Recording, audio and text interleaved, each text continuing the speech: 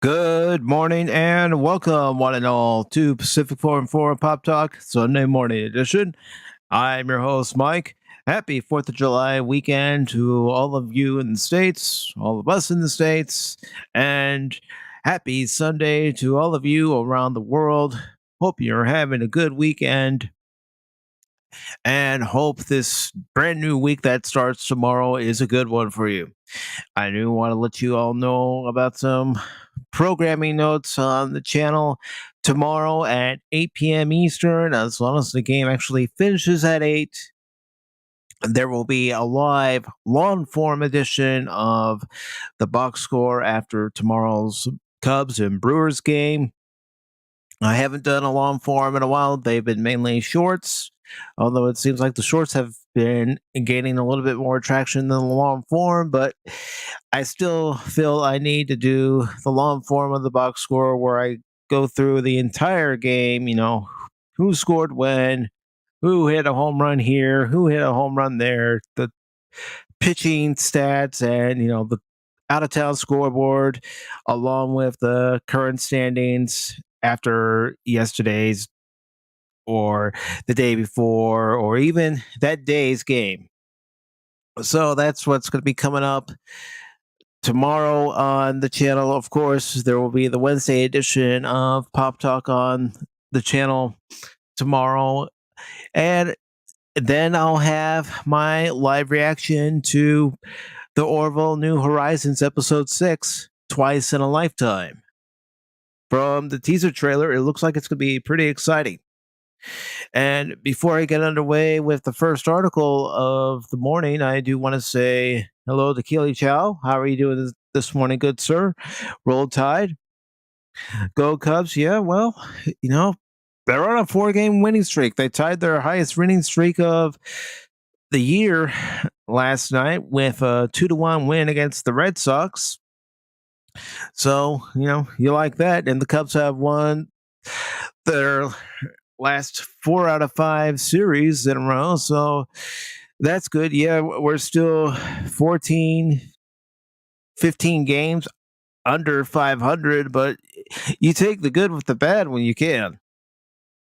And good morning to Kathy Skywalker. How are you doing this morning, ma'am? So, our first article this morning, well, why don't we start off with the CW?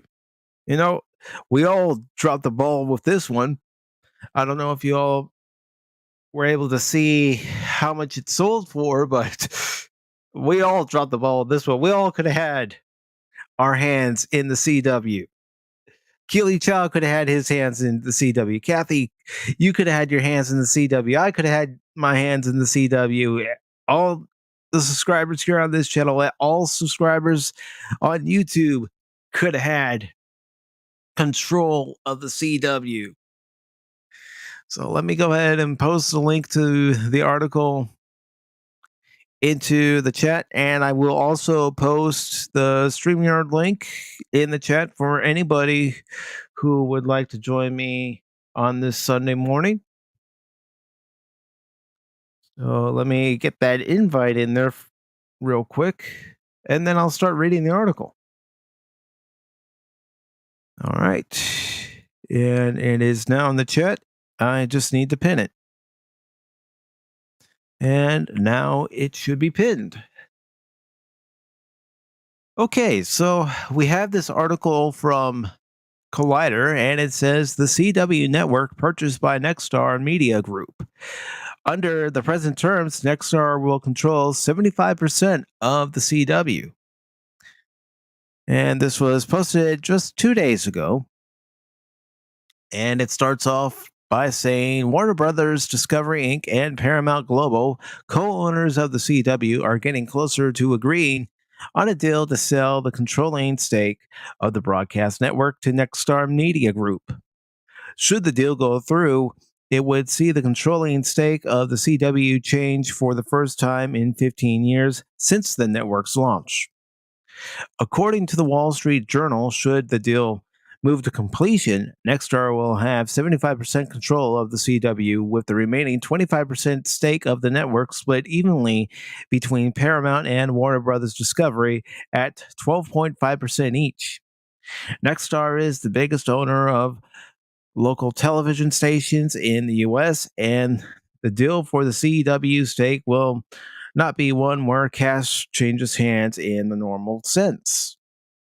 The deal will see Nexstar cover the network's debts, which have risen to 100 million. It goes on to say conversations around the sale of the network began to surface earlier in the year as Warner Media was involved in a change in ownership, with Discovery set to acquire the company. At the time, it was reported that multiple bids were being explored and nothing was yet imminent. It would seem, however, that this has changed. At the time when rumors began to circulate of the potential sale, the CW chairman, CEO Mark Pitowitz, sorry, released an internal memo to staff that sought to address the issue. And this is his memo. It says, first, as many of you are aware, over the past year or so, this transformative time in our industry has led to a series of business activity across the media and content companies. Given the environment right now, Viacom CBS and Warner Brothers are exploring strategic opportunities to optimize the value of their joint venture in the CW network.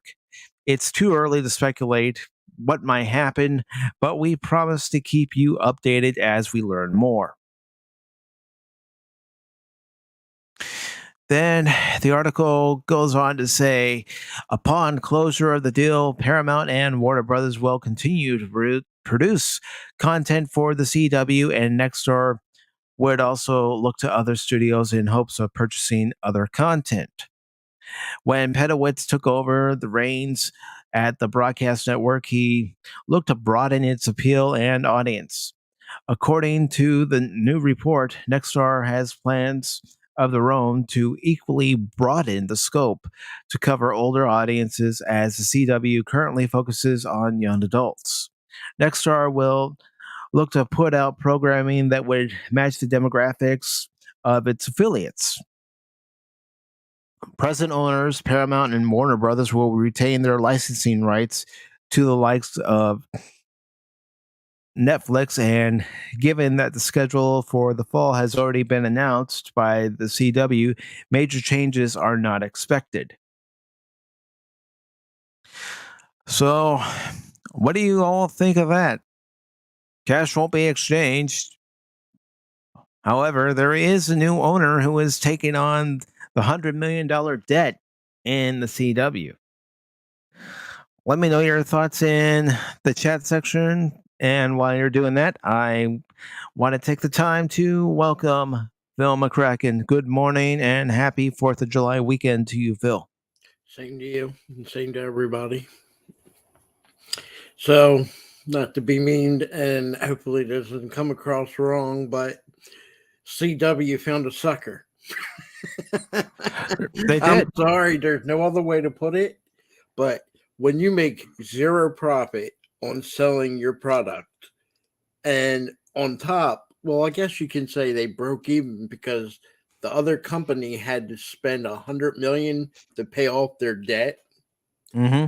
This is what I've been saying about the CW and Warner Brothers for the last 5 years. They kept throwing content and content and content. Every single thing of the Arrowverse from after season 3 of the Arrowverse has been nothing but junk. But they intentionally kept doing it. They intentionally kept putting messages that people did not want to hear or care about. They didn't care if they lost money. They thought they had a money tree, and they didn't. There's no way humanly possible that Batwoman should have had 3 episodes, let alone, what was it, 2, 3 seasons? 3 seasons Of utter trash. If you want to see how a company fails, CW, Warner Brothers, and everybody associated with that, there you go. And they well deserved it. So that's how I feel about them, and how I feel about them in a company.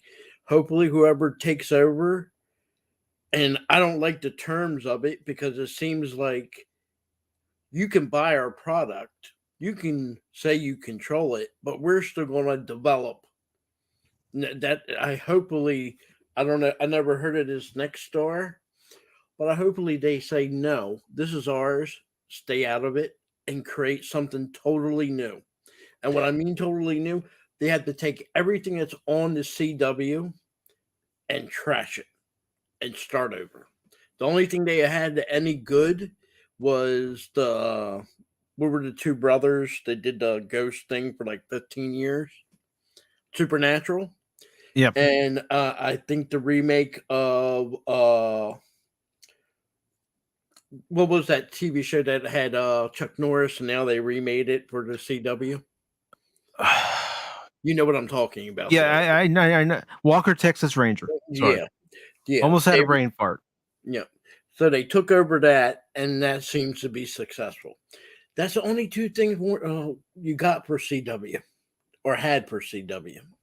Everything else needs to be trashed. It needs to be trashed. But as far as everybody, take note about the CW. What you see happening with the CW is the first stone. There's other stones ready to fall. Disney is going that route. NBC, I give them a matter of time before these other ones that are right behind them start going down the hill. So, yeah, I mean, I wasn't sure if I was going to cover it or not, but I did see where Bob Chapek was renewed for 2 years or 3 years, somewhere along those lines.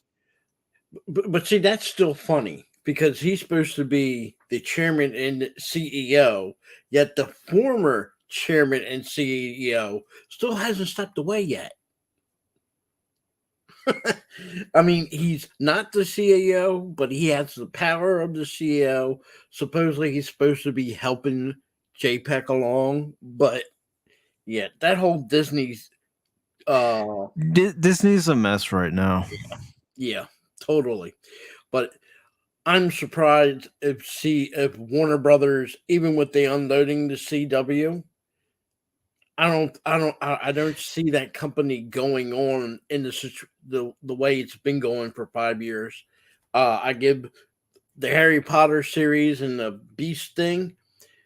I don't think they can milk that cow anymore.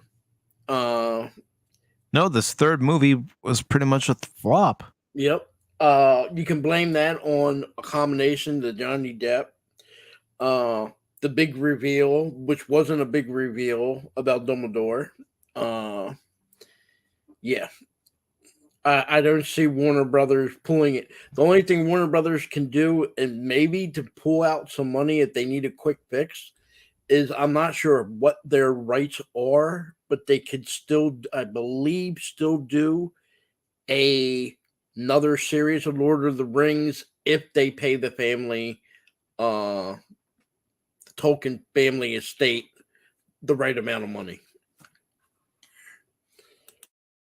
And I do want to say hello to Cobra Disney Jedi and Captain Fandom Nerd. Hope you're both doing well this July 4th weekend.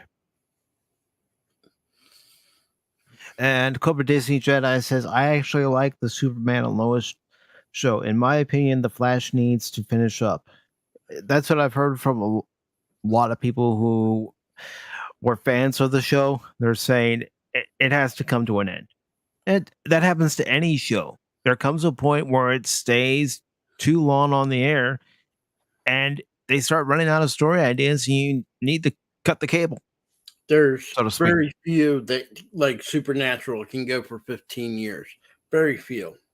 You really have to have a super fandom to carry it on that long. I'm going to say this.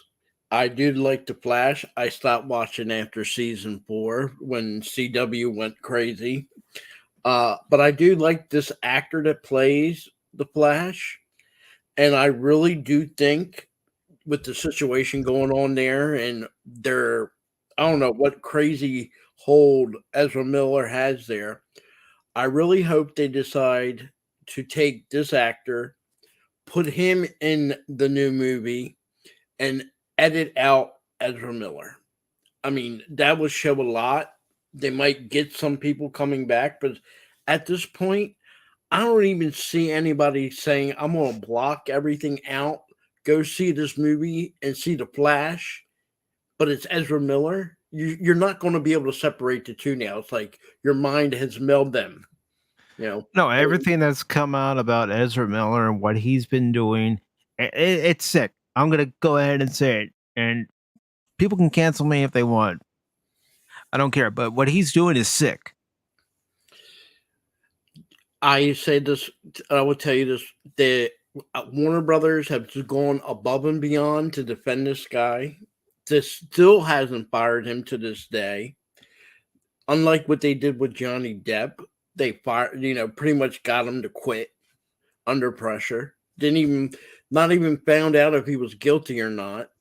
There's a dark side of Hollywood. These are the same people that wanted and still support Roman Polanski after everything he did.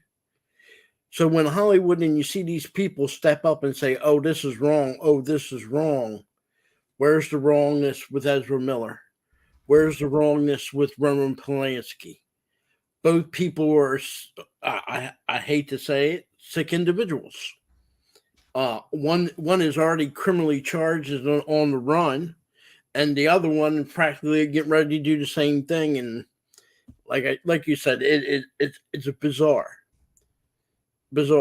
If it be somebody else doing it, you would be rubbing your head and saying they would, before the ink hits the press on a newspaper, before it's even typed up for the internet, if it was somebody else doing what Ezra Miller did, they would have fired him in a heartbeat. In a heartbeat. What's going on? If it was either one of us, we would have been gone. We would already be in the slammer. Yep. Quicker than our head would spin. And it doesn't make sense.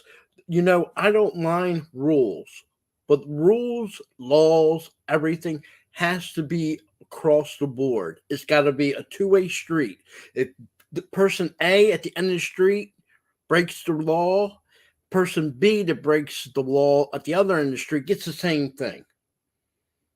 Unfortunately, a lot of times when it comes to celebrities, I don't care if it's a movie star, television star, an athlete, there's the rules for me, not for thee type of deal for them. Yep. And the only time you ever hear anything like a stand up or something is like what happened to Johnny Depp. But for every Johnny Depp, there's 1,000 people that's going through the same thing that's been, I hate to use the term, but I'll use it, get the ringer. Yeah. So, like I said, CW, I used to like it back in the day with Supernatural first started. That Superman, what was that called? Smallville. Used to love that.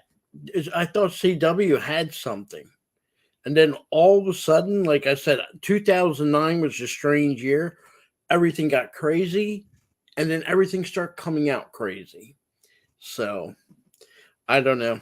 Like I said, I hope whoever takes over what CW sold says, you guys, stay away. This is our stuff. We're making it. And really has a sit down and figures out how to do stuff, because if they're continuing what the CW been doing, they're only going to lose money. So. And I have a reason as to why they're not getting rid of the current fall slate that's already been announced. I already said it, because it was already announced. So they're not going to go in there and change it right now because it's too late in the game. At a certain point, very few times, when they know what, like they say, their fall lineup. Once their fall lineup is ready, you can't unmake it. You can't undo it. And it'll cost too much money for both parties to say, okay, let's scrap it.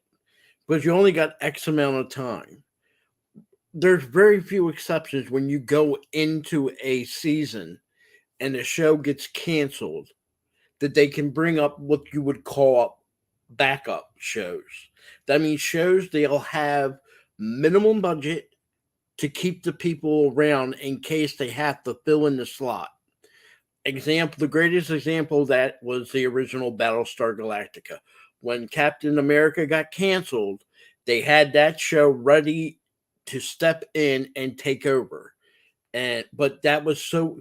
I mean, if you watch the original Battlestar Galactica, you're marveled to know that them people were practically writing an episode within a matter of days, because that's how far behind the ball they were. Yet they still were able to create a good show. That's the amazing thing. Today, you get a cancellation and someone steps in, you might get a show like Castle. That's another good example of a show that filled in the slot after somebody else got canceled. Castle was a great show. Some people even say it got canceled too soon, but all the networks, they have like their main shows are ready to go, and they might have one or two. They put them like you would do in the Navy, mothball ship. That means the ship is kept afloat, kept up to standards, but doesn't have a full crew. But at a moment's notice, it's able to go into that mode to get that ship ready to go out to sea if they need it. That's what these secondary shows are for. Well, So even in baseball, you have a guy that's injured during the game. You have to call on your bench, and maybe that guy that was injured in the game is put on the injured list. So you have to call somebody up from the minors, whether it's single A, double A, or triple A. somebody has to step in, or you might be in a hard pinch and you need your what you would call today mid relievers. You need one of them to be a starter because they don't feel they have the people in the minors at this time. They can't do a trade. So what they would do is take what you would call, you normally have in a regular season 5 starters, maybe 4 or 5 mid-relief pitchers, and normally 2, I would say 2's the max, actual relief pitchers. The mid-relief people are their people they can start if they need to, be mid-relief if that's their job. But if one of them needs to step into a relief position because somebody got hurt or something happened, then they're able to do that. You're in baseball, that's what's the beauty about being a mid-relief pitcher is, because he can fill any role. Like I said, each team Well, is I'll different. give you a perfect example. During last night's Cubs Red Sox game, Alex Mills had to leave the game due to injury after only pitching a third of an inning. So then Al Leiter Jr. comes in out of the Cubs bullpen and pitches 5 1/3 innings in relief Yep. and gets the win. This day and age, the mid relief pitcher has become in your pitching players on your team, your pitching crew. The mid reliever has become more important. You don't have the baseball pitcher nowadays that normally can go full 9 innings plus. It's very few. That has changed. The game's changed in the last 20 years. Well, not only that, with Manfred making one rule change after another, you don't have the strategy that you used to, where you would have a left-handed pitcher come in and face a left-handed batter, even if that No. was the only batter he faced. You don't have that anymore. Nope. You have to deal with what you got to deal with. It's a shame, And you used to have in the game where some batters knew the pitcher. Like there'll be a batter that just for some reason he can always hit and either get a good maybe double, triple, or even a homer. And a good example of that was Gibson against the A's against Dennis Eckersley. He had a good record against Dennis Eckersley. He was his, you could say, his kryptonite. Putting him in against him, even though he was hurt, and getting that home run in the first game, that set that whole World Series. But that's an example with somebody. I'll give you another example, Phil. Steve Finley against the Cubs. Yep. You talk about a guy who would do damage against the Cubs. It didn't matter if it was a home run, a base hit, a double. He would always hurt the Cubs whenever they faced him. Like I said, my friend, it's changed a lot in baseball. You had that dynamic in the 80s. Like I said, you would have a pitcher, all right, in the playoffs. You would have a rotation of, all right, regular season, you might have had 5 starters, maybe 6. But in the playoffs, you basically had 4 starters. And it was not unheard of. The guy who pitched on the first game, he's pitching on game 5. And it wasn't unheard of that went to game 7. That same pitcher ends up pitching that 3 times in one series. Yeah, because he's pitching on short rest. Yep. It was not in today's game. That does not happen as much. Like I said, you're not going to get starting pitchers. If they go more than 5 innings, that's a success nowadays. Mm-hmm. You know? And before we continue, I do want to say good morning and happy 4th of July weekend to Anonymous. How are you doing this morning? I am fine. Happy Freedom Weekend and Freedom Month. And that's right. And I am going to play just a little bit of this. Yeah, America! Fuck yeah! Yep, yeah. How you guys doing? Doing good. I hear Phil with the Kraken talking 90 miles an hour. Yep. Before we start talking a little bit about sports and how it relates to the last subject of the CW and all these other networks having backup shows in case one show fails, we were talking about the CW being sold for practically nothing. They sold their debt. That's all they got. And that was just crazy. They're so worthless that they have to give it away and here, please take our debt and we'll give you 70% of our company. That's network. Get your network here. That's free right. Network. It's like they put it on the side of a road with a free sign on it. Yeah. You know, you get them people, I don't know, I can say where I live at and down south. When they move, people move. Sometimes they put the things they don't want in the front yard. Anybody can take it. Just come take it. Warner Brothers practically did this with the CW. Just take it. Just take it away. That's true. So we have another story involving Warner Brothers, and it comes from Superhero Hype. And it says Warner Brothers delays Doom Part 2, sets Monsterverse sequel date. This was posted on Thursday on Superhero Hype. And it says, in not unsurprising turn of events, Warner Brothers and Legendary Entertainment moved the date of their highly anticipated Doom sequel today. But not by a lot. Per Variety, Doom Part 2 will about November 17th, 2023, instead of October 20th. It's a move that will place it more solidly in the award season space rather than having it compete for young adult dollars with Halloween season's usual horror movies. And put it fresh in the minds of awards voters in hopes it can equal or best its predecessor in that department. It also goes on to say Legendary WB also set a date for the next Monsterverse movie of March 15th, 2024. Though it's informally called Godzilla vs. Kong sequel, it's not all clear that Warner Brothers maintains continuing rights from Toho to use Godzilla characters. Canon is more complicated, with some rights to the character studio specific and others public domain. Until creature participants get confirmed, all we really know is it's set in the universe where the Monarch organization monitors kaiju. Doom Part 2 recently added Leia Sedok as Lady Margaret. Christopher Walken. Oh my. Christopher Walken, everybody. They Oh brought my. the hospital out of retirement. I'm sorry.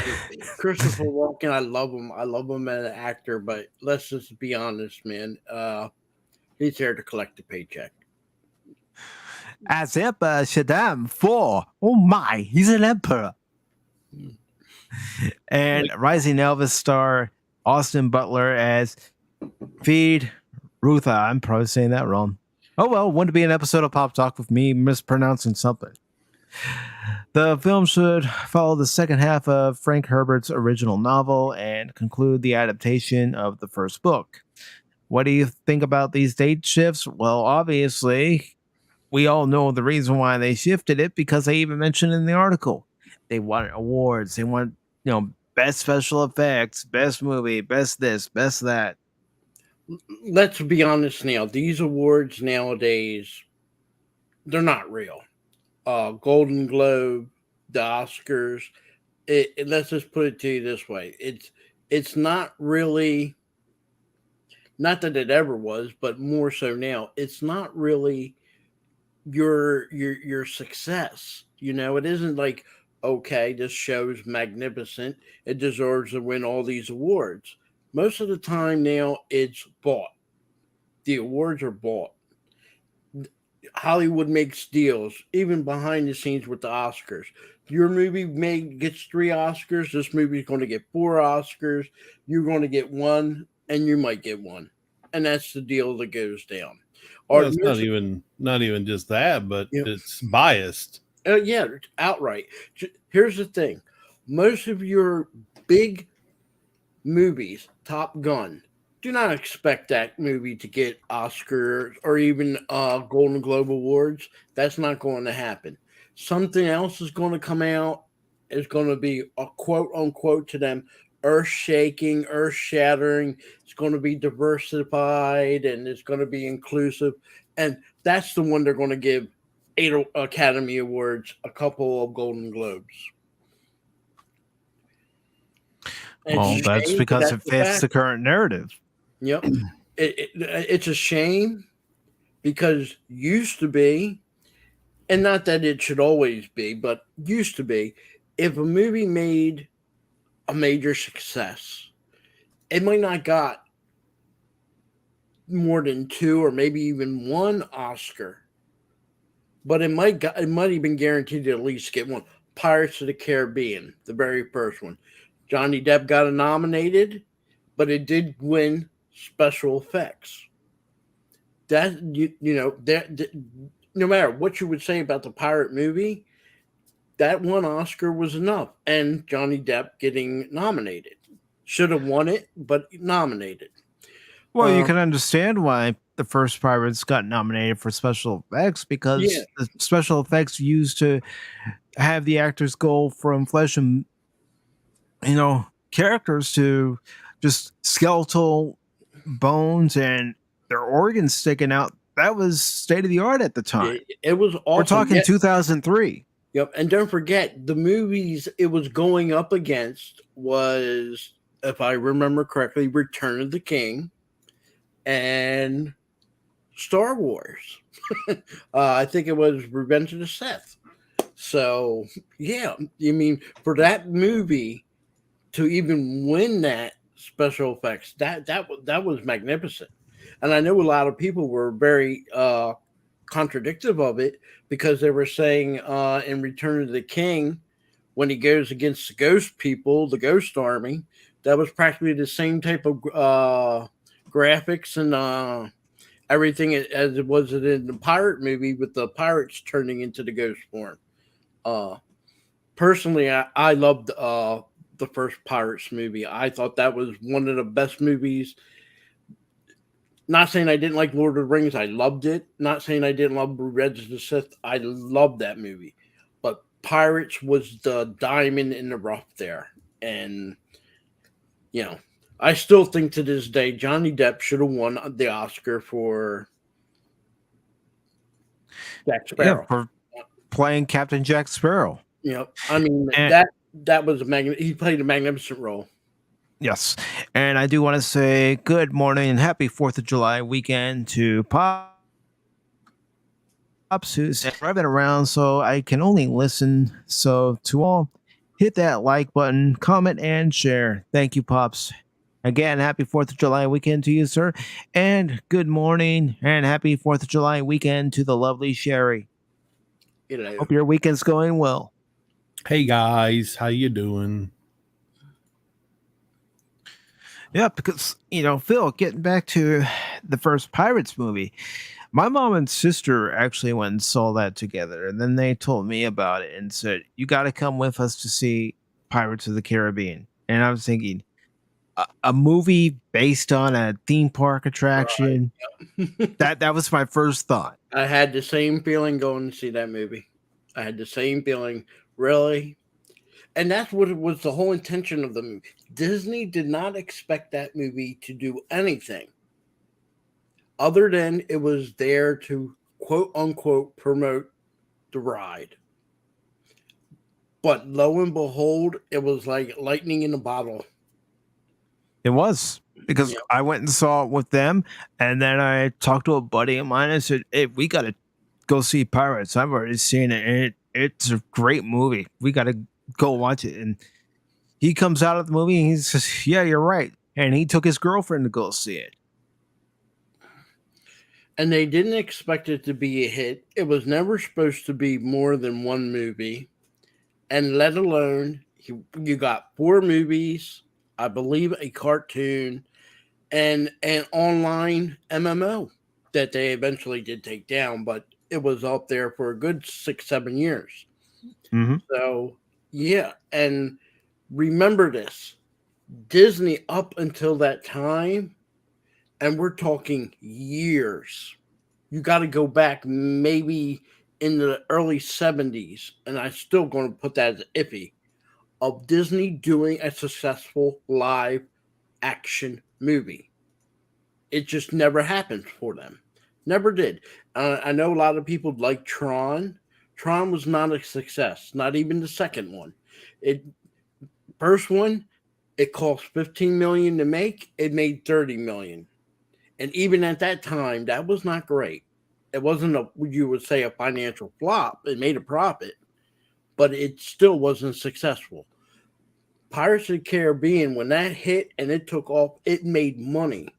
Mm-hmm. Disney automatically, boom, start seeing dollar signs. And don't forget, their previous live action movie was a science fiction movie called John Carter, which cost them, that movie flopped. It cost them $300 million.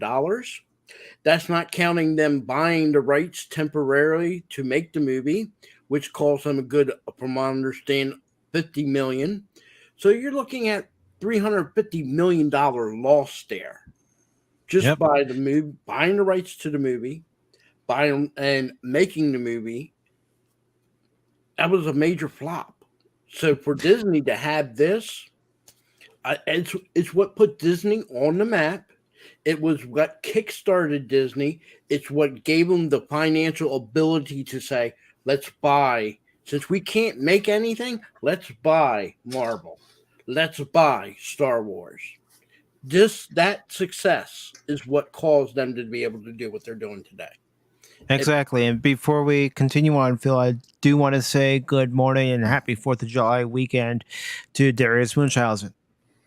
Hey, Darius! And Darius Devil. Go ahead. You had 2 different ends of the spectrum in 2003 when it came to Pirates of the Caribbean, and then you had the Haunted Mansion. The Haunted Mansion sucked, and it flopped because it sucked. It was not a good movie. Nope. And that's the weird thing, though. It's like all those other movies, even though they were not box office hits, they are actually revered as decent movies. A lot of people still come back to it as a I don't know if I want to say cult classic, but they people still like them. They still like John Carter. They still like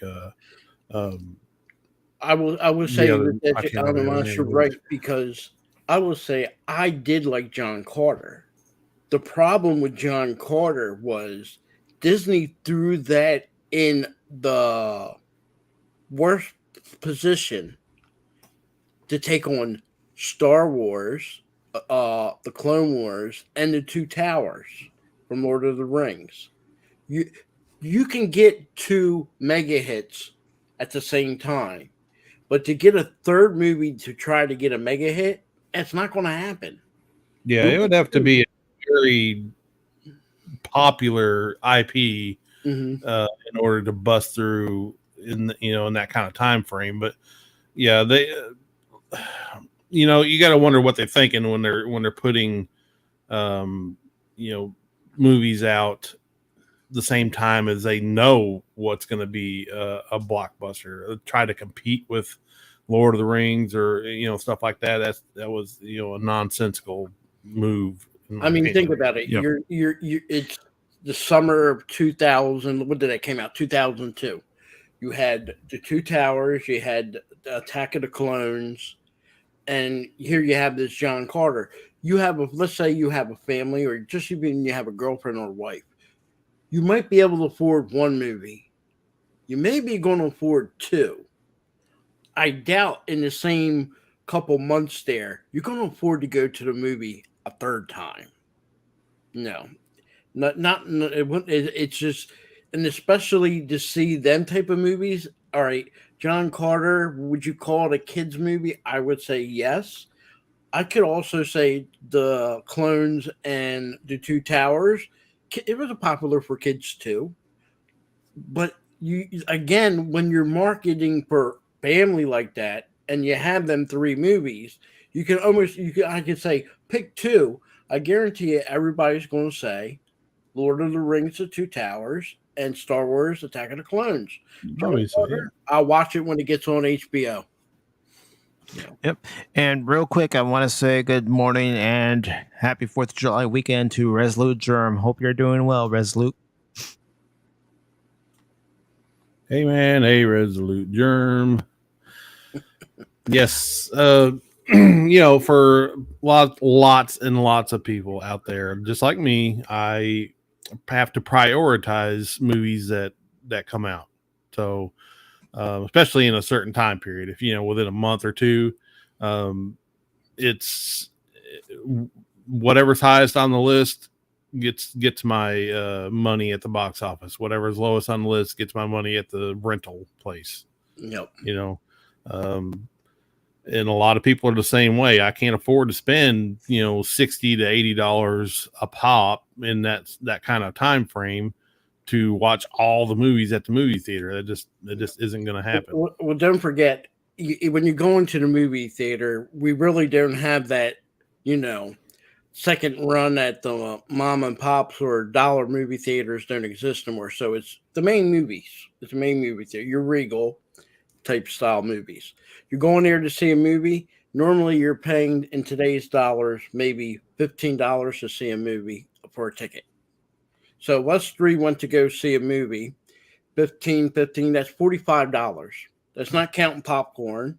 That's not counting soda. There are ways around it. If you have a girlfriend, you tell her bring a purse and pop the 2 soda bottles in there and candy from the dollar store. Hopefully don't get caught. But yeah, but if you're going to do it legit wise, let's say we each want a bucket of popcorn.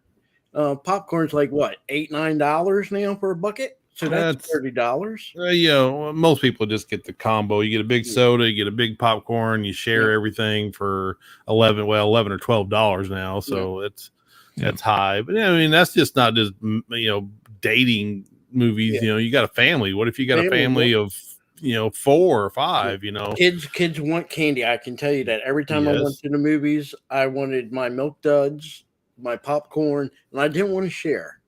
I want my own soda, but I'm not drinking after.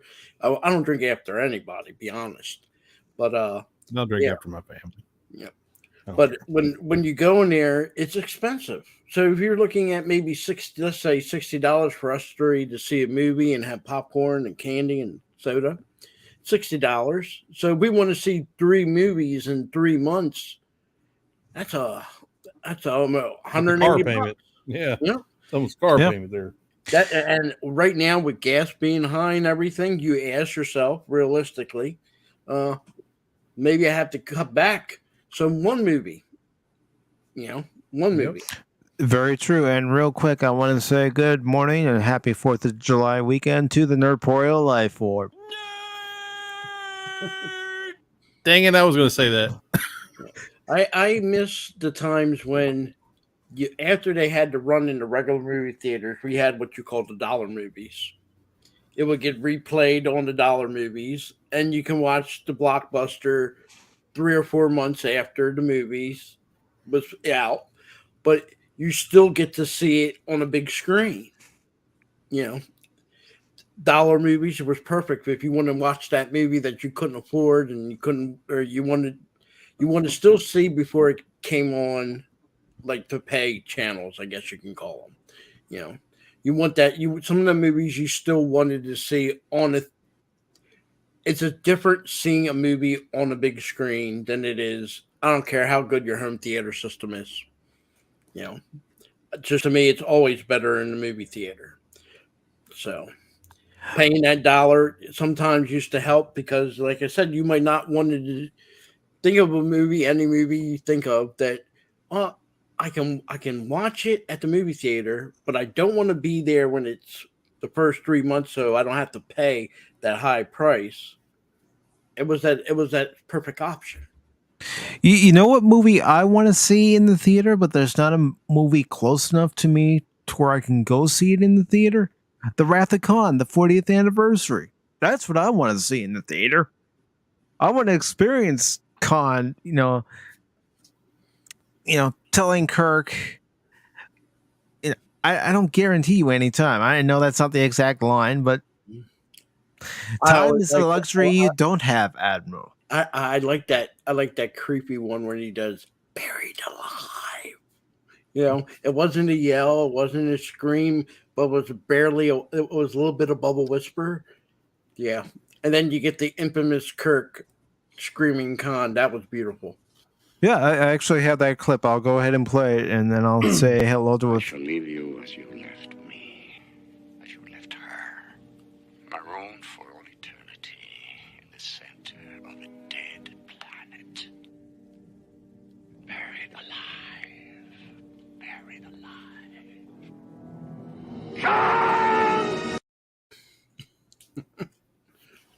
And I'd like to say good morning and happy 4th of July weekend to Bone and to DJ Ronnie G. Hey guys, how's it going? Hello. Darius, Nerdporial Life Form, you big nerd. Thanks for stopping by. So let me ask you guys a question. Do you think male gamers are a misogynist? Yes. Yes. I don't know. Is that the word? Is that what I'm supposed to say? Yeah, that's what you're supposed to say. Chat, do you think male gamers are a misogynist? Well, while we wait for them. They're scared of it. That they think it's a trick question. Yeah, it's a trick question. No. It's related to this next article. Do we like hot girls? Yes. Is it misogyny? Yes. Not really. Yes. Well, maybe, but it's good misogyny. See, we were wired to like big boobs and hotness. It's in our DNA. You can't deny your nature. Never forget George Lucas's mastermind of telling Carrie Fisher you cannot wear a bra. You don't wear a bra in space. Yeah, but there's another reason. In the 70s and the 80s, it was notorious to have the infamous boob shot. But the boob shot here in Star Wars technically doesn't get the R-rated because she's wearing covering. But it's darn close a real flirtation of what we would call the classic boob scene. Mhm. And mean, good you morning know. and happy 4th of July weekend to Gab Stargate. Yep, Stargate. I wonder if George Lucas could get away with that today. Why don't you ask George Lucas? Good morning and happy 4th of July weekend to you, George Lucas. George is here. George, I applaud you, sir, for no bra. That was a genius move. And even as a young child watching Star Wars, I did know floppy boobies behind the the gown that she had on. So it was very nice. The bounce.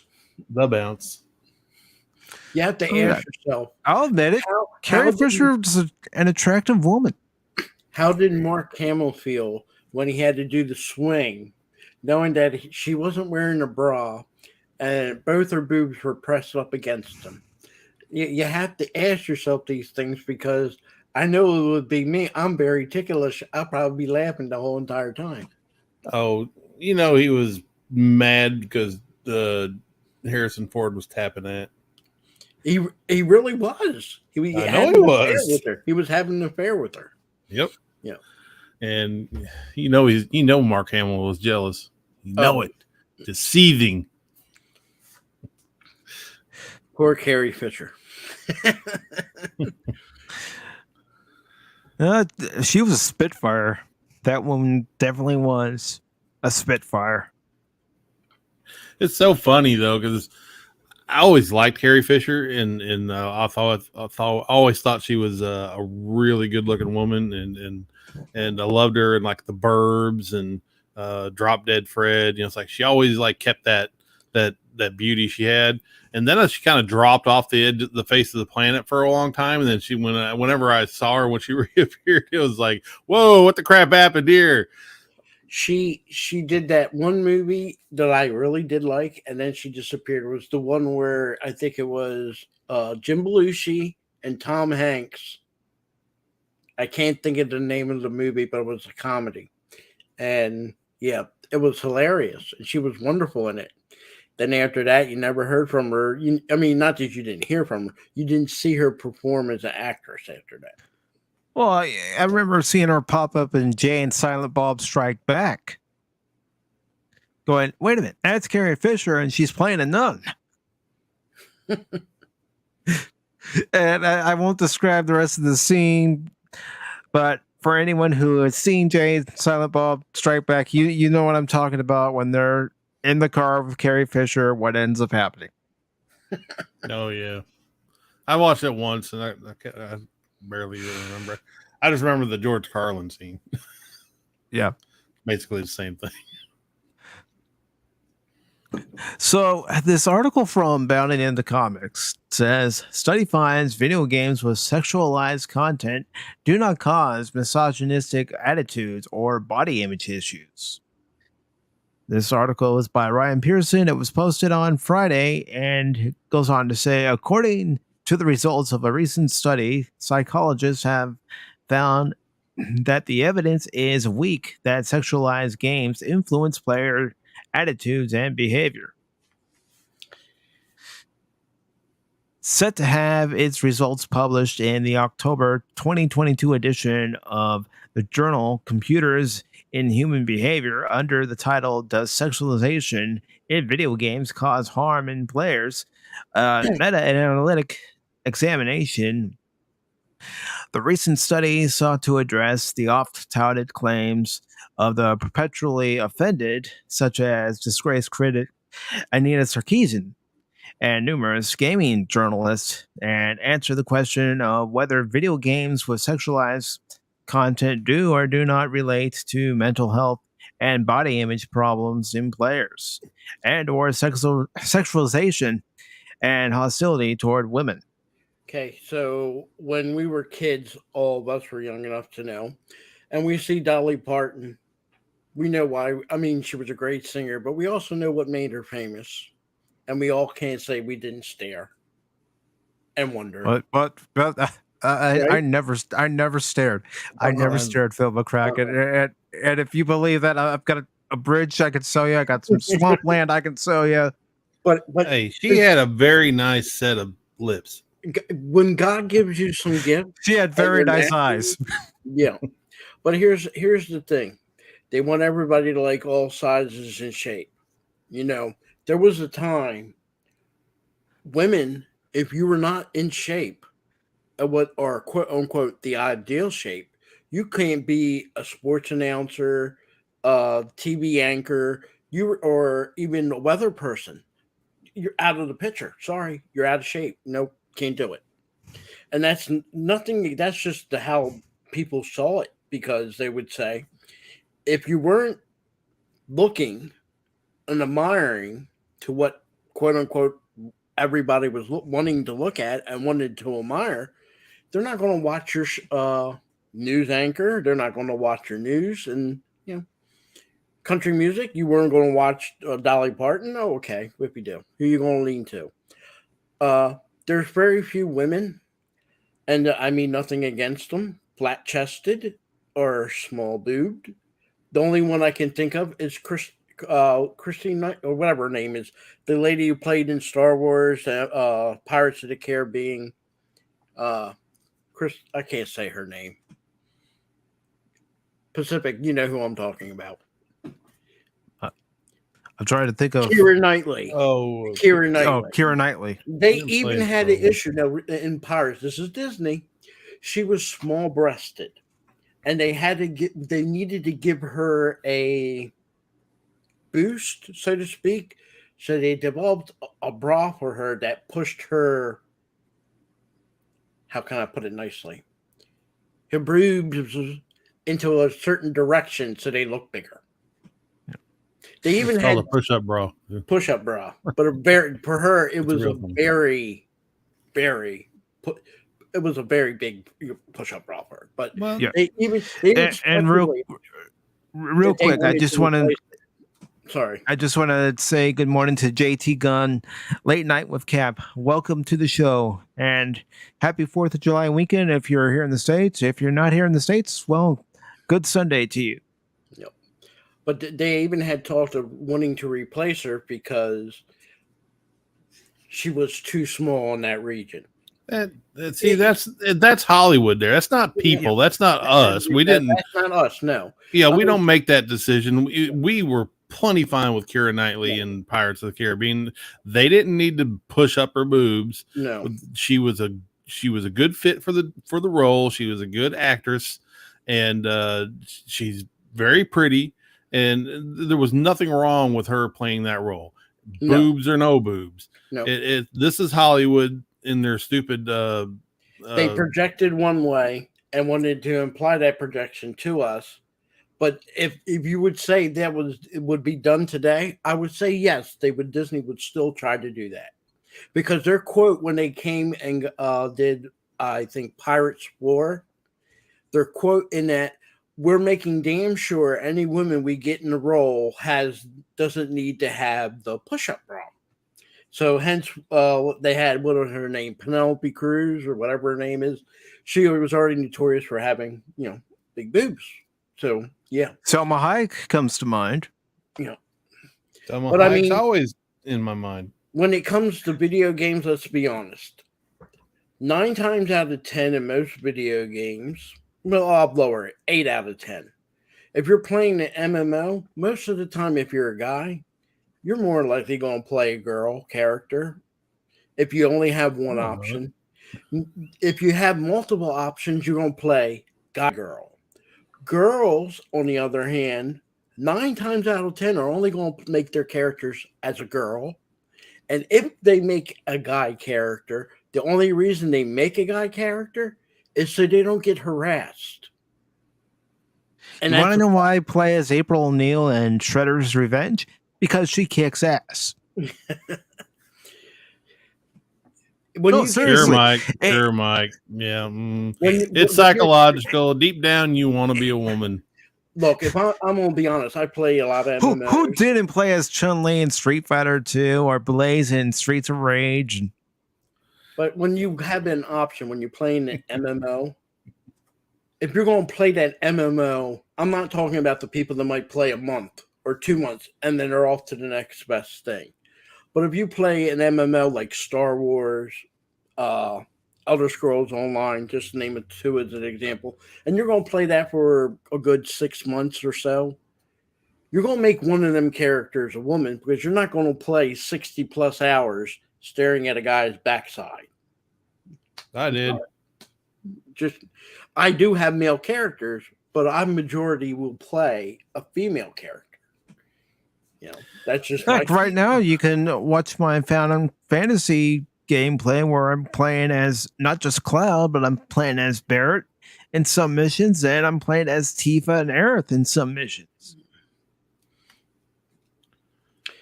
But I mean, if they would imply like, well, the reason he's playing a girl character was he wants to be a woman. No, I don't want to be a woman. I mean, you can throw something. I'm just saying, what is candy to the eyes? The sugar, if you so will. But sometimes it's not about the women. I mean, I only if I can create a character to play in a game, I usually only play create men characters because. It's me. This is a representation of me. Yep. It's not just something I want to look at. I'm not, blindly horny dude that has to have a girl on my screen to look at the entire time. That's just not. I can't speak for everybody else. I really can't. So I got just me. If I create a character, it's going to be a dude. But if there's a girl character in a game that I can play. And especially if he has different skill sets or something, I don't mind playing a girl. My girlfriend, she plays a lot more MMOs than me.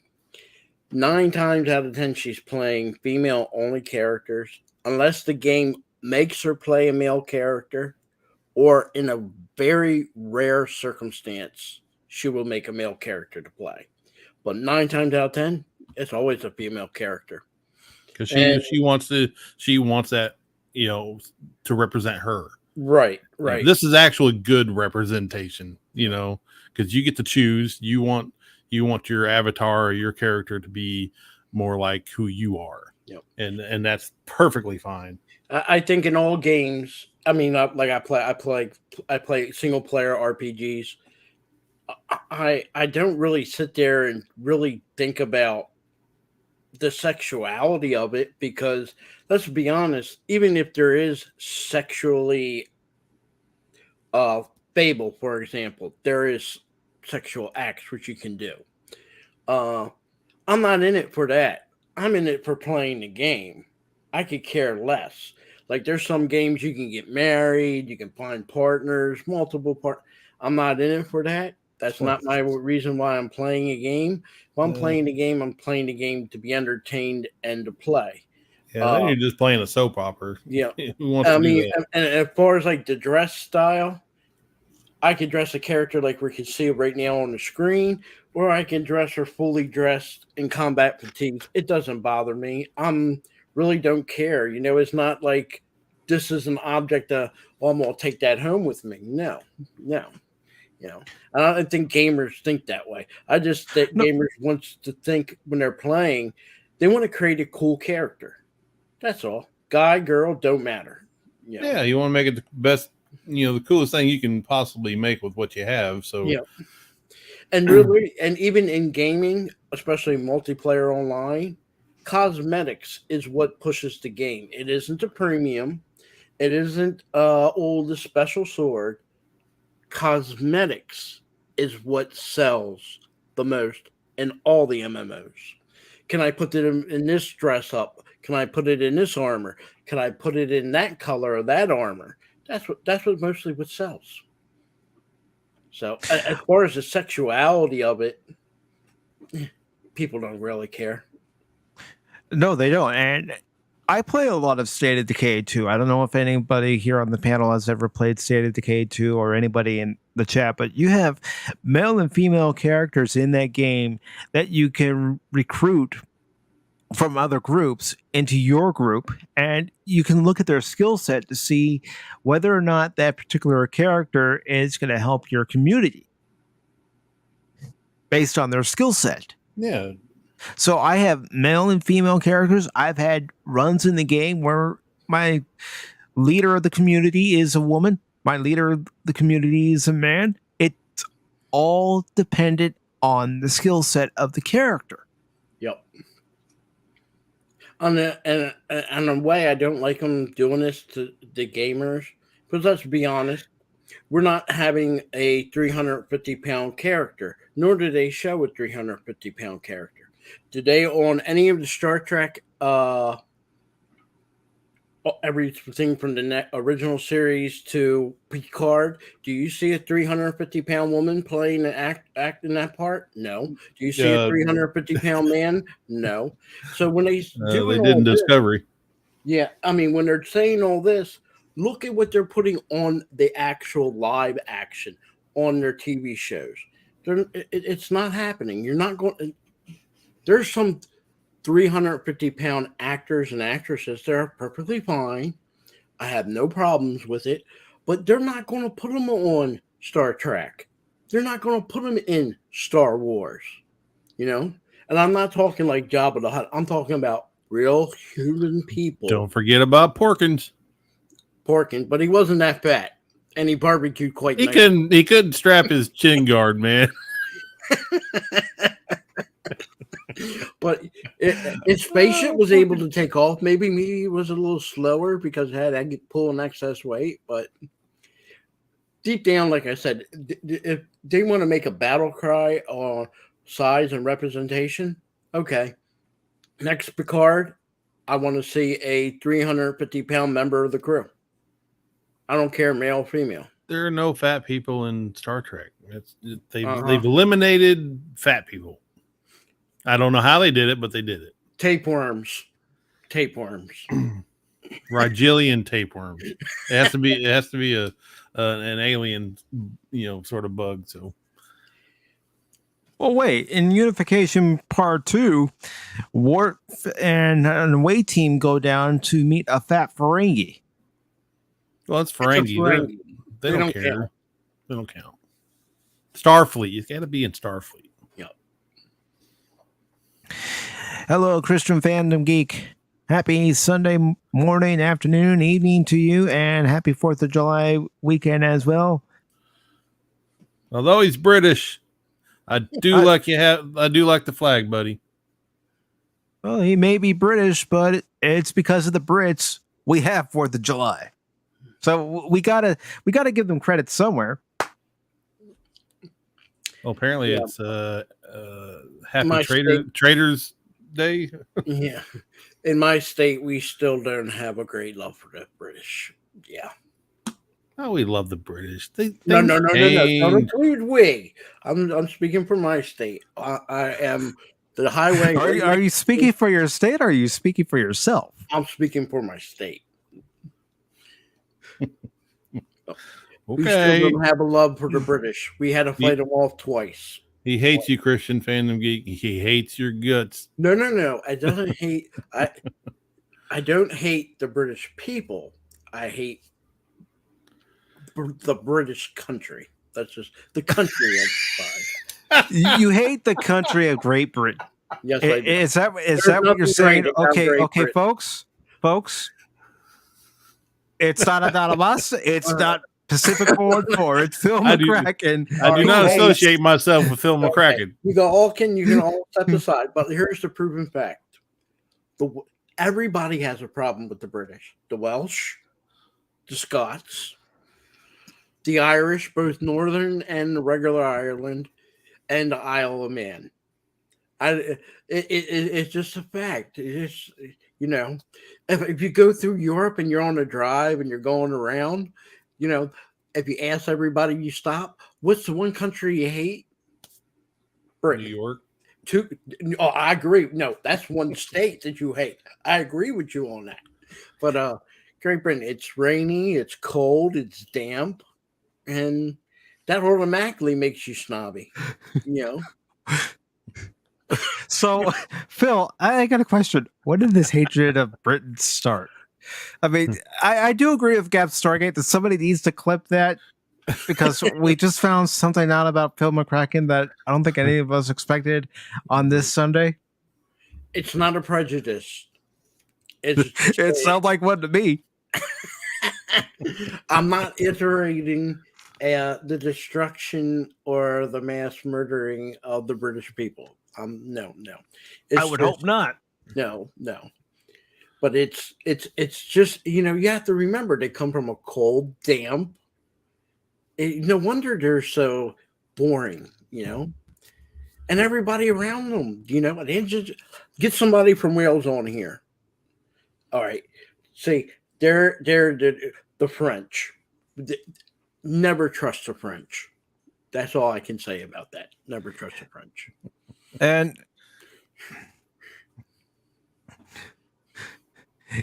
Resolute Germ says the British are okay. Those French are the ones I have a problem with. And Christian Fandom Geek has a question for you, Phil. Is it because I'm black or British or both?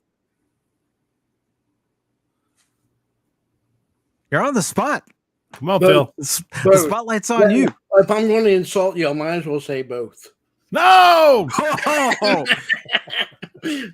Can't get wrong with saying both. Oh my Christian God. Fandom Geek, brother, my brother in Christ, I am sorry you had to go through this. I apologize on behalf of the American people. No. Hold on. We're going to throw Phil McCracken into the ocean. Here's a prime example. The Irish built a wonderful ship called the Titanic. Wonderful. It was afloat, no problems, no nothing. The British got their hands on it, and they had that typical British arrogance. Icefield, Phil, we don't care. Phil. What happened? Phil. What happened? Phil, listen. I love you, brother, but if you've got an issue, here's a tissue. Oh, God. You're going to contradict me using a British actor with a British accent. you're damn right I am. On the 4th of July. Do you know how hard it was that it took us 8 years the first time to get them to get out. And then they come back again. And we had to fight them off for 4 more years. They don't want to go. Just saying. I'm just saying. They're gone. They Don't ain't coming back. You sure about that? They came back twice. I'm They're our allies, Phil. No, they're not. They use us. Our allies don't burn down our capital. I'm sorry there. They did that back in 1812. Wow. You really hold a grudge, man. We don't forget here. And about that, our allies, they still ain't paid us for World War I. We ain't even talking World War II. They still ain't paid us back for all the money they owe. I love you, Christian Fandom Geek. I forgive you that you have to suffer being in England. I forgive This channel does not support nor stand by the comments made by Phil McCracken in any way, shape, or form. I hope it's not raining there today, but it probably is. Probably rains there every day. This racism is killing me inside. This racism, this countryism. Oh, Phil, where did Great Britain hurt you? Show me on the doll where Great Britain hurt you. Okay, let's see. They burned everything when they landed in Elkton, Maryland. You weren't even born yet. You weren't even born yet. Wait a minute, hear me out. They burned everything leading up to Philadelphia. Then they had a party in Philadelphia. Then years later, they come back. The party wasn't done. They come into the White House. They partied, and then they burned it down. Wow. Yeah, that's what war does. Yep. Christian Fandom Geek says, not raining today. I won't say God makes mistakes. God sympathizes and gives you a day of sunshine every once in a while. Phil. Keep it up, Phil. Keep it up. Phil, keep digging that hole. Hey, while you're in the ditch, you might as well make it large enough to be comfortable in. Hey, that's on you. That's totally on you. You know, wait for the ditch to fall in on yourself. Hey, a couple years ago, my people the British people had a nice soccer match, you know, they had the battle cry, bringing it home. Yeah, we had the battle cry, bringing it home to Rome. So when they won the European Cup, we took it away from the British and brought it back home. That's a nice little sting we have for them. See, I don't just have this little sting for the Brits as an American. I have it for the Italian too. So, okay. So you're xenophobic. That's what you're telling me. I'm British phobic. British No, phobic. Italians. No. Italian, British phobic. French. Yeah, no. Never trust the French. See, Resolute Germ says, "Don't be so quick to judge." Phil is on the older side, and They always bring up my age. thank you, JT Gunn, for checking us out. Hope you like what you saw, and thank you for the sub, brother. Elderly abuse. Elderly abuse. That's your crutch for everything, elderly abuse. It is. I got my AARP card, and 2 weeks later, they all were after me. If it isn't Paul, it's Mike. So, you know. It's okay. I'm older. I can take it. The American Association for Rejected People. No. I know what it actually stands for, Phil. I'm just trying to make it funny. I'm sorry, I'm not Canadian and not making it funny. Okay. I think Canadians are the funniest people in the world. They are. And I forgive the Canadians because they were victimized by the British. So I don't count the burning of the White House in Washington, D.C. on the Canadians. Long live the maple leaf and long may it fly. And Captain Fandom Nerd says older, more like ancient side. And hello to Jet Sparks. How you doing? So this article, before Phil gets into another tangent, continues by saying, conducted by Christopher J. Ferguson, perhaps best known for his work debunking the similar claims that violent video games inspire violent behavior, James D. Sauer, Aaron Drummond, Julia Neer, and Emily Lowe Cavalier. The study explored the degree to which sexualization in games was related to both well-being, body dissatisfaction, and sexism, misogyny among players in two separate meta-analyses. In doing so, the team reportedly found that sexualization in games was neither related to well-being, body dissatisfaction, nor sexism, misogyny. Better designed studies and those that showed less evidence for researcher expectancy, ethics for sexism, misogyny outcomes tended to find less evidence for effects. They explained, as appears commonly in other realms of media effects, the evidence is weak that sexualized games influence player attitudes and behavior. No shit. Sorry for speaking out loud, but that's exactly how I feel about it. Psychology-centric news outlet SciPost explains that these conclusions were derived from a meta-analysis of 18 other studies, all measuring the results of exposing a subject to video games both featuring and lacking sexualized content. 15 of these measured aggression toward women, along with sexist attitudes, while 10 measured factors involved with depression, body image, or anxiety. Speaking to SciPost, Ferguson prefaced, I've been studying the effects of video games on players for 2 decades now, most of it on violence. I think most people have come to accept that there is no relationship between violent video games and aggression or violent crime, despite some holdouts, including the American Psychological Association.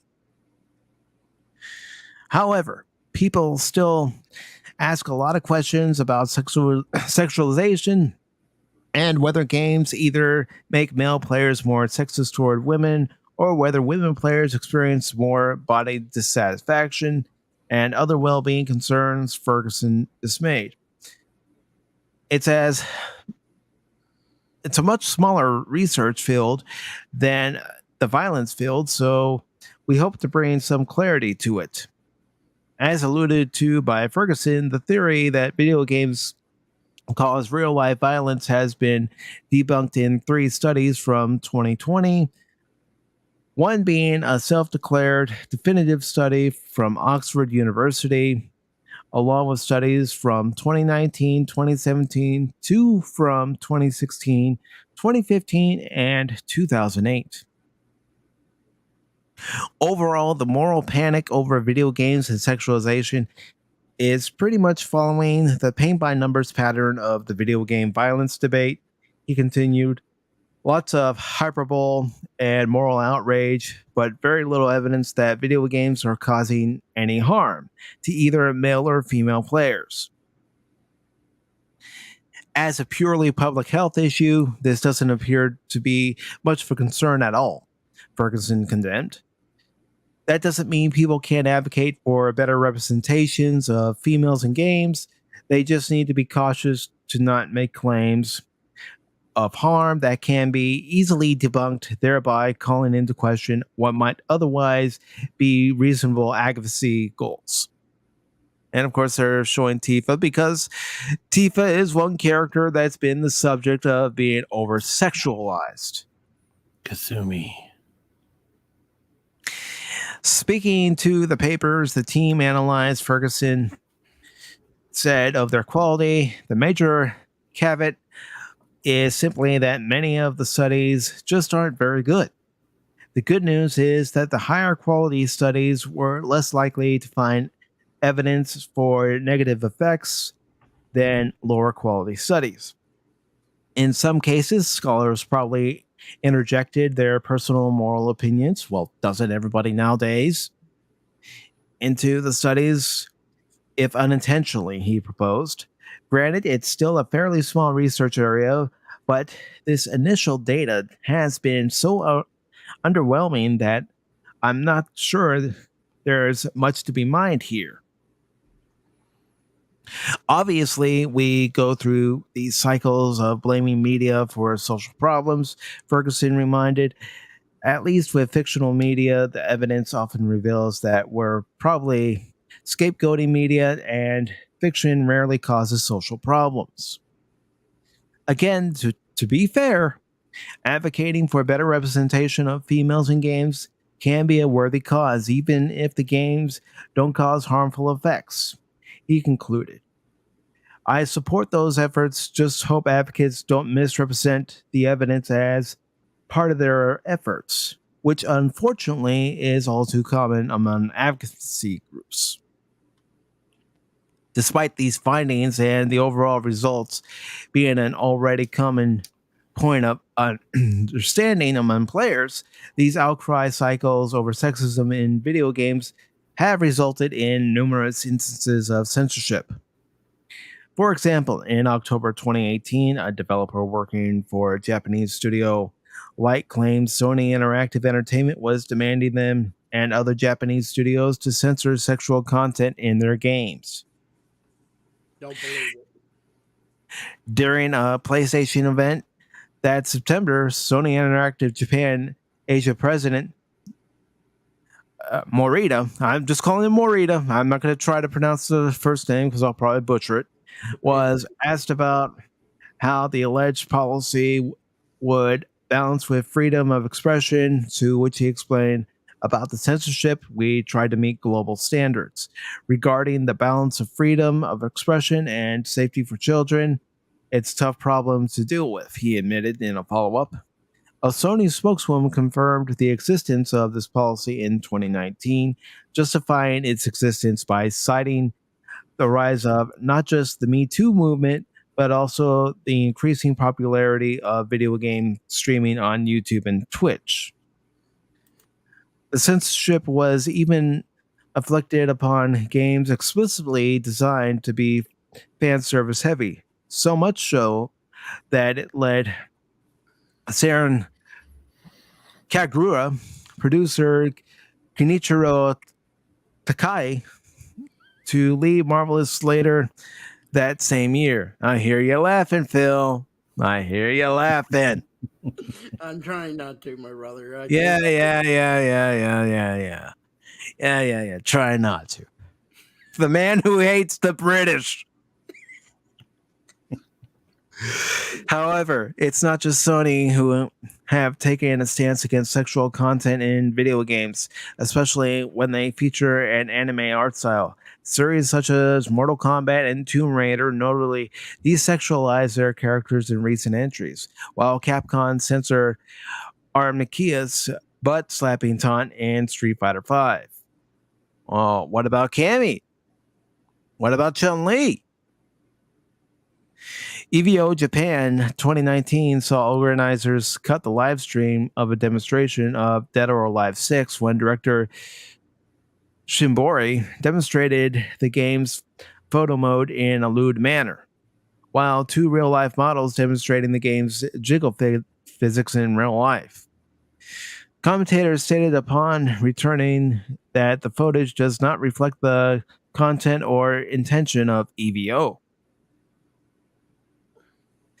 Tifa Lockhart, notably had a sports bra under her iconic tank top in Final Fantasy VII Remake. And the director later confessed that Tifa's bust size was limited due to a mandate from Square Enix ethics department. Dolly Parton will not be welcome there. Neither will Pamela Anderson. The list of redesigns and censorship of sexual content in video games over the last 5 years or so, not including allegations of Western studios intentionally designing female characters to be unattractive or localizer censoring scenes that could even potentially offend women or so, is almost endless. Most recently, the VR release of Resident Evil 4 received numerous cuts to its script in order to, as explained by a Facebook spokesperson, update the game for a modern audience. However, an insider who leaked these edits ahead of the game's release claimed it was done out of fear that the content's inclusion would result in social media backlash. Well, what doesn't nowadays? Come on. People start crying to the hills on social media over every little thing nowadays. We all know that's the truth. Yep. In fact, it may be this fear of being branded sexist by the outrage mob that has led these companies, all of whom could have cited a 2015 study that said video games don't make people sexist, or simply ignored the offended's demands to instead choose to kowtow at the first signs of trouble. Yeah, bend the knee. However, there are those pushing back. Platinum Games has kept Bayonetta shamelessly sexy as intended by her female designer. By ignoring accusations of sexism and sticking to the intended vision of the series director, the studio was able to produce two quality titles that have been well received by both fans and critics. Top Hat Studios also caught flack for sent a Cyberpunk Ghost Story, a game set in the future where body modification and as such hypersexualized appearances have become norm. However, in response, the developers stated that they would categorically and absolutely refuse to censor the game, even going so far as to share a number of abusive messages and gaslighting attempts leveled against them by industry adjacent people. Amid rumors, tales of Arise would be censored on PlayStation, Bandai Namco was compelled to state the game wouldn't be censored on any platform. So, now that I finished the article, I am going to ask everybody, what's your opinion? I want to hear it. I want to see it. Go All ahead, Alamash, you go first. I'm going to take a contrarian view, a slight contrarian view on this. Okay. Seeing, as a Christian man, me myself. I and a actual man, so I do like the female form in all its glory. Obviously, I'm hardwired that way. But saying that, for adults, I don't really care. That these gigantic boobs and women in bikinis, fighting monsters and stuff. I mean, it's obviously not realistic at all. So, and sex sells. I know, I understand that, and that's exactly why they're doing it, is because sex sells. And most of the people buying these games and playing them are men who like this sort of thing, which is fine. It's human, but at the same time, kids play these games too, and I don't and there's like a line to be drawn for me, as far like some of these pictures you've seen in the scrolling through this article. I mean, if some of it borderlines on Playboy, and it's not. They're not doing like sex acts and all that stuff, which is fine. Is better, but some of it is almost pornographic. I mean, it's riding the line pretty good. So I myself wouldn't mind it being dialed back a hair, for the sake of kids playing these games, and being a little bit more realistic. But I'm not going to be advocating. I'm not going to be an activist over that sort of thing. I mean, I wouldn't let my kids play some of these games, but to each their own. First, I want to say, STARGATE. Yeah, I eat Italian food because I'm full-blooded Italian. What do you expect me to eat? He doesn't even like his people. Look, just like here in the States, there's some states we agree for being from the South, don't like them in the northern states. Same thing over in Italy. There's some of them regions, they have a north-south thing there too. So we're not the only special ones, just so you know. But wait. We're ahead. not special. Are you? Man, You're not special. No. You just shattered my rules, Phil. What else are you going to do this morning? You're going to insult the British. You're going to shatter my rules. What else? I'm going to make you feel better. We're better than the English. So there you go. So if you,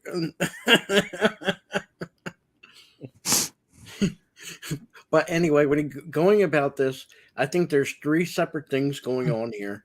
First, video games and how they affect people. Do they affect people? Yes. There's some people out there, they're ragers. You can go on YouTube and find the ragers from as far as 5 years old all the way up to 55. They break more monitors, keyboards, and controllers than anybody I know. I'm 50. I played Pong when I was a kid. I still play games. I'm not breaking a controller. If a game upsets me, you know what I do? I stop, I shut my computer down, and I take a break. I'm not breaking a controller or a keyboard or a monitor. That costs money. I don't want to give some away my money. Now, second thing, women. There's nothing wrong with the art. Even the Vatican has nude men and women in there. It's art. That's what it is. The human body was created, if you believe, by the Almighty, and it's something to be admired for. Now, does it need to be shown to a 5-year-old or a 10-year-old? No. I agree with that. But on the other hand, there's people, let's say, for whatever reason, and I don't mean this in a bad way, they might have 5 kids. They might have had the thin body, but after having the 5 kids, they're a little bit larger. And I do think at times some of these people, not all of them, aren't happy with that situation. So then they project. Because they're not happy with themselves, they don't want somebody else to be happy. Okay? That's just a fact of life. You know, you're not Yes. always going to, even us three, I can guarantee you, we don't have the same body shape or figure as men when we were in our teens as we are now in our older age. It's just a fact. But am I I going do. to Are you kidding, Phil? Speak for yourself. I'm chiseled, man. You're chiseled, huh? I'm still the famed tubby little boy I was when I was 14. No. I am 5'6" and I weigh 150 pounds. I'm never going to be 120, and I pray to God I never be 300. But I'm not going to stop somebody if some woman or guy wants to create a tune and they're in the chiseled form. More power to them. What's that do to me? You want to call? They want to talk about damage. Teletubbies damage. You don't. If you let your kids watch the Teletubbies, they don't learn anything. They don't talk anything. The only thing they do is talk gibberish. If you want to take your 2, 3, or 4-year-old and you want them to regress, let them watch the Teletubbies. They don't say one coherent word. Not one. True. Never And let them real watch. quick, I just want to say good morning, happy 4th of July weekend to Shay and also to Pop Culture Mechanic. Welcome. And like I said, in all seriousness, there's some people they know, they accept. When you get 70 years old, you're not going to be wrinkle free. Some people a little less, some people a little bit more. Just a fact of life. Really, Gabe Stargate? Really? Do I have a Napoleon complex? Here we go. I want to say this real quick. Napoleon was from Corsica. He's not French. He's Italian. And had he been fighting for the Italians, he might have won. Instead of fighting for the French and lose twice. Well, I'm laughing at this comment from Darius because he does say, Pepperidge Farm remembers Vaughn. Look, Pepperidge Farms, I love their cakes. They have wonderful cakes. Cookies. Pepperidge Farms does remember. Never had a Pepperidge Farm cake. I had cookies. And Jet Sparks, you're right on the money. Gaming is expensive nowadays. $60 for a game, and that's not even the whole game. No, because you get 3 downloads. Unless you wait a year or two, then they include the downloads in the game. See, that's a weird thing. Games have always been $60. Even back in the day when I was in my 20s, it reached a certain price cap, and then they were all around $60, especially when or at least when they first came out. I can remember. Yeah, nowadays it's games being 50. There was an occasional $60 for special games, but then there was them rare ones that were like $79, and most of the time they came from Japan. Yeah, but nowadays it's not just the game that you buy, at the store, bring it home, play it, and then you're done. No, it's loot boxes, it's expansion packs, it's DLCs. It's all kinds of extra stuff that could run into hundreds of dollars if you're not careful. And I do watch for fun. Seeing other people's pain does bring me joy, and I'm not a sadist, no. But again, you can watch these YouTubers. They even have them ragers. People playing games, mostly Call of Duty. They go play the game, and they get frustrated, mad because they get killed, which is the whole point of the game. You got to die eventually. And you see them, the first thing they do is they smash their table, they break their monitors, they smash their keyboards and controllers. Yeah. What else do you do when you're playing a game, Phil? Huh? What else do you do when you're playing a game, Phil? I mean, breaking controllers, smashing keyboards, breaking a monitor, that's a little excessive, isn't it? That to me is obsessive. That's crazy. I'd be more concerned if they want to talk about mentality and scruples. That I'll be more concerned about. Not someone playing a game like Call of Duty and because they're shooting a gun. I'd rather them shoot a gun in Call of Duty a fictitious gun than going out in real life and saying, "Oh, look at me," which you never would do, because a person with common sense would teach you as a child. Guns and cars are machines. They're only going to do what you do. And if you do something with the either or, you can potentially not just hurt yourself, but others. So you have to be careful. You know, you can't undo stuff. So, but if they're using the example of games influencing, not so much, but the raging part of it.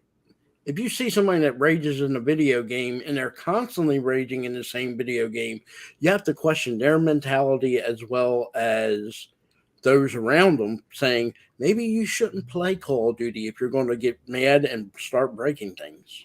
Yeah, these people aren't being turned into psychopaths, by the video games. It just happens that they are psychopaths who play video games.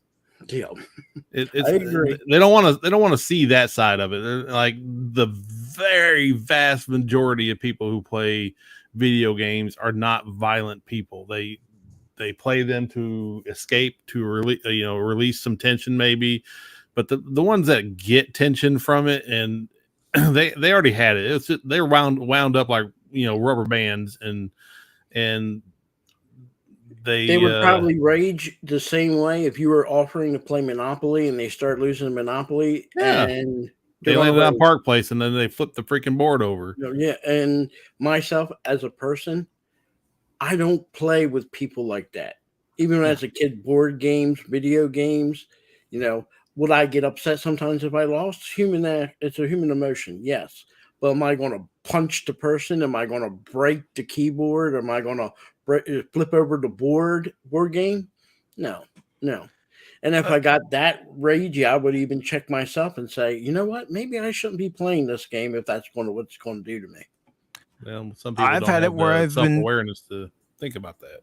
Yeah. Mm-hmm. And I've had it where I've been playing games with people and they might even be streaming it and I might be getting frustrated and I'll take myself out because I don't want my frustration to affect them, affect the stream, and affect the overall fun. That's what I do. If I'm playing an MMO and if I'm playing with people and it gets frustrating, I just say, I'm sorry, guys. I'm out. Come back tomorrow and try again. You're not going to get clicks like that. No, you know what? You throw crap around and you curse a lot and you scream, and then people will come watch your video. The more people the more you show off as a spoiled brat, let's say. Or maybe you have to be smarter and you get people that are bad at the game and you invite them bad people in your game and you make yourself look like a superstar. Well, that's what we did when we were kids. We always, this kid sucks. Let's play him in Mortal Kombat and just watch him. Well, beat the ever-loving crap out of in school when you were playing and you were in gym class and the one person was last that got picked all the time, they knew they were bad. You knew they were bad, And sometimes, half the time, these people don't even want to be picked or be playing the game. Sometimes you're forced to play the game. So, I understand all these aspects of it, but overall, I'm waiting for him to say this person played a video game. He did some graphical things in the video game, which caused him to be graphical in real life. No. Like I said, they'll definitely point to that. They will find any evidence of such a thing if somebody went nuts in real life, and they'll immediately point to, oh, they were online video game people, and look what he's they got video of him raging on a YouTube channel or something, and look what the video games did to him. Well, I always told people, if you're a known rager or angry in MMO style games, you don't have to play an MMO. You can play an RPG, and at least in that setting, there's only one person to blame, you. Nah, they won't blame me. But no, these people, sometimes they have to be in an MMO but they want to be around people, and I understand that. Some don't have a social life, and going out to play outside doesn't exist anymore. But they have to have the game, and if they still fail, they have to have something to blame. It can't be them to blame. It can't be, oh, I suck at this game and I'm really bad. But it has to be other people around me. They're the reason for it. You know. Yeah, dodgeball. That was a fun game. If you can dodge a wrench, you can dodge a ball.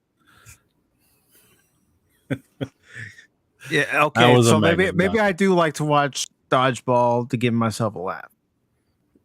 Of course. And please welcome Jet Sparks to the chat. Welcome Hello, to the panel. everyone. Hello, welcome. I'm glad I'm here. Glad to be on here. Yeah, I know. I can't. I know. Hearing this whole thing, I still can't believe we're still doing this whole song and dance that video games cause real life violence. Heck, I'm just getting off GTA before I came on here. And you want to hurt, so you want to beat up a hooker and steal somebody's car, don't you? No, I do not. I'm actually a legitimate criminal businessman in the game. I'm sourcing cargo. Did you say a legitimate criminal businessman? Did yes. you say that? That's the best way. That's the best way I can describe myself. I don't really indulge in any other stuff. I actually have a bunker and a whole bunch of like a vehicle warehouse where I sell cars, and that's about it. Oh yeah, and I got like a bunker where I sell arms. Okay, before this goes any further, Mike, I better put a disclaimer out there. Yeah, nobody can. I need to put the disclaimer. There's no association here with the mafia. First of all, it don't exist. It's a figment of your imagination and a product of Hollywood. And that's say it the Italian. Never existed. It's all it's all in your heads. Sure. But I want to put that disclaimer out there before you all start typing in the chat. Since you know I'm Italian now. Oh, he must know something. No, it don't exist. It never exists. Yeah, but going into like video game rage, yeah, I know there are people out there, heck, even on GTA, there have been people who obviously, at least on GTA Online, they grieve other players because one, they got nothing better to do. And when you call them out on it, it gets them even more angry at you. Mm-hmm. Even then, when I streamed it like maybe a couple weeks ago, yeah, I basically let the guy keep killing me over and over again because they think it's gonna add to their KD ratio or something. But let's be honest here, it's ultimately pointless. Only a child who's probably playing, who really shouldn't be playing the game, would only be impressed by somebody's like kill death ratio. And I don't ever do it. I don't ever want to grieve other players in the game. I just play the game. That's all I do. Yeah, and how many of us have played a game and we've had somebody, say either in a voice chat or send a message, you suck at the game? Oh, I've been told dozens of times that. And a lot of times, you'll even see it when I'm doing a game stream here on the channel. I'm just playing the game to have fun. I'm not playing it to have a no-hit run or beat the game in a couple of hours. I'm just playing it to have fun. There's people, and I won't name them, on YouTube. They're known ragers. They do it all the time. They take controllers and they abuse their controller. I have a gaming controller.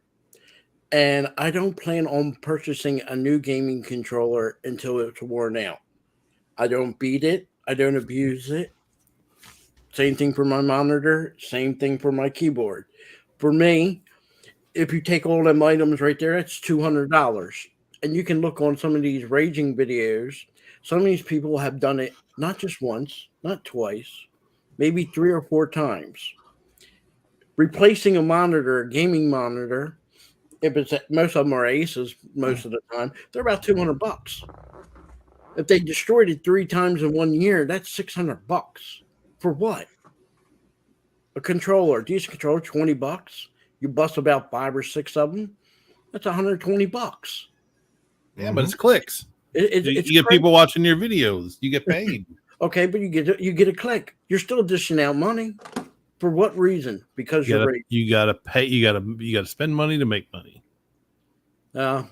Maybe that's the reason. That's the secret. I'm not saying. Look, I don't know how many. If these people are monetized, they probably are. I don't know. Yeah. They're monetized. They know that kind of thing works. They probably got 60, 80, 100,000 views because people like to watch people freak out, and that will pay. They can afford a monitor or two every once in a while to get their views up and get more money, YouTube money. I will shamelessly admit this, and forgive me out there. It is Sunday. They're raging sometimes. If I'm in a little mood that need a little cheery upper, seeing them rage and go off, it does bring a little bit of, I hate to say it, joy. Yeah, it kind of somewhat does, but you just gotta really just laugh at how insane these people are trying or putting on an act for the camera. But heck, somebody I know who actually I'm pretty much not on speaking terms with anymore. Yeah, this person actually compared me to probably one of the ragers that you are probably thinking of. A person that rhymes with dill. Mm-hmm. Phil? Yes. No, yeah, someone who rhymes with dill of the dark side. I will just but you range the words around. You already know who I'm talking about. Yeah, that person has compared me to this guy. Which again, I'm totally like this guy. Yeah, because dill is legitimate, and we take him for whatever word he says. So no, I know really that whole thing is though. But I mean, if you really want to see a good parody of DSP, yeah, go look up a channel called That's Bullshit. He does like 3 videos called YouTube Avenue where he's like the bot, like he's like the underling of some demon like moderator or something, or some demon boss. And I want to say, just for the record, it isn't only males that are raging when they're gaming. There are females. I've seen, like I said, there's a collection of videos. It's like 5 or 6 people on each one, different people. And then it goes to another one. There are women that rage. I've seen one that threw her controller at her monitor, broke her monitor, but the controller came back like a boomerang and knocked her tooth out. Well, everything was hunky-dory, I guess. All that. You lose a tooth and you lose your monitor and your controller. I think the best female rage moment was with Tomska's girlfriend, where she basically demolished his Xbox. I think it may have been fake, but heck was it not entertaining to look at. Just how just like mad she got. He's just saying like, whoa, holy crap. The one thing that should be noted out there, and I included on this, but they don't, is when your children are on some of these MMOs and games and they want to be able to purchase what their friends bought. Fortnite, for example. So let's just say you want to get that Darth Vader skin. I don't know how you do it, but let's just say it costs money, $100. Some kid can afford it. Some kid can't. Mom ain't looking. Kid's taking the credit card. Guess what he just bought with the credit card? Now, the Darth Vader skin. The Darth Vader skin. Now, the good guess. Most of the time aren't too smart to realize mom's eventually going to know about the charge being put to our credit card. Mm-hmm. My day and age, you would be killed for that. And I do want to say hello and welcome to Whoopa Troopa. Whoopa, if you'd like to join the conversation, you're more than welcome. Everybody's more than welcome to join the conversation on Pop Talk. Wumpa, my brother, who put it out there to let it be known about the cruelty of the ivy in Wrigley Field that has killed numerous outfielders. The ivy must go. Hashtag. Here we go again. Oh gosh, Phil. Phil, I Whooper think brought that this to my is the attention. perfect clip to play right now for Whooper you, brought Phil. that to my- will be silent. Whooper brought that to my attention, and I jumped on board. That's Yeah, all. yeah. You read an article from The Onion. You do Doesn't realize matter. it's satirical. Doesn't matter. It's YouTube. It's internet. It's got to be real if it's been written. Oh God, really? Come on, Whoopa. That's all right. I'm in my 40s and I still use my mom's credit card. Of course, she's passed away, so I'm just racking up all kinds of debt on her account. That's sad. Oh boy. Oh boy, oh boy, oh boy. So I have this article here from comicbook.com, and for anybody who has Xbox Game Pass, you can get something for free. And this is how I'm going to check out the series because I currently have Xbox Game Pass. And you can currently get Yu Yu Hakusho Season 1 for free. Nice. Yu Yu Hakusho introduced anime fans to the supernatural world of Yusuke. You know, I'm not even going to try. You know, I'm going to butcher it, and you know, Phil's going to come after me. You need a designated reader. Okay, I well, don't blow it up, and I'll attempt to try to pronounce he it. All right, all right. Let me blow it up. Let me blow it up. He needs Hold to on hire one a sec. Japanese spokesman to do the Japanese words and Oh, names. give me a break, Phil. Oh, the Japanese are going to give you a break in a couple different places. That Too might much. be too big. Uh-oh. How's that? Oh, yeah, that's Lord. good. The world of Yusuke, Messiah. Yorame Hashia. Messiah. You're a Messiah. Hashia. Sorry. Yeah, It's not yeah, easy. yeah, not yeah, gonna It's work not here easy. anymore. Sometimes it's hard to pronounce some of the words sometimes, like but not like the classic, Watanabe, Oeta, Fujikawa, stuff like that. A delinquent who is hit by a car and is saved from death by taking a potion of the spirit detective. Over the course of over 100 episodes, fans were able to witness some of the biggest show-in battles, with Microsoft recently announcing that fans of Yusuke and company could grab the first season for free for a limited time. Yu Yu Hakusho first hit the scene as a manga in Weekly Show and Jump in 1990, bringing its story to a close in 1994. The first season of the anime, brought to life by Studio Pierrot, arrived in 1992 and entails 28 episodes in total. Over the course of 4 major arcs, the story of Yusuke Uramishi introduced some wild battles with the Dark Tournament saga, often regarded as one of the greatest shonen arcs of all time. Currently, Netflix is working on a live action adaptation of the series to join its other No. takes on the world of anime: Cowboy Bebop, Avatar, No. The Last Airbender, and One Piece, to name a few. And yes, I agree. I agree, and I'm going to play the clip. How about new? Yes, I mean, Netflix needs a freaking stop. yes. I mean, I actually just got finished watching Cowboy Bebop a few days ago. Holy crap, that show is great. What? Oh, not the Netflix. No, live not the action. Netflix one, the original Okay. show. It Yes, was on Hulu. It was on Hulu. Hell, the dub is actually well done. And I'm gonna say it. Steve Bloom is Spike Spiegel. It starts with him and it ended with him. But at least it ended and he died free. Very true.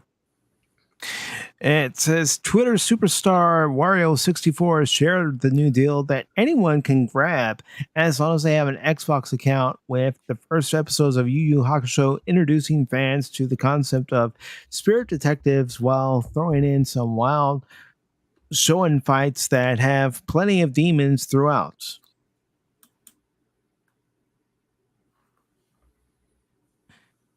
Studio Apparel helped in bringing Yu Yu Hakusho to life, but they certainly didn't stop creating anime with the ending of Yusuke Urameshi's story. Again, I'm trying. I'm always going to try. I'm going to try it multiple times and probably fail multiple times. Those who try more Well- fail more. While continuing to work on Naruto franchise and Naruto Next Generation, the animation studio is also set to return to the world of Bleach later this year with the arrival of the Thousand-Year Blood War.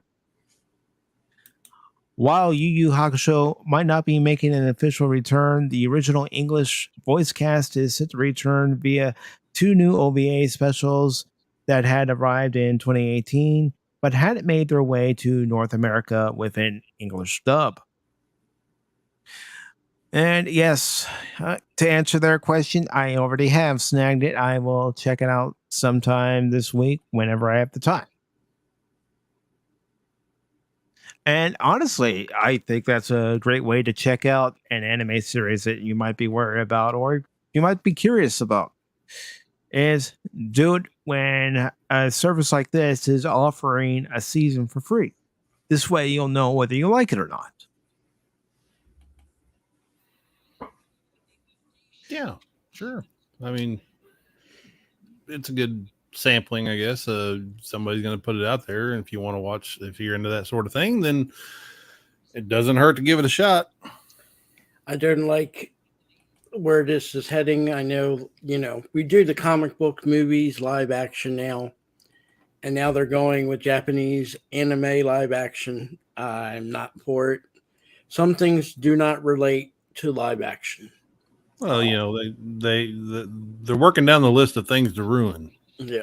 I mean, personally, I know a lot of people wouldn't count this, but yes, to me, Speed Racer is anime. And I'm sorry, the live action should have been a warning. Never venture there. Just never venture there. Yes. Sorry. No, you're fine. You're fine. Go ahead. Yeah, there's 3 things that Hollywood does not get: high school, video games, and especially anime. No. They're going to destroy my favorite anime. I know it's American anime, so don't give me no crap for it, but they're going to destroy The Last Airbender. And I'm going to be super mad. And I'm probably going to, rage and throw crap at my monitor. Oh, God. I thought you might say they were going to do a live action of Foghorn Leghorn, and then I would have been with you on that. Justice for Foghorn Leghorn. I'm waiting for it. I just wait. Live action Looney Tunes. Why not? Oh God, no! Then they already ruined them further with the new Space Jam movie. Yes, I'm going to go ahead and say yes, even though I had no desire to see it. I'm going to say yes because I did see some clips. I'm going. This is a perfect example of a movie that should have been left at one movie, and that's it.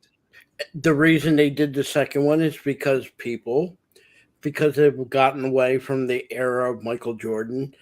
And there's a generation that's growing up now, and they're demanding and saying LeBron James is the greatest of all time. Now, that's happened to every generation. But I'm sorry, LeBron James is not better than Michael Jordan. He's overrated. And Michael Jordan's Space Jam will always be the one and only Space Jam.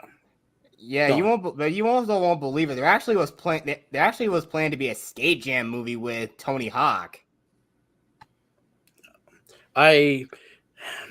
Space Jam to me was a one and done movie for Michael Jordan, and it was good, and I liked it when it came out. It was different, far as it doing a remake and then putting LeBron James, to me that was just telling me again the argument that LeBron is good as Michael Jordan, and no. Just like there's some people, and I can understand it, they think Tom Brady is better than Joe Montana. Joe Montana never lost a Super Bowl. Ever. LeBron doesn't have the charisma that Michael Jordan has.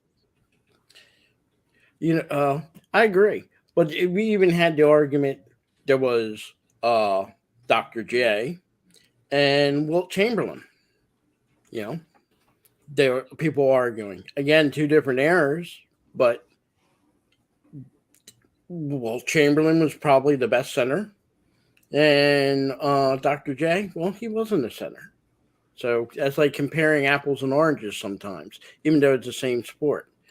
Just people have to compare it with somebody, Yeah. People will say, who's the greatest athlete of all time?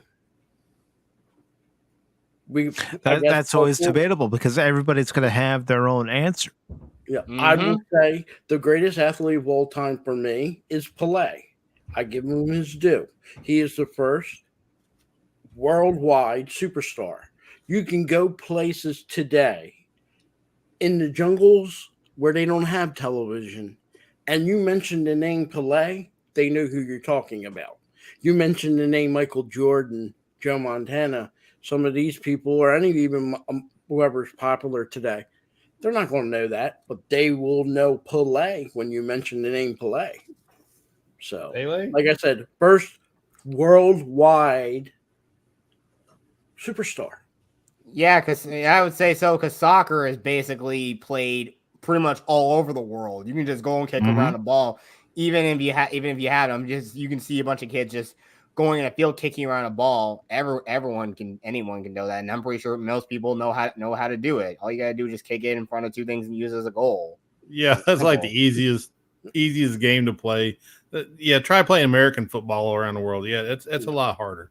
Yeah, and most of them basically are what we know as American football or gridiron to some of our friends in the UK, or it's just rugby with more padding. That's all it is. And more rules. Yes.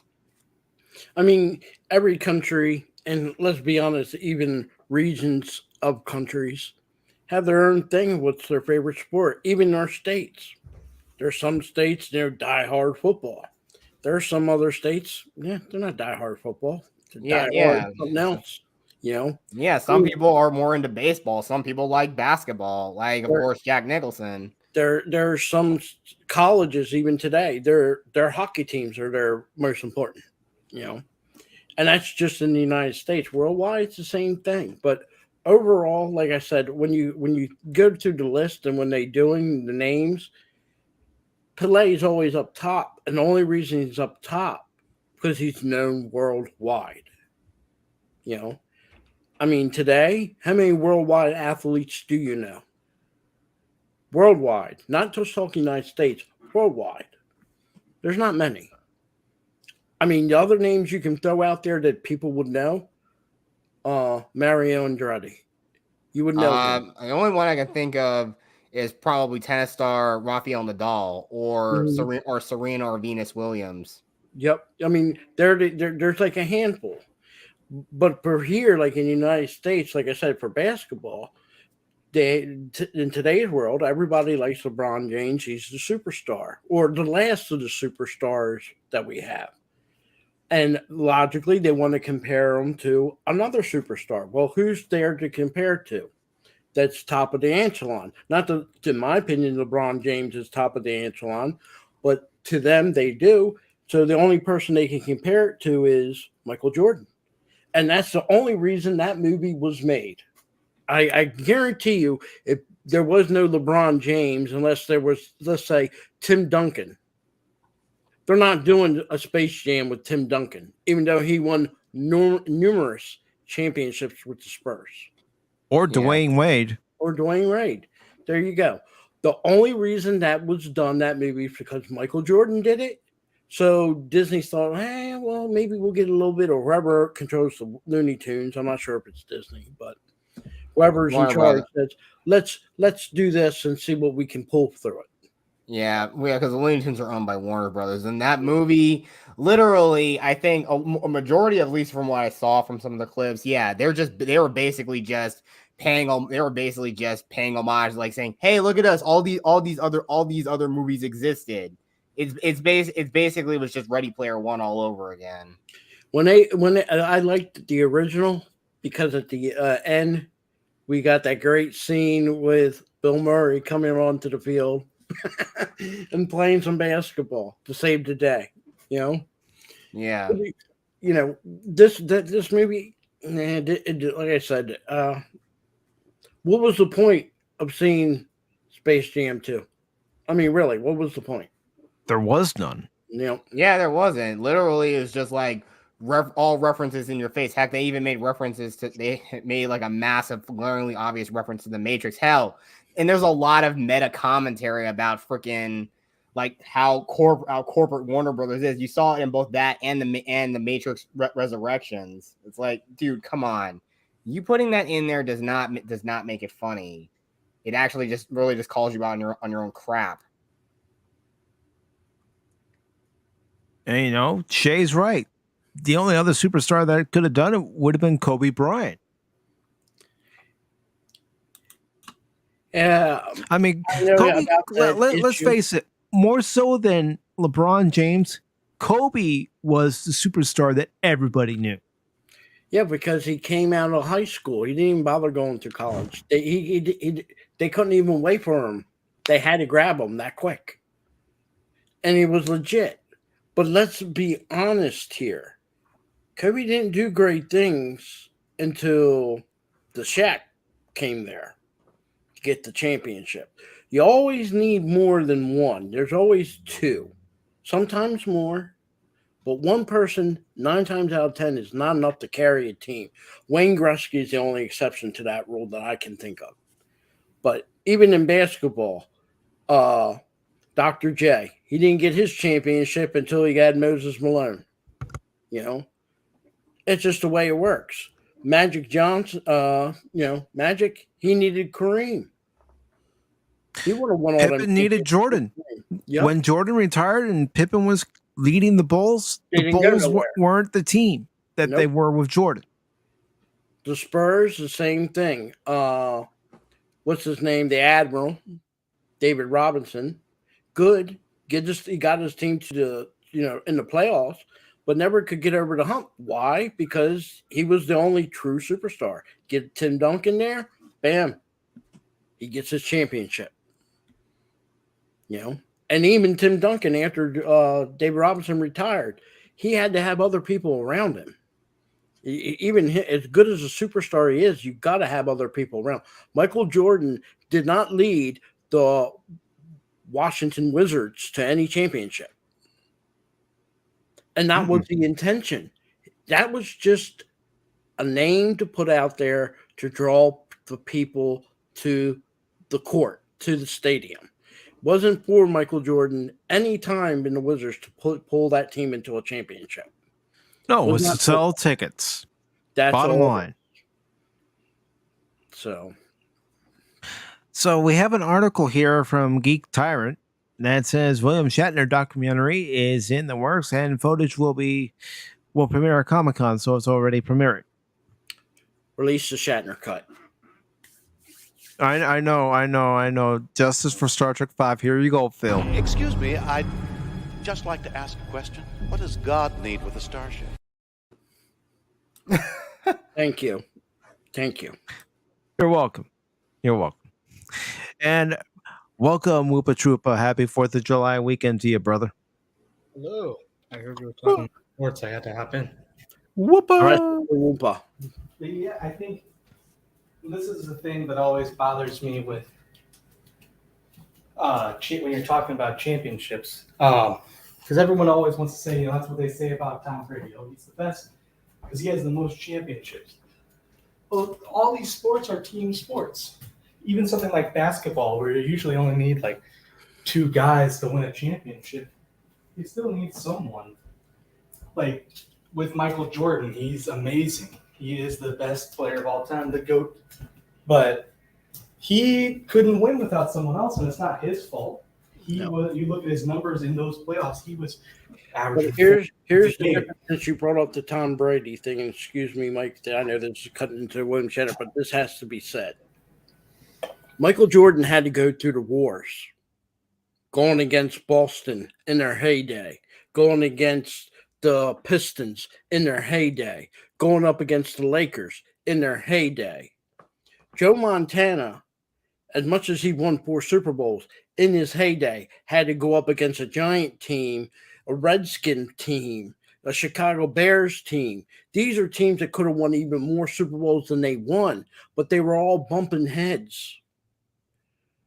The New England Patriots didn't have really no competition in that division. A team there, if it was 8-8 in another division, would go 10-6 and easily make the playoffs. Who was the New England Patriots' main competition when Tom Brady was there? Pittsburgh. That wasn't even in the same division. Pittsburgh is the only competition they really had to fence off. If you take what Belichick did, he really didn't do much. He didn't do anything with the Cleveland Browns. He wasn't able to do any magic there. And Tom Brady's gone. They're not getting the calls like they used to because they protected Tom Brady. You couldn't hit Tom Brady. You could hit other quarterbacks, but you better not even think about giving him anything close to I don't want to say dirty hit, but a hard hit. You're going to get flagged for 15 miles. Yes, and he even will get a slightly deflated ball just for him. And here's the thing on that. Nobody is supposed to touch an NFL football. And I know him and Peyton Manning went to the league and say, okay, can we do it to a degree?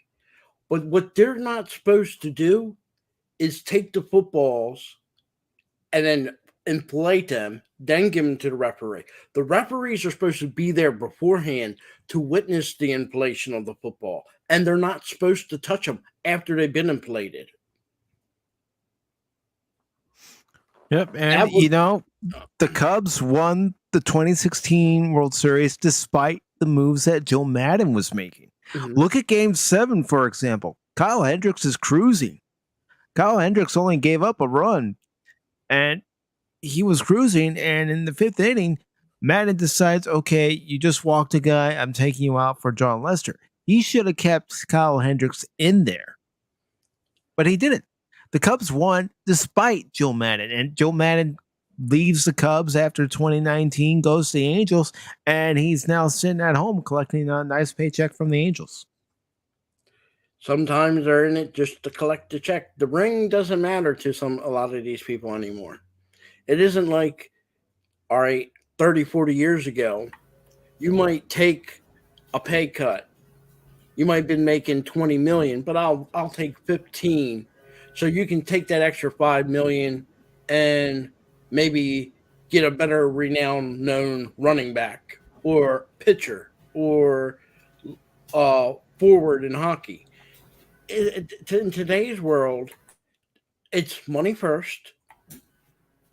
If a championship comes, great. If it doesn't come, oh well. How many times you've seen on the New England Patriots, for example, a player that's old in the tooth on another team that can't make it anymore, but once you get a championship, goes to the Patriots, signs for the bare minimum, gets his championship and retire. Junior Seau, anybody? Other people. Howie Long's son, who did it with the Patriots and then did it with the Eagles. He was practically done in football. He only went to them 2 teams. When he was with the Eagles for that last season, when they won the championship, he didn't even – all his pay went to charity. Yeah. You mentioned Junior Seau when he went to the Patriots, then after his football career was over. It's unfortunate that he committed suicide, and it broke my heart because I was a fan of the San Diego Chargers. Living in San Diego, rooting for the Chargers, and when you hear the news that he committed suicide and the way he did it, it just broke your heart because he wasn't just the face of the San Diego Chargers franchise. He was the face of San Diego. He was the leader of that 96 team. It wasn't Stan Humphries. No. Junior Seau. When the Chargers made it to the Super Bowl against the Niners in 94, if you could have been there in San Diego like I was and like so many other friends of mine were, and the electricity that was going around, not just San Diego proper, but also San Diego County itself, it was electrifying. Not to, make any puns with the Chargers and everything, but it really was electrifying. Be honest, they were going up against a 49er team that knew that was their last hurrah. In all shapes and sizes, even people might disagree with me, even though he had left a couple years before, that was Joe Montana's old team. Mm-hmm. The receivers Steve Young was using were Joe Montana's receivers, Jerry Rice, and forget the other guy, Taylor, I think it was. If the San Diego Chargers went to the Super Bowl the following year or the year after that, there's no question that San Diego team would have won the Super Bowl. Unfortunately, they went up against a 49er team that was good. Mm-hmm. And that had been there before. That's been there before. Stan Humphrey's prepared. been there. Stan Humphrey was the only member of that team that's even been to a Super Bowl. He didn't play when he was with the Washington Redskins. He was a backup when they won in 91. But he was the only player with experience. And a lot of people say experience doesn't mean anything. When it's Super Bowl back then, Super Bowl week, sometimes it was 2 weeks, you're in the public eye. You're in the hype. Mm-hmm. You're on center stage from the moment you arrive over there in the city until the day of the Super Bowl. So 49ers, most of them players, and they even had players that had been on other teams played in Super Bowls. They had Charles Mann. They had, what's his name? Deion Sanders. These people knew what it's like to be on a Super Bowl, let alone on their own team. Some of them people been to 2 or 3 Super Bowls. That does make a difference. They're not having the butterflies in their stomach before they're going out in the field. San Diego, that's a different story. There was a lot of young players and not a lot that had experience, let alone in a Super Bowl. That does play a difference. Nine times out of 10, the team with the experience wins the Super Bowl against the team that doesn't.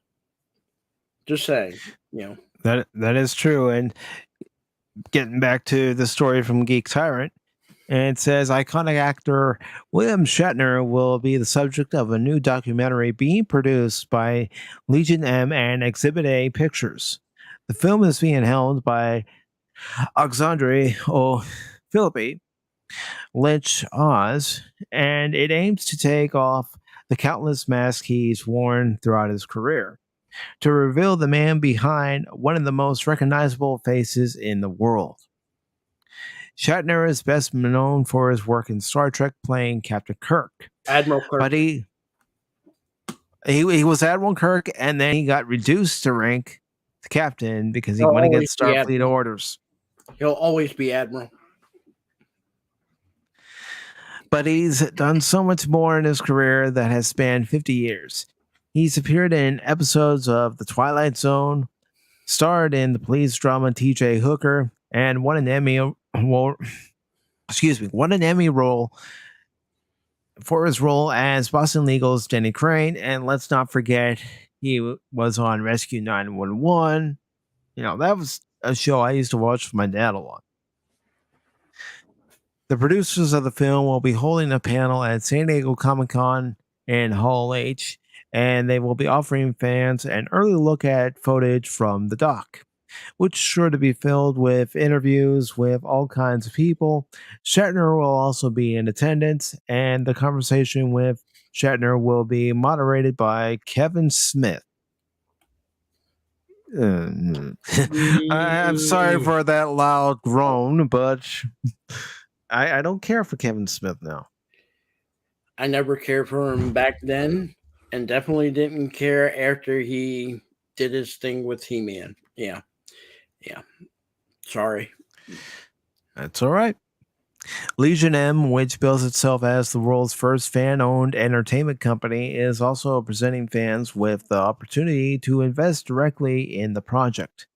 Investment terms have not yet been released, but fans can sign up to make a non-binding, no-obligation reservation here. And if anybody wishes to, I will go ahead and post the link in the chat for anyone who might want to. Again, you're not inclined. And it says starting today with reservation holders becoming the first to know when the offering opens. The director shared in a statement, I grew up watching Bill Shatner on a black and white television in Switzerland. My first memories of him are from Columbo and The Twilight Zone.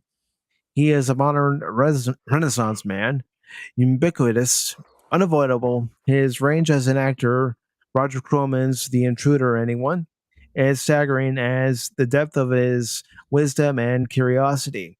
And I couldn't be more excited by this opportunity to craft an up close and personal portrait of a man who fascinates me. Through some of the important themes he openly tackles in his most vulnerable autobiographical songs, the intimate film with will illuminate little known and rarely seen aspects of Bill's career and philosophy, and also re-examine some of his most iconic roles and cultural moments through a brand new lens. Legion M co-founders Paul Scanlon and Jeff Anderson said in a joint statement, from make believe starship captain to a real life rocket man, William Shatner has led one of the most unique and best lived lives on the planet, said Legion M co founders Paul Scanlon and Jeff Anderson. In a joint statement, while we all know him from his iconic roles, the real William Shatner is even more interesting. We're thrilled to be working with Alexandre and the top-notch team at Exhibit A, and excited to give fans around the world an opportunity to be a part of Bill's legacy. Shatner added, and should I read this as Shatner or just read it as myself? I'm going to put it up to a vote. Read it as yourself. All right, fine. Take the fun out.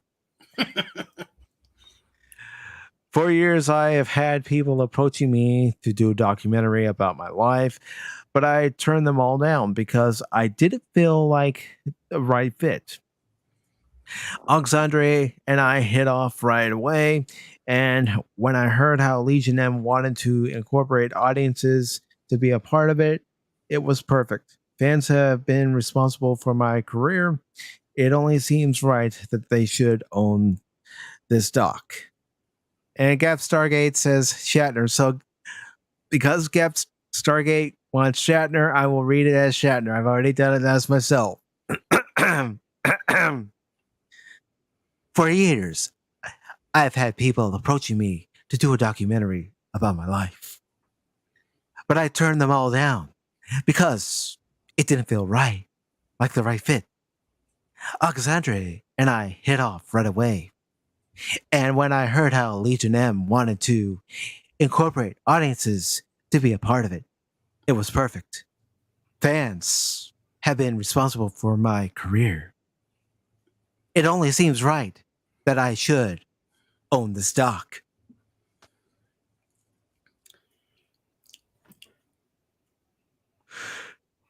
So if you're a fan of Shatner, here's something cool you have to look forward to.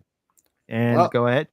Well, I hope it's actually hopefully it'll be a lot more respectful than what Jeff Bezos did. True. Well, let's just say William Shatner has come a long way. In the Yes. very beginning, he was not fan friendly, especially towards the Trekkies. Remember, he made fun of the Trekkies. Also, did Nimoy saying I'm not Spock? And a lot of these actors and fans, we do this a lot. We pigeonhole the actor to a role, and forever we hold them to that role, no matter how many other roles they get. Yes, that is true. Then I mean, Wesley Shatner, Snipes is great. Sorry. Yep, no, you're fine. You're fine. Shatner, I felt, went overboard when he did that thing with the Trekkies, because if it wasn't for the Trekkies, he wouldn't be where he is today. Mark Hamill, and at nearly the same time when they were busting on the Trekkies, remember, this is when Comic-Cons were becoming popular. Even Mark Hamill had his little bad take on the fans. They all come around now, mostly because that's where the majority of them are making their money. Well, Mark Hamill has nothing but bad takes nowadays, it seems.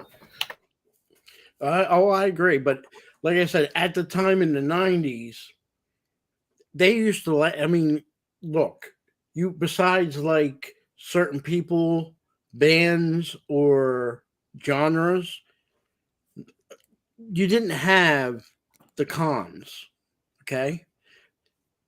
Once they start taking off a couple years later and they see how bigger and bigger and bigger they get, if you notice, you see them now, even when their show is done, been over with 30, 40 years, they're still going to the cons representing that show. And they're not doing it because, believe it or not, feeling great about it. They're doing it because a lot of these people, that's their income. Mm-hmm. Same with baseball or football.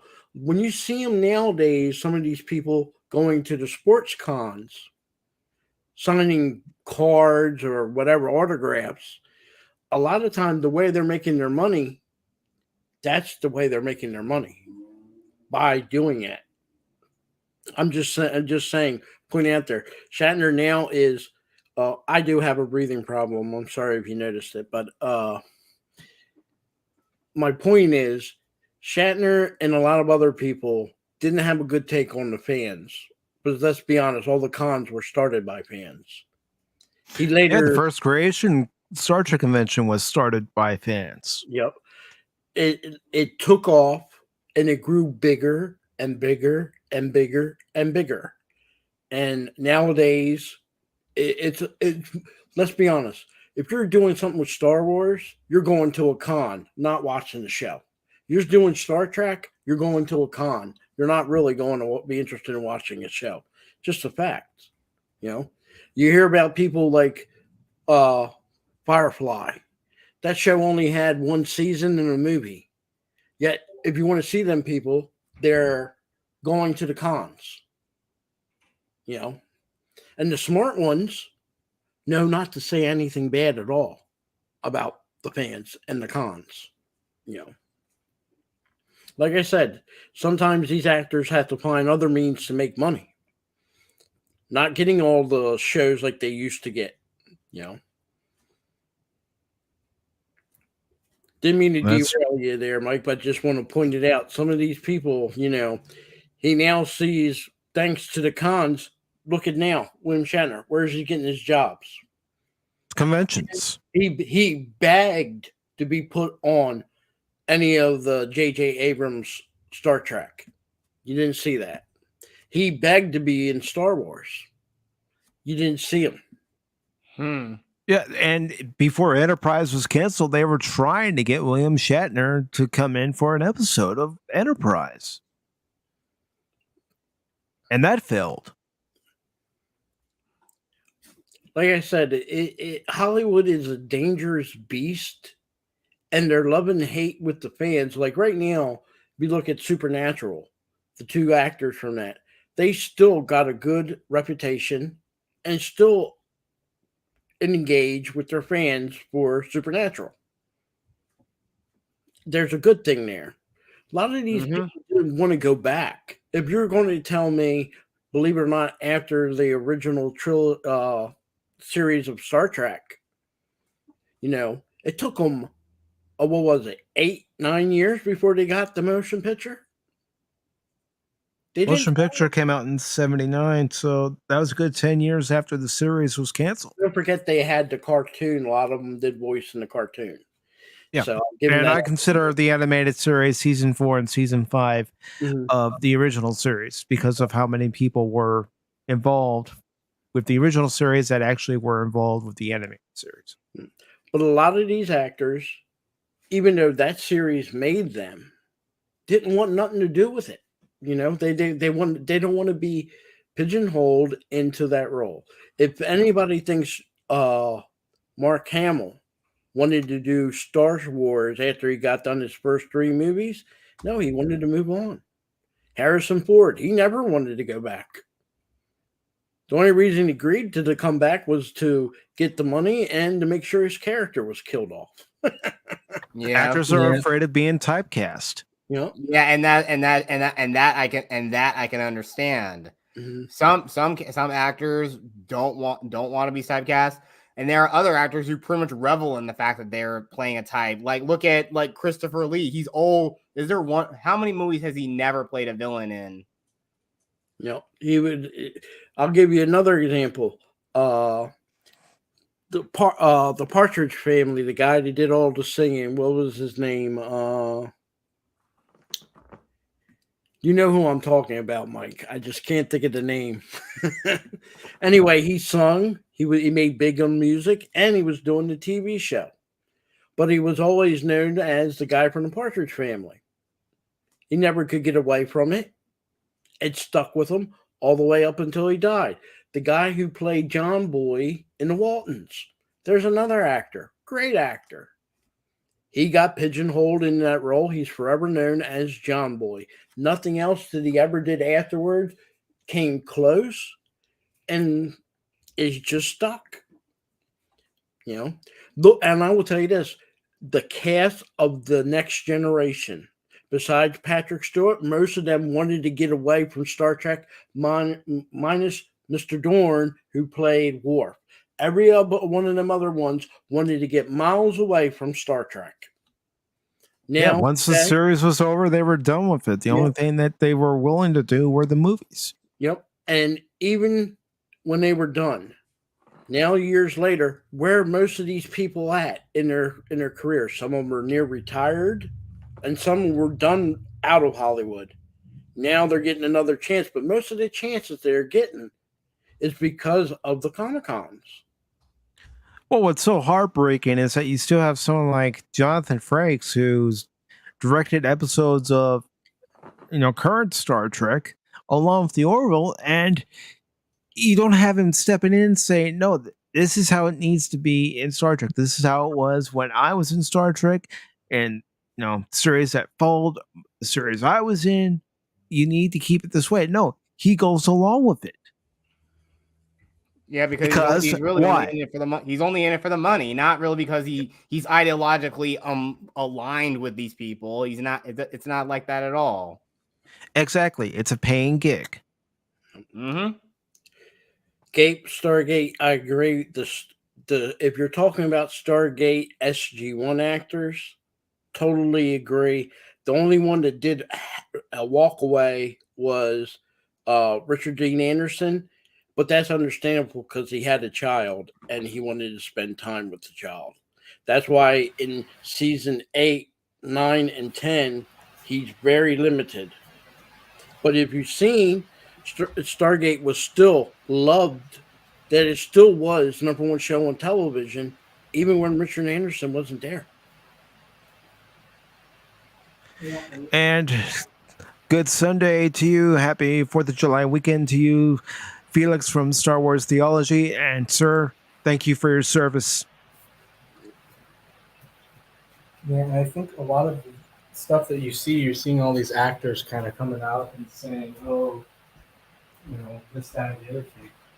And like you said, after the original start, that Next Generation, it seems like no one wanted to be a part of Star Trek, and it's all because they, at the time, they don't care about the fans and all that stuff. They're just looking for the next gig. And then once they realize either, hey, it doesn't work out or whatever it is, they're like, oh, crap, I gotta make some money. Hollywood has always been that way. Actors, back when I was a kid, actors you were either a television actor or a movie star actor. And it was considered a downgrade for a movie actor to play in a television role.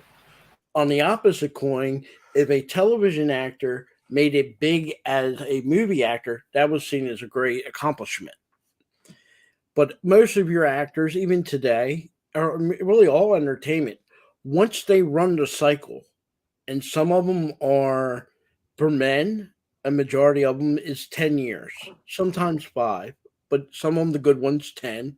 Sometimes very few make it longer. Women have a shorter. There's very few women actors that can say, I have 20 years. Now, I'm not talking like Carrie Fisher, because once 1984 and 85 came around, she stepped away from movies. And it wasn't really her choice of stepping away. Nobody wanted to cast her. And what happens a lot of times is they don't, let's just put it this way. Looks change,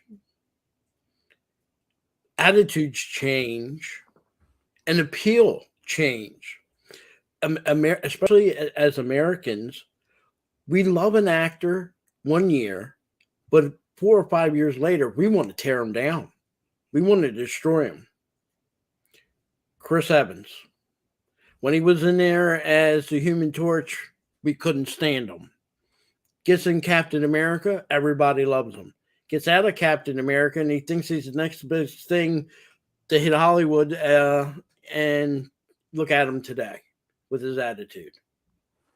He not what I would consider a great actor. He had a good role as Captain America, but he was not a great actor. William Shatner, even if you took away his Star Trek, he did noticeable things when he was on Twilight. And he did noticeable things as T.J. Hooker. There's not many actors out there that can say, even if you took away what they're known for, that have a great resume. Yeah, they're actually judged by their actual merit and talent and how they can adapt to a role. I still often think to myself, if you really want to show off your chops as an actor, still doing stuff on stage it's still a practical way. A lot of them do. A lot of them you don't see on TV or movies. That's where they're at. They're on stage acting. And if they're not stage acting, then they're just out of acting as a whole. But if you want to see them become something, even today, if you went to an actor that hasn't acted in 10 years and you go, oh, I got a role, they're going to jump on it. They're going to jump on it so quick and make your head spin. And the sad thing is some of them, not all of them, some of them will accept it and have a little bit of humility. Other ones are like, oh, I'm Hollywood royalty. You should treat me like that, even though you haven't seen me for 15, 20 years. That's the worst thing. Telling someone famous you don't know who they are or don't acknowledge them as famous, they can't handle that. Yeah, and that's the thing with, as you were talking about, women having a shorter career frame, and that's what you see a lot of stuff happening now, where you get like Scarlett Johansson, who was a rather attractive lady, and she still is, but it's certainly she's getting up there. It's not as much, it's not what it used to be. But then now she's coming up like you saw all with Black Widow, where she's saying, "Oh well, I didn't like this kind of portrayal. I didn't." I'm not for that. We need to be better.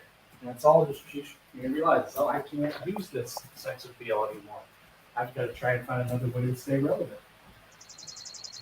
I mean, even in William Shatner's case, look at some of his co-stars from Star Trek. There's honest to God jealousy. That's true. Scotty, And the guy who real played quick, Scotty, I sorry. just want to welcome Gap Stargate to the panel, and I'd love to hear your thoughts, Gap Stargate. On the fandom? Yeah, on the fandom, on some of the other topics we've been discussing this morning. And Well, I wanted to. What's your thoughts on the Ivy in Chicago? The what? the Ivy in Chicago. The what? The Ivy. Wrigley Field. The Ivy in Wrigley Field. I don't know. Should they cut it? Or should Oh, they no. kick them, Whoopa? It's canon. Don't cut it. But well, I was gonna go back to the Stargate. I mean, or just the actors and actresses, period. But like Richard Dean Anderson, yeah, he had a child, but he also had that. I think he was tired, and he recently came back on the producer, the creator and producer of all the Stargate series. He follows me, and one of the writers who has been through since season 4 of SG1 all the way to Stargate Universe and the two movies. He came back because he somehow saw that we all were doing.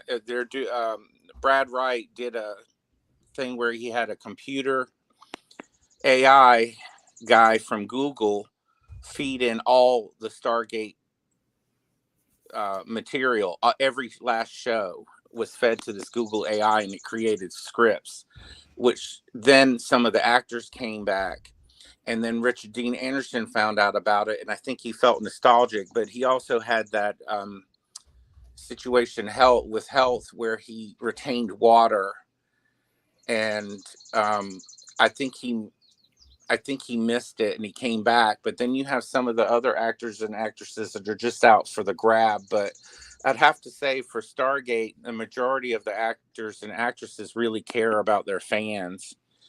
And They're one of the few. Yeah. Richard Dean Anderson, I mean, like I said, this is the one show that you take the no-name actor off the list, and 8, 9, and 10 of SG1 was still number 1, even without Richard Dean Anderson involved. Well, yeah, because go ahead. Sorry. Well, that's because they were smart enough to get 2 more actors to fill his spot that were well known, well liked, and could come in, and they are in the sci-fi genre, and they could come in and fill those roles very well, and people will still like them. Yeah, and I did like that. Even though he started getting sick at the end, and he did pass away, they did get what's his name to replace him. One of the Bo Bridges. Yeah, one of the Bridges brothers, and Don S. Davis passed away. Yep. But that was a magnificent choice, even to replace him when he was sick. And the actor that played I forget his name. I can't think of him on top of my head. Great actor when he was there. And Don S. Davis. Yeah, he came even come back limited in some roles and in the movie. Stargate SG1 suffered because of that 2009 strike. Had that strike not happened, we would have got a real Stargate movie, not a Stargate made to direct TV movie that we got with the last 2 that they got. I call that season 11 and 12. Well, actually, Brad, right, they already had planned. That was their backup plan, was those 2 movies that went direct to DVD because of that strike, and because of the Sci-Fi Channel and MGM really is, and they were about to launch Stargate Universe. And so that's kind of what they did. Now they kind of wish that they did a crossover between Stargate Atlantis and Stargate Universe. I would have And been against it personally. Where MGM and Stargate had an issue for me, and you could see it when they were the number one night on television, and that was Stargate SG-1, Stargate Gate Atlantis, Atlantis, yeah, Battlestar Galactica, yeah. and they had that for 4 or 5 years. Sci-Fi started just the same way as the Hallmark Channel. They wanted to get away from making content. They wanted to do reruns. That's where the money was at. They felt they were losing money. I disagree. I know they were making money. But when they all got bought out, Hallmark went to reruns and very, very cheaply made one-off TV series. And Sci-Fi, they still made a little bit of content, but it was not as good as it was. It wasn't the quality what we had. And Stargate SG-1 was just a victim of that. They could have went on for at least even 2 more seasons if they wanted to. Well, on Stargate Universe, Brad said, that he wished he did a crossover like they did SG-1 to Atlantis, because the fans were taken aback by the fact that Stargate Universe was totally different, and sort of, he sort of wanted to do a little photography like Battlestar Galactica on the ships. And so the ratings were pretty good, but there was actually internal stuff between Sci-Fi New York, Sci-Fi LA.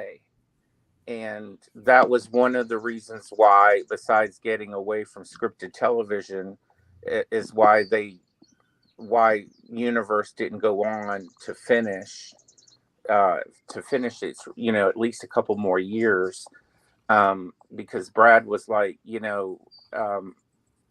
he wished he had done the crossover, because even I was taken aback by Stargate Universe, and then at first I was like, I don't like it, and but then when I went back and watched it again, I had to remember that most shows' first seasons are kind of have to wind up for the pitch, and then they usually catch their stride by the second season.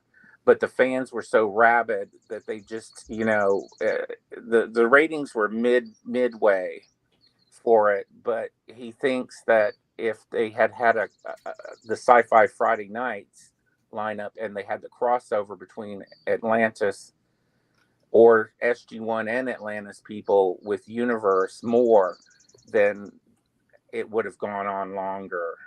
But there was also, because there's this thing between Sci-Fi New York and Sci-Fi LA. I don't know why they just don't have one, area of the network. But, after that, I refused to watch. I have not watched Sci-Fi Channel since they canceled Universe. So I'll be honest, if they go back to Stargate and they do anything, I hope they do not include anything or anyone from Stargate Universe. I love Stargate SG-1. I did love Stargate Atlantis, but Star Trek Universe seemed to me Voyager with Stargate. I thought it was a Star Trek Voyager type line. It was Battlestar Galactica. Galactica. It was Battlestar Galactica stuck on the ship. I mean, and that was my problem. And I'm a rabid Stargate fan and other fandoms, Star Wars, Star Trek, and even when Brad started following me on Twitter, I'm like, it took me a while to wind up to your last series, because I understand you guys wanting to do something new, but you got to find that balance between catering to the solid fans, fringe fans, and bringing in new fans. And that's a hard balance to bring in. I mean, look at Enterprise. I was like watching Enterprise, and I'm like, oh my gosh, Christmas. When are you gonna? It didn't get good to me until season 3. In Enterprise. But what's going on right now with Stargate is this, and this is from the horse's mouth. He's written a pilot script for a new Stargate series. He wants to reveal the Stargate program in the new show.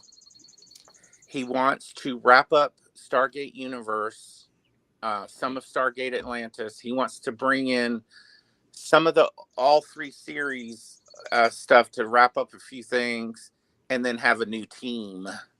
So that's where it's at. MGM had before the sale and before the pandemic had said, hey, why don't you do something, write us a script and all of this. And they unfortunately did Stargate Origins, which sucked big ones. And they even turned 2 of the Horus guards gay, which I don't care about, having, I don't care if there's gay or lesbian characters, but you don't turn Horus guards gay. And, it was just like, oh my God, and it was like a college production, because MGM had brought back Stargate Command, and this was the second iteration of Stargate Command, and they were trying to have a hub for Stargate. And but they just didn't realize, and I know the woman who ran the second version in 2017 for MGM, because her and I, we're friends, but her and I got into it. I'm like, if you're trying to get new fans, nobody wants to pay, when most of the rabid fans already have it all on DVD or Blu-ray or whatever. And you just did this most horrible Stargate Origins movie prequel, and you did not include Brad Wright and any of the original people who created this world and canon. And so all of that happened right before the pandemic, and then that just kind of derailed it, the 4th Stargate series, and then this merger derailed it again. And I'm sure Amazon is reshuffling and restructuring quietly, and slowly bringing in, and probably sitting down going, I wonder which properties we should tackle. But I do know one thing from inside, that MGM knows, Amazon and MGM knows that they have to be very careful if they do not use Brad Wright and his original people that he wants to bring in to do a 4th series, because it's actually MGM's 3rd highest grossing property.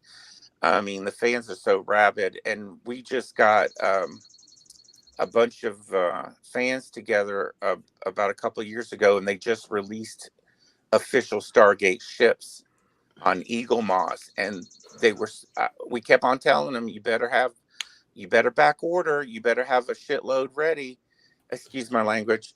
No, that's fine. And what happened is they sold out of the merchandise, and I'm like, you people are not focusing on your core fans, your fringe fans. And we did tweet storms together with one of the writers and producers of all the shows, and this group even got it trending again last year, and we got it trending again this year. So I think they know to be careful, but I think they're just waiting on the dust to settle. I think there will be a new Stargate series. I just hope that Amazon's rule of 25% different, that they don't throw wokeness in our face for Stargate, because they're going to. But what happened? I don't think Amazon has any say in that matter. MGM, as far as wanting Stargate or not, that's controlled. They're controlled by Universal. They're the ones they're going to have the pitch to. Amazon bought MGM, though. But Universal doesn't control MGM. MGM owns Stargate outright, which now is an Amazon property. It's now Amazon. It's not. If it was Universal, Universal like Battlestar Galactica, the hell they would let that property go, and they would be on it already. Right. Because they just released another set with a different cover, and it sold out again. And they just don't, we kept on telling them when we were working as a Stargate Command founding member with MGM, like, look, you want to build it up to release a 4th series?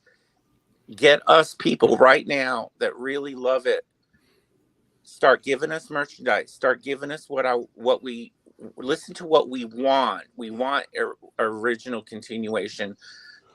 We listen to this, and then listen to us when we did Tweet Storms. We did so many that there are young people in their 20s. They're like, oh my gosh, I just love Stargate. Is there any more after Universe?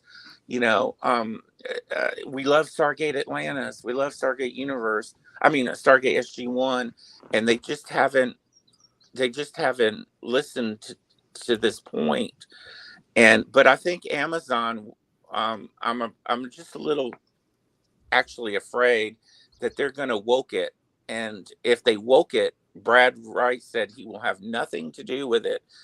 And they already know that the rabid fans and the core base that would probably give them, like, I would estimate about 3 million people right now worldwide would watch a new Stargate show. And it's mostly the core base, the fringe, and a little bit of the newbies. And I don't think they can come out with a 4th series or a 4th iteration of Stargate with this amount of time gone. There is a longer gap between when they finally did the end with Universe and now, where there's nothing, than there was with George Lucas ending Star Wars at Return of the Jedi and when we got a Phantom Menace. Well, they did Stargate Universe in 2000. I think it released in February of 2018. So technically, that's the last Stargate, was 2018. Okay, but it was not a critical claim. What I'm trying to say is, if they're going to go back to Stargate, and if I'm not talking about going back to the first movie, like a lot of them want them to do, which I'm against, because to me that's a totally different Stargate. Stargate with what is that guy's name? I can't believe I forgot his name. The guy from the first movie that played Colonel O'Neill. Kurt Russell. I don't want nothing tied if there's a new Stargate. Oh no, I don't. I totally agree, because I love the original movie. Kurt Russell. I do, but I don't consider it the same Stargate. No, and a lot of fans disregard Stargate the movie, and I'm like, excuse me, but if that film wasn't a hit during the day, and they had all these toys and stuff, you wouldn't have Stargate SG-1. And plus, Dean Devlin, I've talked to him a few times. He didn't want to do any more Stargate after the first one, even though he probably had a couple of plans, but he got wrapped up in Independence Day, and they might change their mind now. But I know one thing for sure, because it's from the horse's mouth, that the 4th series would be revealing the Stargate. He's already written the pilot script for it. And so if they go forward with it, it's to lightly sprinkle in the past and wrap it up with a new team. I hope not, because I think they need to go with something. I think they need a new series. Don't get me wrong on this, but it has to be an SG-1 series. It doesn't have to be necessarily a continuation. I hate to use the term pass the torch, but you're going to make a lot of Stargate people wanting to jump back on board and re-kick this franchise. Then you better have Christopher Judge. You better have the guy who played Daniel, and you better have Amanda Tapping. And it's got to be more than just a one-off thing. And it can't be, I want to introduce new people. They need the continuation of that. Give it maybe a. But the introduction of a new team is from the original creators of all the series. He's gonna understand what people want. if you can say it's, they still want Christopher Judge, the guy who played Daniel, and they want Amanda Tapping. Well, And Christopher Judge was Teal'c. He was the Jaffa. yeah, Dr. Jackson was Michael Shanks, and Amanda yeah. Tapping was Sam Carter. And the fan base is totally behind Brad Wright. We already all know what he wants to do. I'm not sure if I like revealing the Stargate program myself. I'd rather I agree with a little bit of what you said. I'd rather have some of the old cast come back as they're passing the torch off to a new team. Well, that's the thing on how to do it. I wouldn't say here's season 1 and we're passing the torch to a new team when you had so much of a long gap in the series, and you had nothing for a long time. You got to get people back in. You got to hook them back on. Star Trek, when they did the motion picture, they didn't bring a new team. They brought back the original cast, and they went a couple of years. Well, more than a couple of years, over a decade before they say, okay, we're passing the torch here. TNG, take it. With this, they need to be a little different. They need to give at least Amanda Tapping, Christopher Judge, and I forget the other guy. Michael Shanks. They got to give them a run. And I'm talking at least 2 years, maybe 3 on a TV show. Then after the 3rd season, you can slowly start phasing them out and putting a new SG-1 team together. Okay, well, that part would probably fall on Amazon MGM. As far, like I said, they already have the pilot script, which has sprinkled in it the past, so to speak. And then moving forward, eventually passing it off and still keeping people sprinkled in with a new team. Just like when Richard Dean Anderson season 8 was it for him. They kind of sprinkled him a little bit here and there, and then they got him for Universe to kick it off. Yeah, but you still had the core people there. And they still succeeded because, just like Anima said, they got 2 people from another well-versed, even though there was only 2 seasons. I forget the name of their show. Stargate Universe. No. These 2 actors, they got the one, Miss Black, and the one who played the commander that replaces Farscape? Farscape. Yeah, Farscape. They brought them to, and that was one of the best things they did, because that brought Farscape people over to Stargate, and people that loved Stargate SG-1. Oh, I'm sure they would bring Claudia Black and Ben Browder back from Farscape in the Stargate. Because they were the last team. Yeah. With Christopher Judd and Michael Shanks. So it would probably be Claudia Black, Ben Browder, Michael Shanks, and Christopher Judge in there, but then sprinkled in, like Richard Dean Anderson's participated in 2 Stargate AI things with Brad Wright, where Google AI created scripts. So I'm thinking whenever they greenlight it, that I bet you will see General O'Neill come back for here and there, because his name was the, like you said, if they took Richard Dean Anderson off of it, it may not have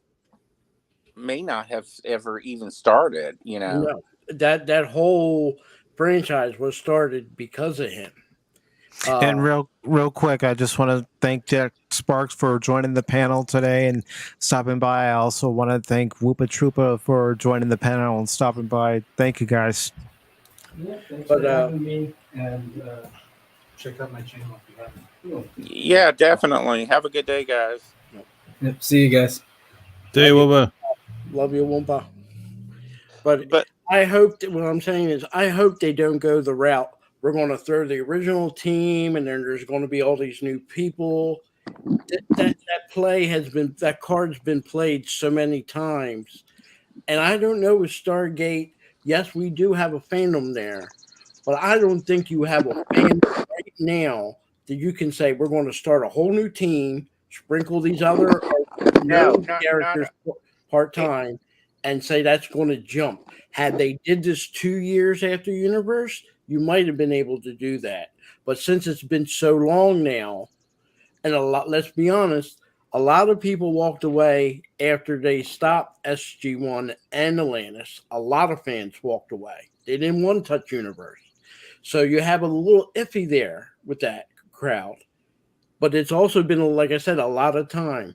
If it's, like I said, had they did this 2 years or a year after Universe, yes, you could have sprinkled a new team and phased up the old team out or have them as part-timers. But to do it now, you got to reestablish the connection. And to reestablish even just for 1 or 2 episodes is not going to be enough.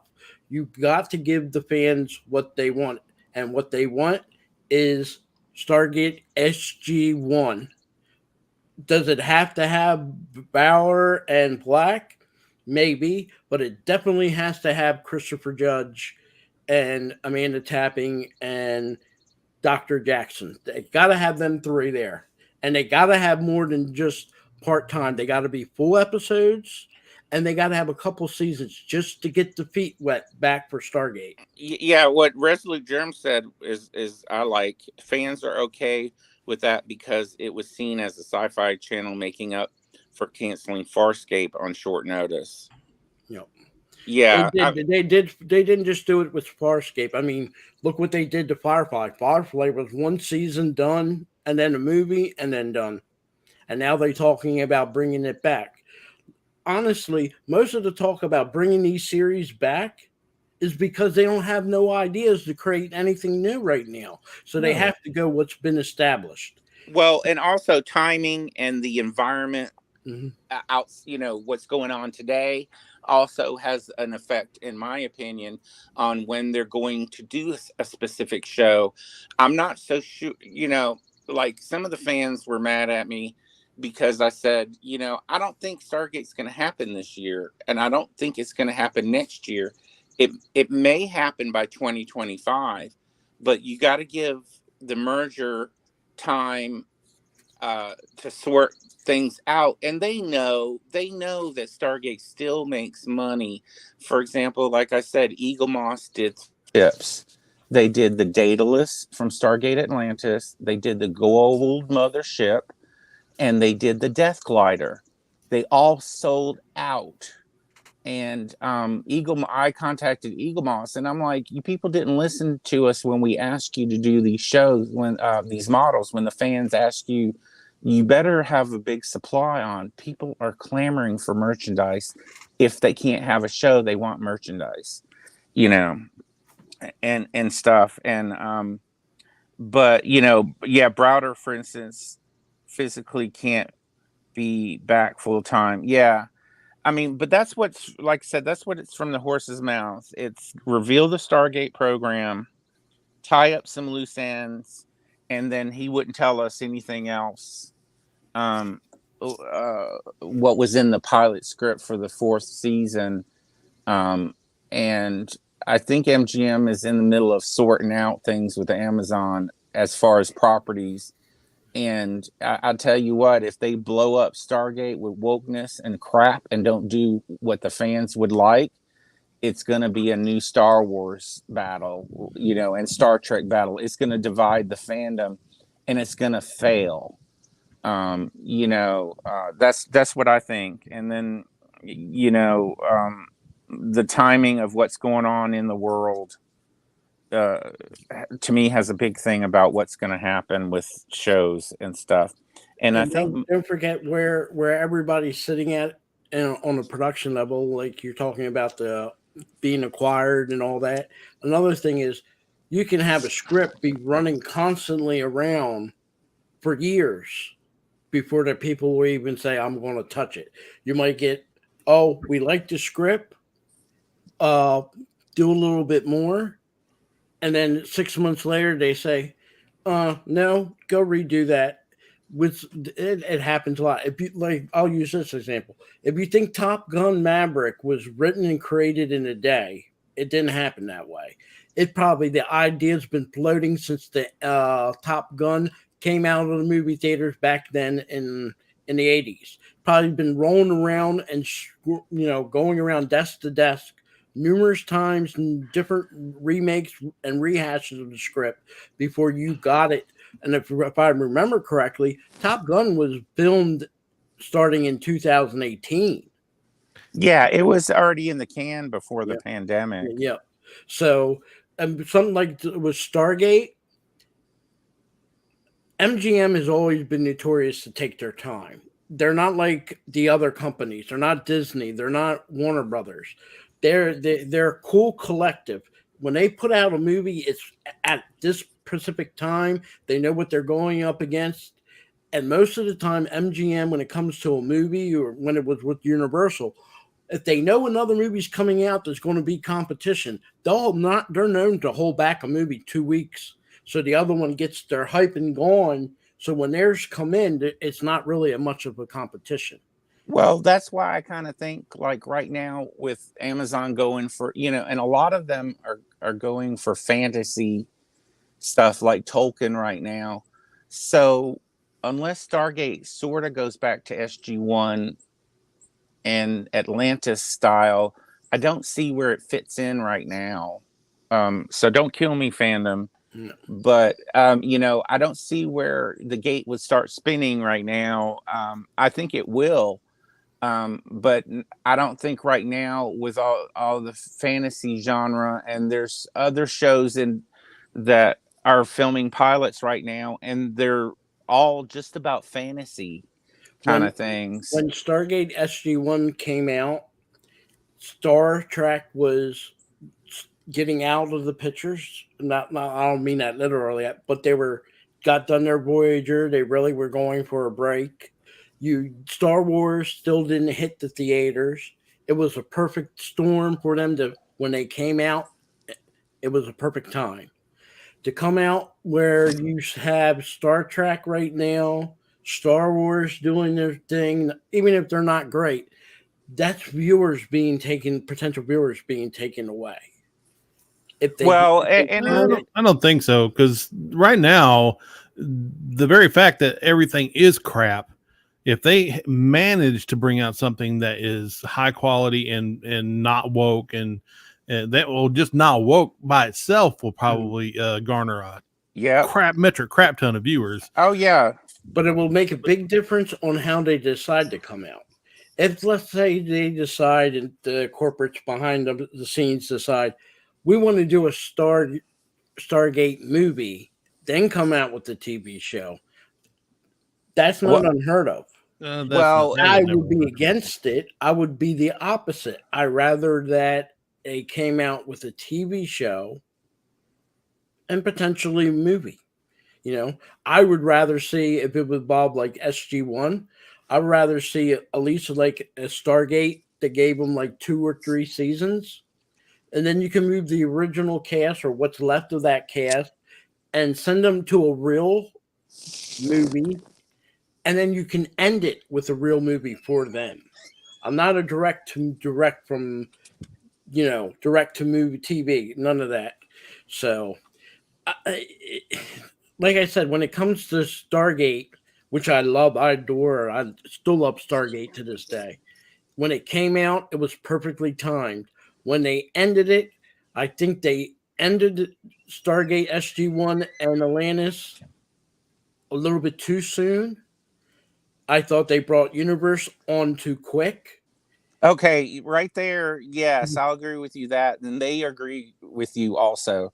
Mm-hmm. The Stargate Atlantis probably should have gone on at least to season 6.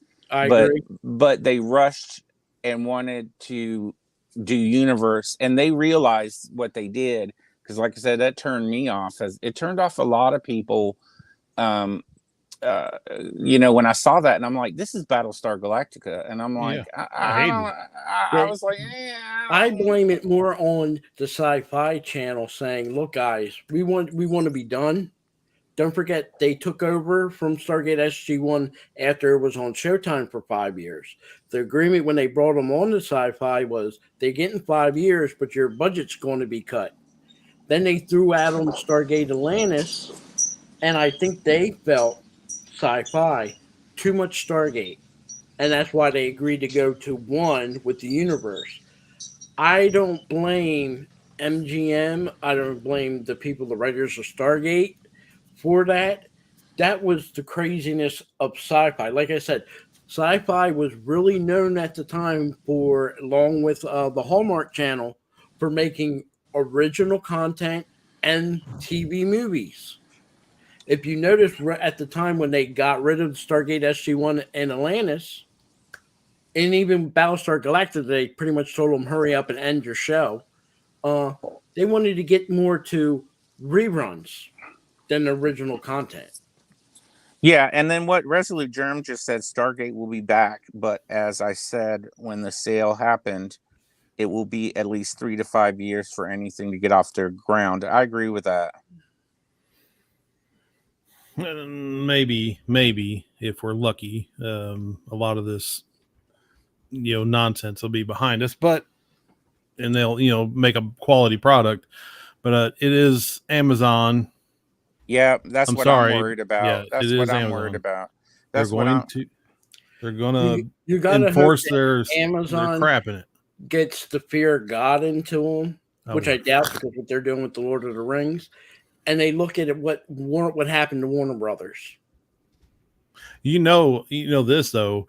If and when Lord of the Rings flops, and I know they're a streaming service, so they got built-in revenue, but they paid a crap load of money Yes. for that Warner, franchise. I would say And- Warner Brothers thought that too. They thought they were a money tree, and they kept making crappy shows, and they didn't care. They wanted to push the agenda and the imaging, and they lost money to the point that they had to do their sale. Yeah, but they're not a streaming service either. No, Amazon gets all their money from people buying Amazon Prime for the shipping and all that other stuff. So, but they also get, like I said, their streaming service with their streaming department. They're doing no different than what you do with Netflix or what you do with Disney. A lot of people say, what? It's a lot harder to leave Amazon than it is to leave Netflix. Yeah, that's true. But after my show's done, like Star and Disney, you say, after my show's done, I'm canceling. And I don't have to order or reorder maybe for 3 or 4 months before another show comes, if another show I want to watch. Yeah, that's just like Star Trek, the new stuff, and the new Star Wars.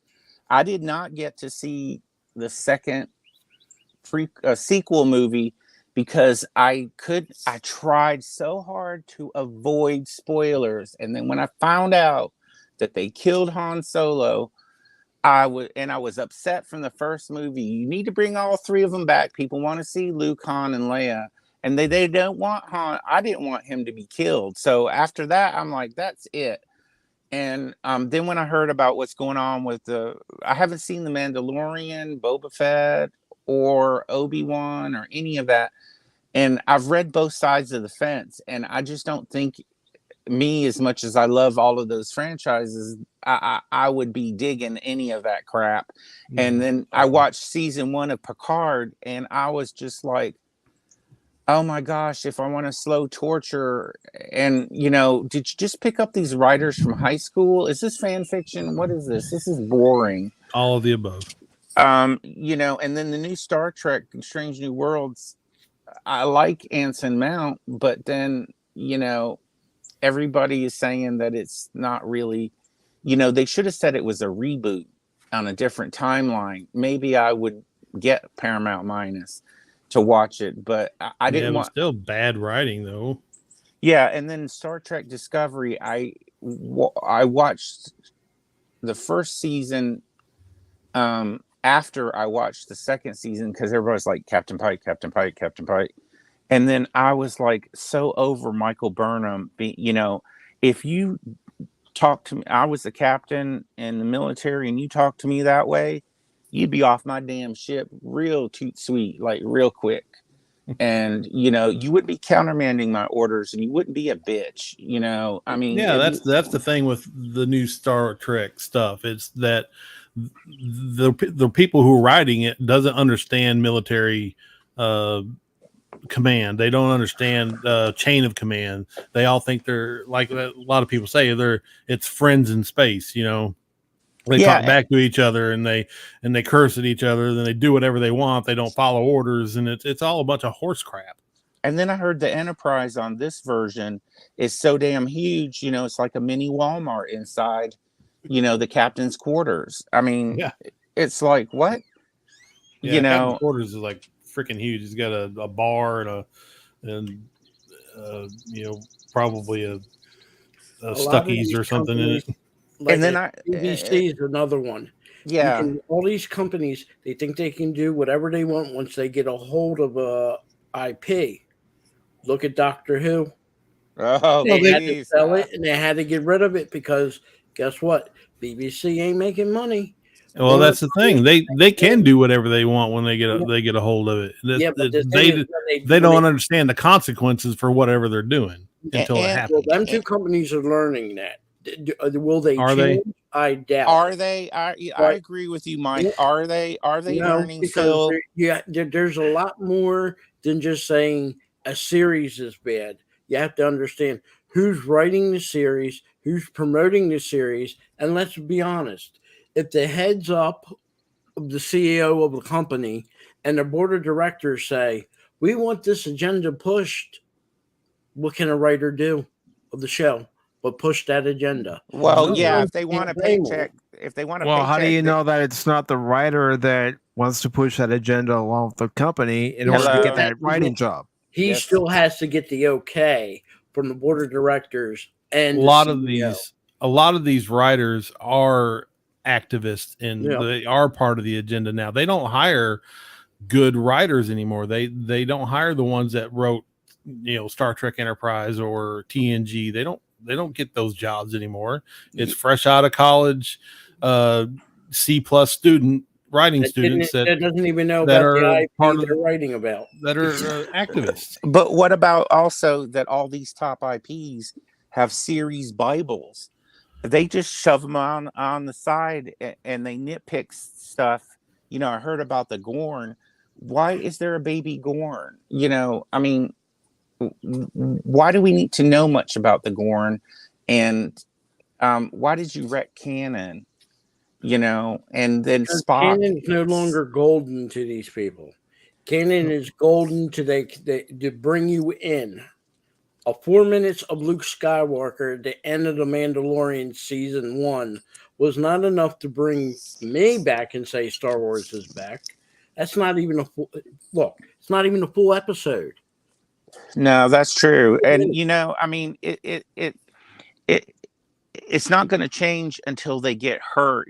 Disney's down from 186 to 95 on the stock market, and they still haven't learned crap. And then I also found out that, with all those government subsidies and, technically COVID is still going on. And did you know that the Hollywood still get kickbacks on productions for COVID? And don't be surprised if some of them states, in particular California, kicking the money back to them. Yes, and the tax incentives too. On top of that, I mean, when it comes down to it, Stargate SG-1 in particular, I won't say Stargate the universe. Let's just say, because you have to separate the original movie, from what we have after. Stargate SG-1 is the last IP out there that has the popularity, the fandom, and the ability right now, if they were to do something legitimately good, could be right back in the middle of the mix. But also, just like you said, if Amazon wokes it, it could tank this along Doctor Who, Star Wars, and Star Trek. I do not see Doctor Who. I don't care who they get in there. It would take probably decades of non-wokeness before that thing could ever, if ever, it can come back. Star Trek is there. It's darn near dead. It is darn near dead. I agree. But what about, like everybody's saying, Redcon this. Once you put that crap out there, You can't redcon it. It's still out there. Once it's filmed, it's filmed. You can't redcon that stuff. Once you destroy it, you can't bring it back.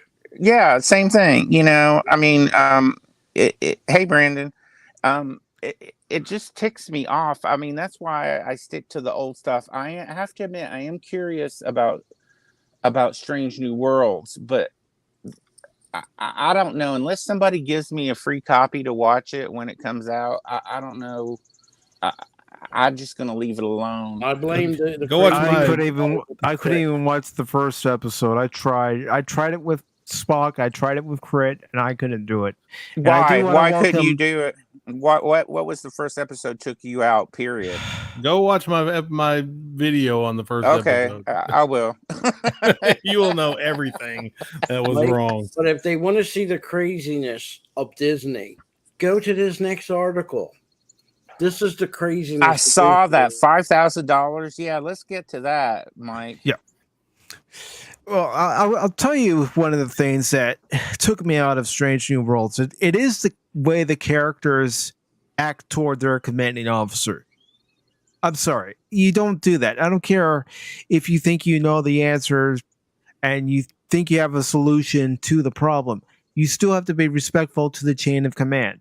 Yes. And then the one captain that was sleeping with Pike, calling the communicator a phone. What? It's a communicator. Yeah, They called it a phone. Yeah. They called it, your phone's ringing. Oh my God. There you go, 20-year-old writer. And yes, this might be a silly little nitpick, but instead of the communicator beeping, it was making the communicator chirp. Oh my God. Okay, that would take me out immediately too. And then what is Everest Productions? What is he talking about there? They imply the 6 protests led to nuclear war. Yes, they had January 6th footage in their pilot episode where this alien species, they were able to develop a warp bomb by just using a telescope and looking at a Federation starship.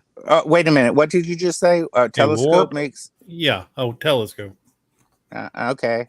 They were able to apparently scan the technology and reverse engineer it to make their warp technology and turn it into a bomb instead of an engine. Okay. Nobody in the history of Star Trek has ever had that ability to scan a ship and then retro engineer or reverse engineer the technology to make it their own. Nobody ever. You're right. And they didn't have that technology back in the Star Trek Enterprise. And this is a pre-warp society. Okay. So. I don't want to see. Oh my gosh, I don't want to see it now. Just go watch my video, man. There's more. There is much more. Okay, when I want to get anger out, I'm gonna go right for your video. There you go. I'm gonna recommend Anonymous' video and also the Nerporial Life Form. Okay, yeah, I get some anger out that way. I just want to blame the craziness of all Star Trek upon Crit, which Crit brings the crazy. That's all I have to say. Who's going to pay $5,000 for a drink? Crit. Not me. Not even if I was a multi-millionaire, it would not happen. I mean, it's like Disney, besides their crap, are trying to price their meat and potatoes customers out of the thing with everything they do. Wait, you're middle class? No, we don't want you. You're not rich enough. Yeah. Trying to turn it into Jurassic Park. They'll have coupon day for the poor. I love that first line. Disney has lost their mind. Yep. So this, according to Disney, this just breaks everything they stand for. It's not inclusive because not everybody can afford a $5,000 one-shot drink. It's not inclusive. And it's not diversified enough. So, all that talk, and they're going to shove a $5,000 drink. I wouldn't even pay $500 for that drink. They won't even tell people what's even in it. Wait a minute. I have to interrupt, even though we're trying to move on. Did I just read Stacey Abrams in Star Trek? Yeah. Well, Yes, she was What? in the season finale of Discovery. Oh my god! Oh my god! All right, move on, please. I'm sick. I will, for all our sakes. I'm sorry. I think I might have derailed your stream. You're going for a record. Gap, it's all right. As I've told many people many a times with Pop Talk, I leave plenty of leeway room this way. If we start talking about another topic, it's fine. It's Pop Talk. Well, I appreciate you having me on and being with y'all in the chat. Everybody's wonderful. And what I like about your show is the articles you pick and you let people talk and you let the different opinions come around. And you even let people who hate British and Italian and their own Italian people and eat Italian food onto your show. Yeah, he's good that way. Well, I try to keep an open mind. I want to hear all different perspectives, not just my own. If you want to hear my perspective, watch a video where I'm solo.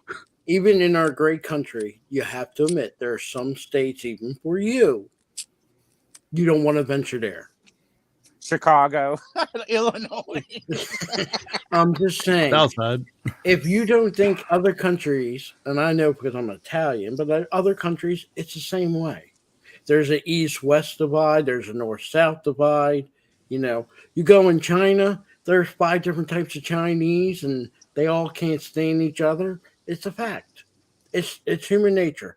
If I waved a wand to everybody in America and made you all blue, tomorrow you'll be, I'm blue, but I'm from Indiana, and I'm blue because I'm in Louisiana. I'd be Smurfy. You'll be everything would be Smurfy. And that'll be up until you'll be Smurfy, up until the red Smurfs show up. That'd be Fatty Smurf. You know, there you go. Look, there's always, and that's the beauty of being a human being. We have differences as well as similarities. It's good to be different. Well, we all see that, but I'm ready for Mike's voice to say Disney has lost their minds. All right, here we go. Disney has lost their minds. No, really, they have. They have lost their minds. $5,000 for, you know, I'm going to say it. I'm going to bleep myself saying it, but I'm going to say it anyways, and you all will know what I'm saying. Disney has lost their ever minds, charging $5,000 for a damn drink. $5,000? A shot glass of a small drink. Let's make it clear. It's in an ice cream maker.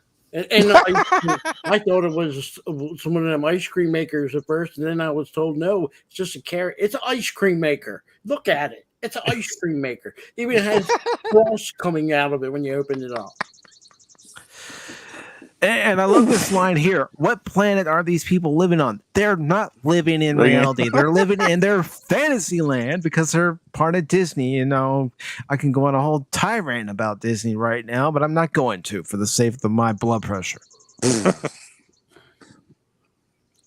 For that much money. Yes, for that much money, it should come with a real working lightsaber. Good hell. The drink was introduced on Disney Wish, the latest ship in the Disney Cruise Line fleet. Oh, gosh. You know, I've never been on a cruise, but I don't think I would have my first cruise be on a Disney Cruise Line of all ships. Did you just hear what happened on the Norwegian ship? They hit an iceberg, Titanic 2. Google it.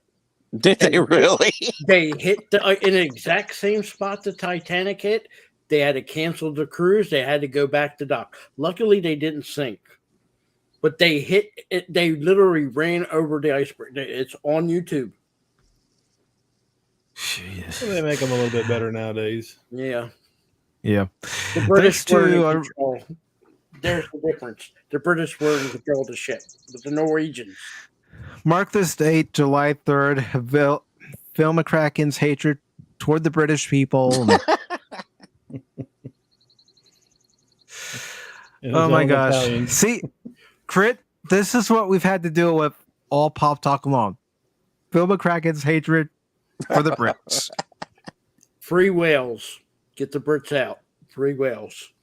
Plus, the whales have a good flag. I like their flag. So the article continues by saying, thanks to a reporter with Spectrum News 13 in Orlando, we got a look at the most expensive drink ever created for a Disney property, and I'm not impressed. Well, who should be impressed? Not me. Not anybody on the panel, not anybody in the chat, because all of us don't have $5,000 to spend on a fucking shot glass. No, I didn't bleep it out that time. I missed it. Sorry. Oh yeah, beep. I don't know if we're going to make it through this one. Gosh, this is ridiculous. With the way the economy is right now, they're charging $5,000 for shot glasses. Hey, that's like the military charging $5,000 for a toilet seat. Sure, that's how much it costs. I guarantee your butt is well taken care of, though. Disney, 5,000 drink. Yeah, I guess you can. After you go to the Star Cruise and you spend all that money, you can then take a nice real cruise on a cruise ship and spend 5,000 on a shot glass that you don't get to keep. I doubt they even give you a napkin. And the only thing is your memories is that quick shot of $5,000 liquid. And better, yeah, there you go, Quit. There you go. Titanium. Yeah. So the article says the drink is served in a Comptano or ice cream maker, a cylindrical container first seen in The Empire Strikes Back, and also featured in The Mandalorian. Overpriced. Jeez. You can make a mortgage payment or 2 or 3 or 4. A lot. I can make 7. This is inclusive and diversified. This is where all Americans can go to. What planet? Let's just say you're going with a family of 4. You go to this cruise. One person's going to have a $5,000 shot. So the husband and wife are going to argue who's getting the shot. The kids are watching and wondering why they're not even being asked and if they even can get a shot.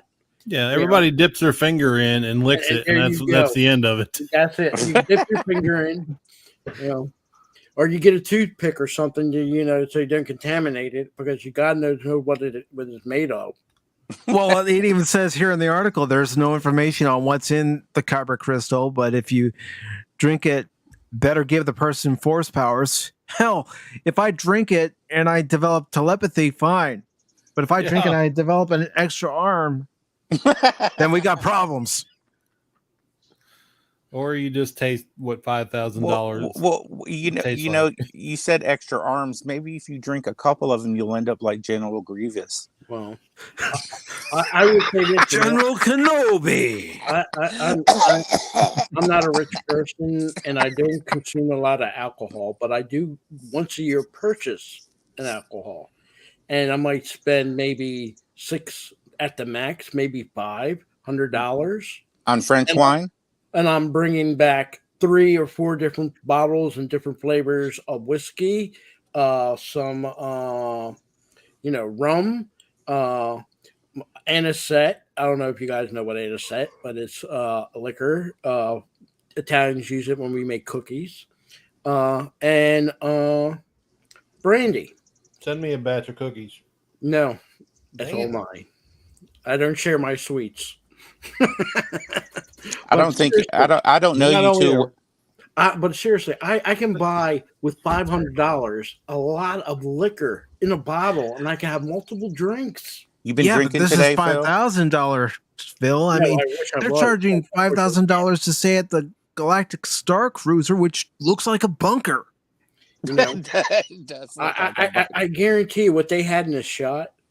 I do whiskey when I cook steak or beef. I made a pot roast the other day, and it had peach whiskey, and I used it. And I used a little bit more than a shot glass to flavor it up when I cook it.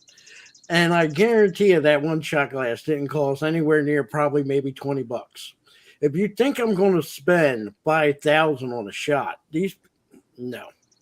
I would like to know how many people actually did buy this and at the full price, not a company discount, not a first time. Oh, you can do a review and we'll give you a small discount.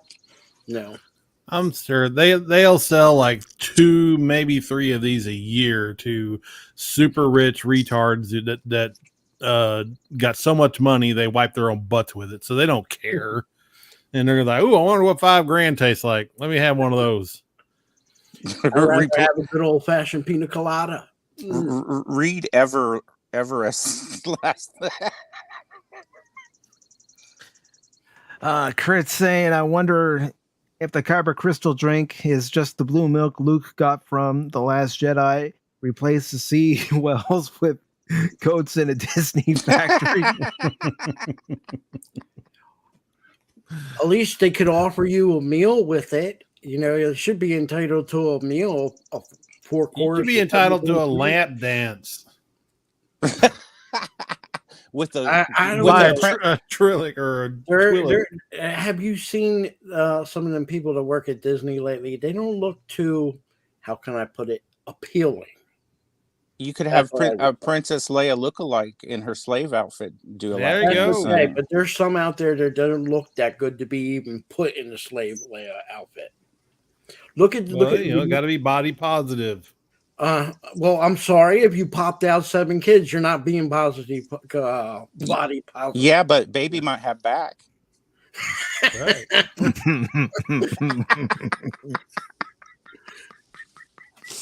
I'm sorry. No. I'm loving it. I'm of the elderly persuasion, and my breeding days are way past me. You know, I'm the old pooch that get a little tail here, a little tail there, and then I take my nap. That's how I see my life as it is. They should make a Banta drink like Red Bull. They might sell something. Yeah, especially with all the people that like to drink Red Bull and any of those energy drinks, like even that 5-hour energy shot. Yeah. You can be a Banta too for 5 hours. Just take a bouncing off the wall. Somebody has a restaurant and they serve drinks and food. Think to themselves, wow, $5,000 for just a drink. I don't even have to serve, and I don't even have to look. One bottle is probably whatever they're putting into. Let's just say it's like a 2-liter. How many of these 5,000 shots do you think you can get out of a 2-liter? A lot. It'll go bad before they sell it all. Yeah. And probably is some type of liquor that people rejected, and it ain't even Class A liquor. It's maybe Class D, barely fit for consumption. You rather drink turpentine, if you knew what they were drinking. And I know people that drank turpentine when they got desperate. How do you know it's not turpentine? How do you know it's not kerosene? True. When people start coming, there's not that many, so you can't even say they're going blind right away, because what do they get? Maybe 1 or 2 customers every couple months, maybe. Hey, honey, film me while I'm drinking this $5,000 shot. She's probably crying her head off. Their friends who are going to watch it probably look at this sucker. Yeah. Are you kidding? There's gonna be influencers, YouTubers who specifically go to Disney and on Disney cruises who are going to film themselves ordering it, and you're going to see that thumbnail on YouTube where they look like they're 10 sheets to the wind. Mike, I'm going to tell you what they do. They're going to go up to the bartender and they're going to say, "Here, put the $20 drink in the same glass. Pretend you're giving it to me like you're giving the $5,000 drink," and that's what they're going to show people on their YouTube channel. And they're going to get it for free. Practically, they're $20 instead of $5,000, and it's probably not even. It's probably just a shot of whatever, the cheapest liquor they got. Well, I was just going to say something, but I don't know if I can say it. Well, I could just piss in the drink and sell it for $5,000. And there's somebody in Japan that will guarantee you buy it. You want this crystal drink secondhand? Hey, Hey, it's been filtered. it's $1,000. It's been purified and filtered. Here's the secondhand drink. Hey, and it's all natural. It's organic. And like people like the yellow lightsaber, the yellow pistol. There you go. I'm sorry, Mike. No, it's perfectly fine. I'm laughing. I was going to say something, but I'm laughing. I mean, it puts a whole new meaning to taking the piss out of it. Oh, if you were in Britain, you could say the word piss, and it doesn't mean what you think it means. You could go out for a piss, which go out for a bunch of drinks. It's Britain. What can I say? All their words mean different things. They can't talk. Oh, wait, whoa. First Phil McCracken, and now you anonymous. It's catchy. I'm just bigoted towards the language. I'm sorry, my cookies are not biscuits. Just so you know, like, there's areas in Virginia and Maryland that they do talk like they have a British accent. Yeah, it's mind-boggling. It's mind-boggling. It's even, you can YouTube it. When they talk, you're like, "Are you really from the United States? Or are you from England?" No, they're from the United States. Their accent is so heavy, British accent, that it's been that way for 400 years. Never been changed. You know what's going to happen to you, Phil? Bunch of British people going to come to my house. Well, if you ever end up in the hospital, you're going to have a bunch of British nurses and everybody. Yeah. And you can always tell when they're British nurses because they don't look too good. Have you seen Margaret Thatcher, what she looks like? Did you see what the Queen looked like, even when she was in her prime? Not to my liking. I'm sorry. There's some good-looking British women. Again, the PACIFIC414 YouTube channel does not stand by or condone the words that are coming out of Phil McCracken's mouth. These are Phil McCracken's words, not PACIFIC414's. The British royal family are ugly. The Spanish royal family, the Danish royal family, the Belgian royal, they look good. You'd be pleased by the way they look. The British royal family, you look at them and you're like, really? They got beat with the ugly stick. So we need to get rid of the British royal family and hire some new ones that look better. Yeah, they definitely look. Some Welsh. Well, we can't understand what they're saying. What do you got? No, I'm sorry. No, that's Cockney. We can't. You got a hard on for the Welshes. So how could you hate British? Because the Welsh are much better and they have a better flag. So as long as it meets, okay. Yeah, as long as it meets your standards of what's acceptable. Phil McCracken judges your nation by the flag you fly. He's so colors. Phil McCracken just judges. Everybody judges. I just admit to it. Is that judging with Phil McCracken? Look, if we went to the bar to get that $5,000 drink and there was a bunch of women there, you're going to do some judging too. Do you like the brunette? Do you like the redhead? Do you like the blonde? Yeah, but after downing $5,000 worth of liquor, yes to the brunette, the blonde, and the redhead. Yeah, they all look good after a $5,000 shot. That look like angels, I guess. Everybody looks good when they're drunk. Probably a shot of Thorazine or something. Except for the British. They do not look good when they're drunk. No. You know, Phil, with all this, talk against the British people and their lifestyle today, I think there's a few Brits that might actually say this to you. I will send you to Jesus. Jesus wasn't British. Jesus wasn't British.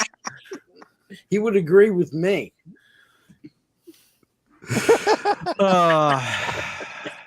Don't worry. Phil's not on Jesus' side. Jesus is on Phil's side.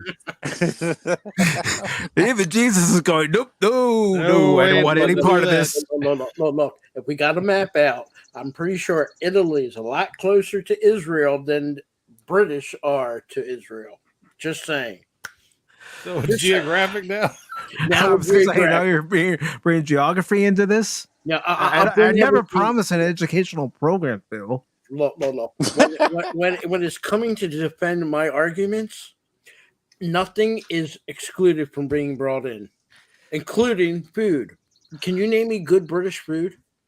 Bangers and mash. Bangers and mash, dude. Fish and chips. Fish and chips don't count. That's lazy cooking. Get out of Here, here. I'm gonna set them off. Haggis. Oh, that's No, but Scottish. that's Scottish. You can't claim that as British. That's Scottish. That's All right. still British. No, it's not. British is different than Scotland. It's Don't still tell part us of the you're UK. Real quick, Gap, since you have to go soon, is there anything you'd like to plug? I'd like to plug that I love the British people so much. And no, not really. I don't do much with my channel except for toy shorts. Everybody watch PACIFIC414, great show.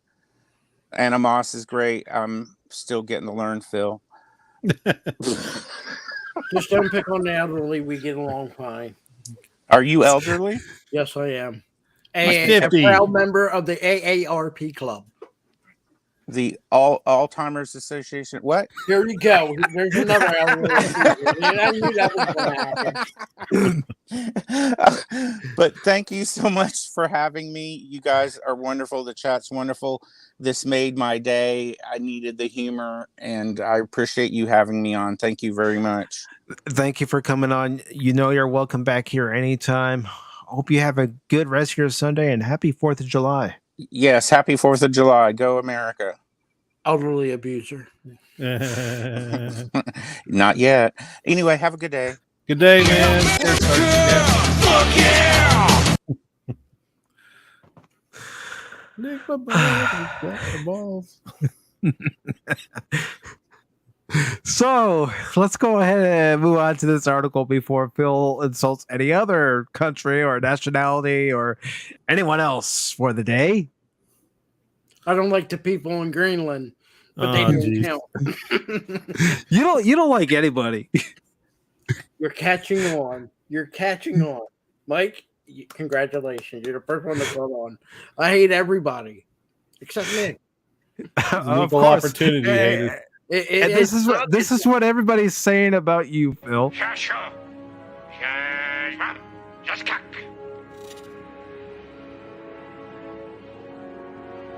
He said, "Today is a good day to die." Justice for Worf. He should have had a Klingon show. Jeez. Phil. Again, we're on the doll. Did all these things hurt you? It's on the backside. We fought 8 years to get rid of the British. Why do we want them back? We don't want them back. We just want to be friends. I don't want to be friends. We Oh, couldn't be friends in the beginning. They came back a second time. Took 4 years, and we had to go through a draw. Well, you know what? Sometimes it takes multiple, butt beatings to, learn a lesson. Sometimes you have to spank your kids a couple times before they really, get it through their head not to do that. Someday the British will learn that lesson. I think they have. They ain't tried to They haven't tried to invade us again. They're thinking about it. Oh, geez. Oh, God. Don't listen to them, folks. So Batman. We have this article from Bounding in the Comics by J.B. Augustine that was posted on the 30th, and it says DC penciler Chris Rosenek claims the Batman copies his decades-old pitch that went unmade. And it starts off by saying certain elements of Matt Reeves' film, The Batman, can be called derivative, but could the whole film actually be a top-to-bottom ripoff of an unmade story? Former penciler for DC Comics, DC Wozanek, thinks so and says the pitch is his in a stunning new video that explains how this year's iteration, of The Dark Knight directly copies his outline from 1990 beat for beat. Sorry, I blame Phil McCracken for all that he's thrown me off by all his hatred for the British people and all peoples. Jeez. I welcome one and all here, Phil. I welcome them, but for me, we're not at eye level. Oh, so you look down upon them. Wow. Is that worse? Wow, dude. That is worse. Now you're talking about hating them, but now you say, okay, I can't even look down upon them. Oh, wow. Well, sure, I'm not going to look up to them. Hashtag Phil hates all.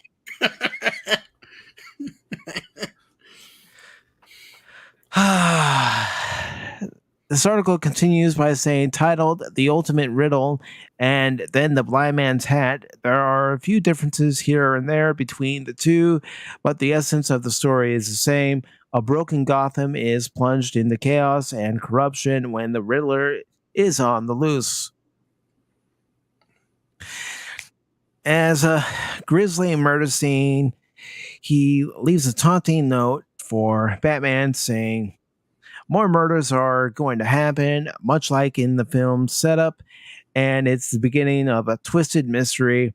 Also, just as in the movie, Riddler is reimagined as a lonely, morbid, gruesome serial killer and mass murderer. So, Phil McCracken?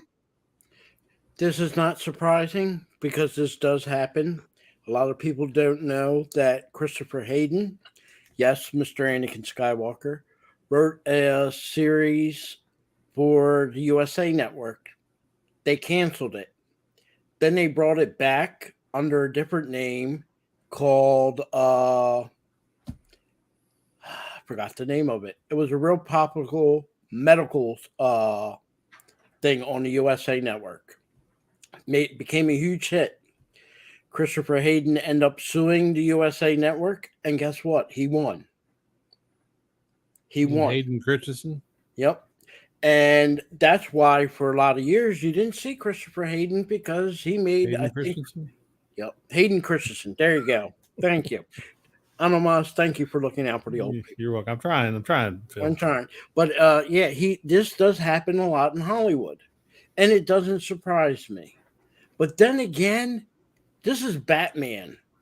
When isn't Gotham in trouble? When isn't the Joker trying to leave riddles and clues about people he's going to murder? And every other evil villain. You know, is there some truth to the kernel? Yes. But on the other hand, probably there's 10 different scripts right now for this version of Batman, the second one. And it's probably got the Joker coming, and it's probably just as crazy as all the Batmans. It's just the way it is. What do they expect to get a Batman that's going to have some villain that's going to be nice? No, it's on one hand, I agree. Really, I mean, now this story was written in 1990s, 90s, or early 90s, whatever, and it wasn't ever made. So, how did they get a hold of it to copy it? Well, there is a possibility that the script was written, or let's just call it a treatment.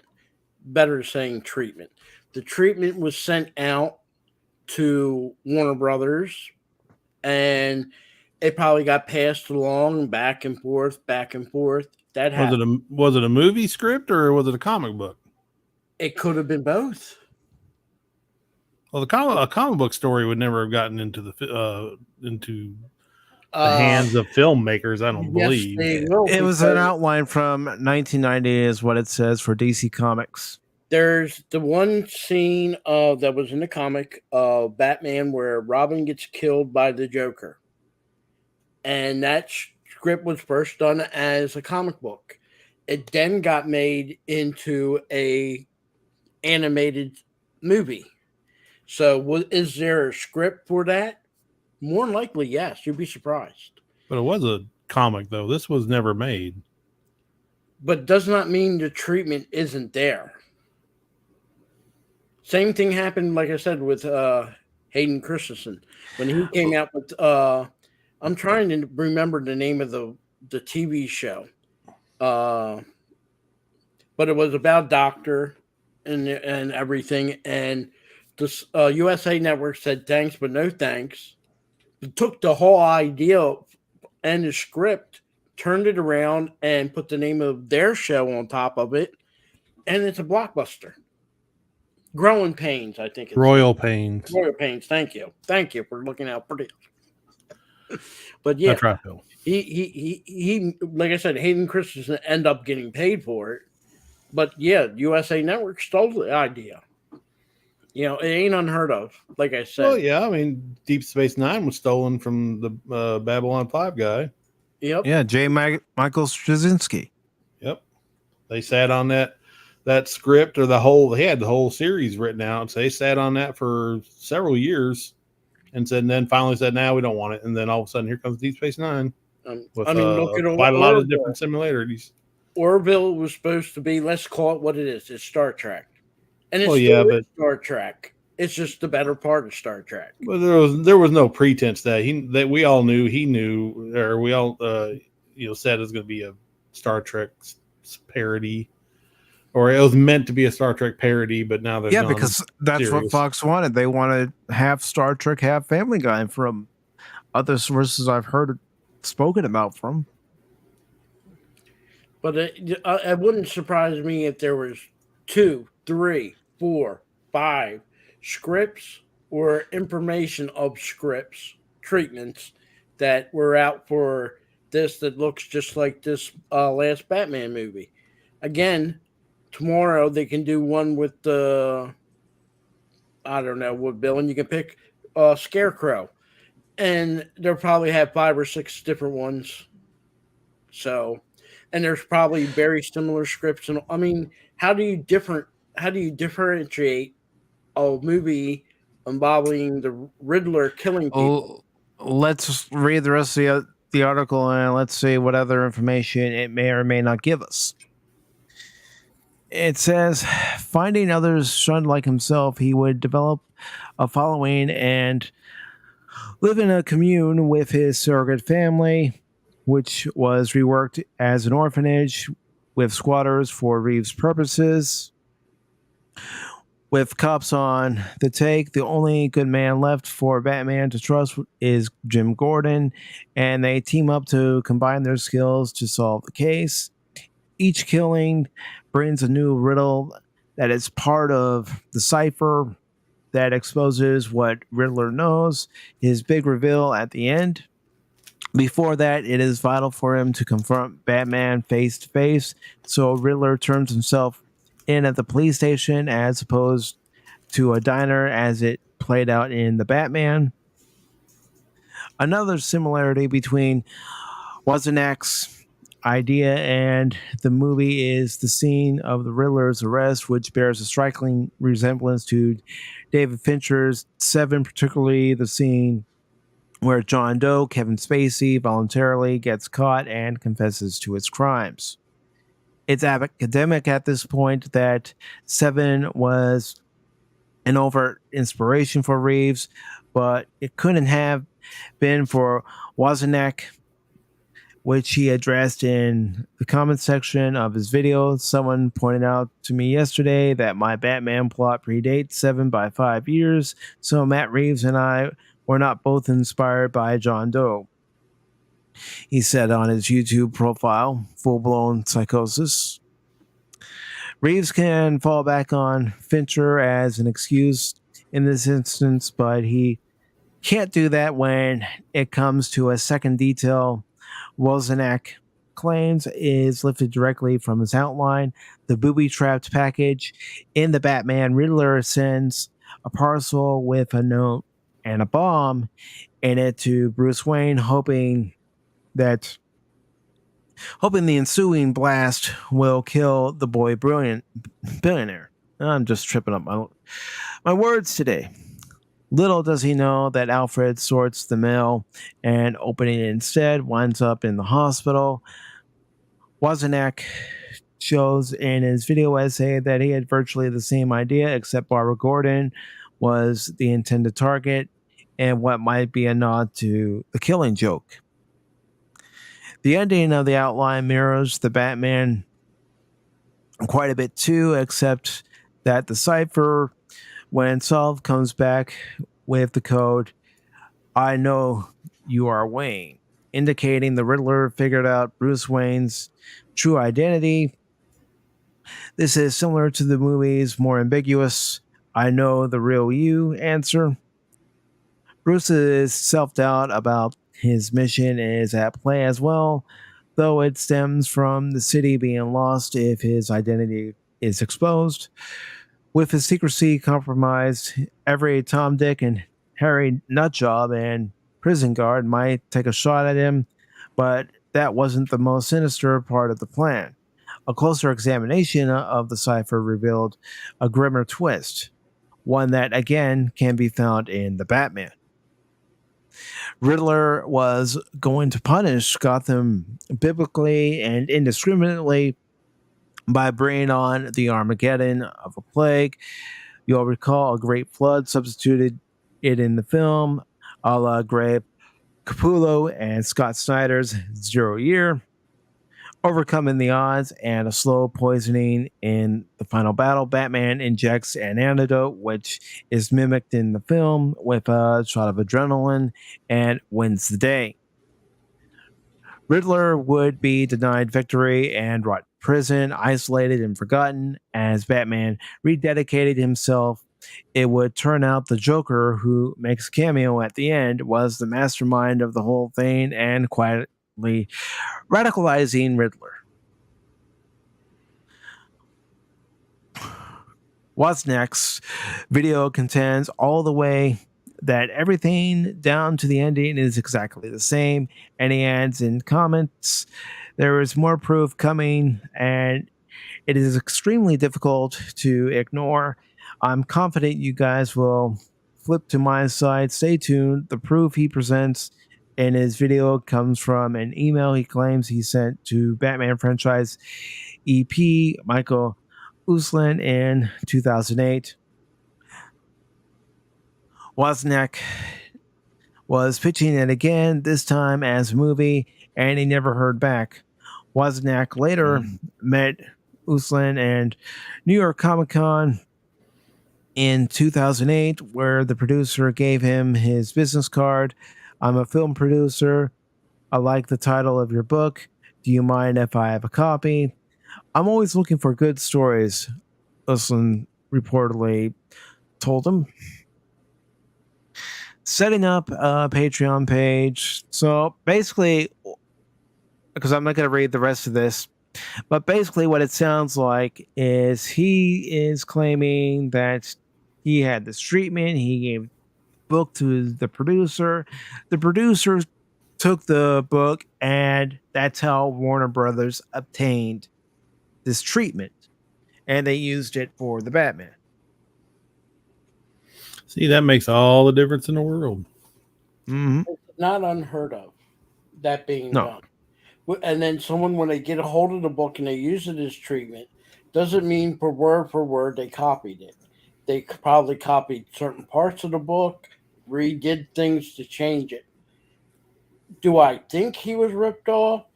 Yes. Yeah. Do I think it happens a lot in Hollywood? It's happened since day one. Yeah, but you got to be able to see. That's the thing. They do it with music too, but then when they get caught doing it with music, they have to pay. Yeah. And if you have the money or the balls to go after these people for taking your crap, you're probably going to get paid. So he needs to fight, as hard as he can. He did this back in 2008. Now here's the difference between him and Hayden Christensen when he did Growing Pains and went after them for Growing Pains. He didn't wait. He went right away from day one when the first episode popped. He went right afterwards with the lawsuit. This happened started in 2008. He should have started in 2008.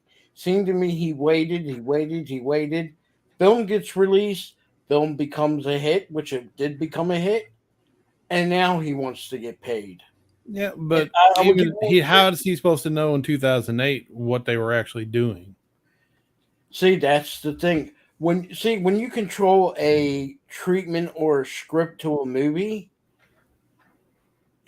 you do it this way. I go to you, Animas, you're Warner Brothers, and I say, here's this thing for Batman. I would like to know an answer, yes or no, and I'll give you a week.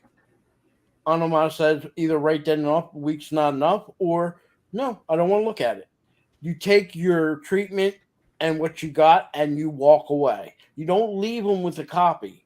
You don't leave them with anything unless you get a written guarantee. Hey, if it goes further than this, I'm going to get paid something. And what that could mean is even if no movie's made, you're getting paid for at least your treatment. Sometimes that's how it works. George Lucas gave up his treatment to his 3 last Star Wars. He left them a treatment. They could have used it or not used it. Disney wasn't stupid. They knew right off the get-go. If they even wanted to use his treatment, George Lucas has to get paid. Forget about what he's got paid for selling Star Wars.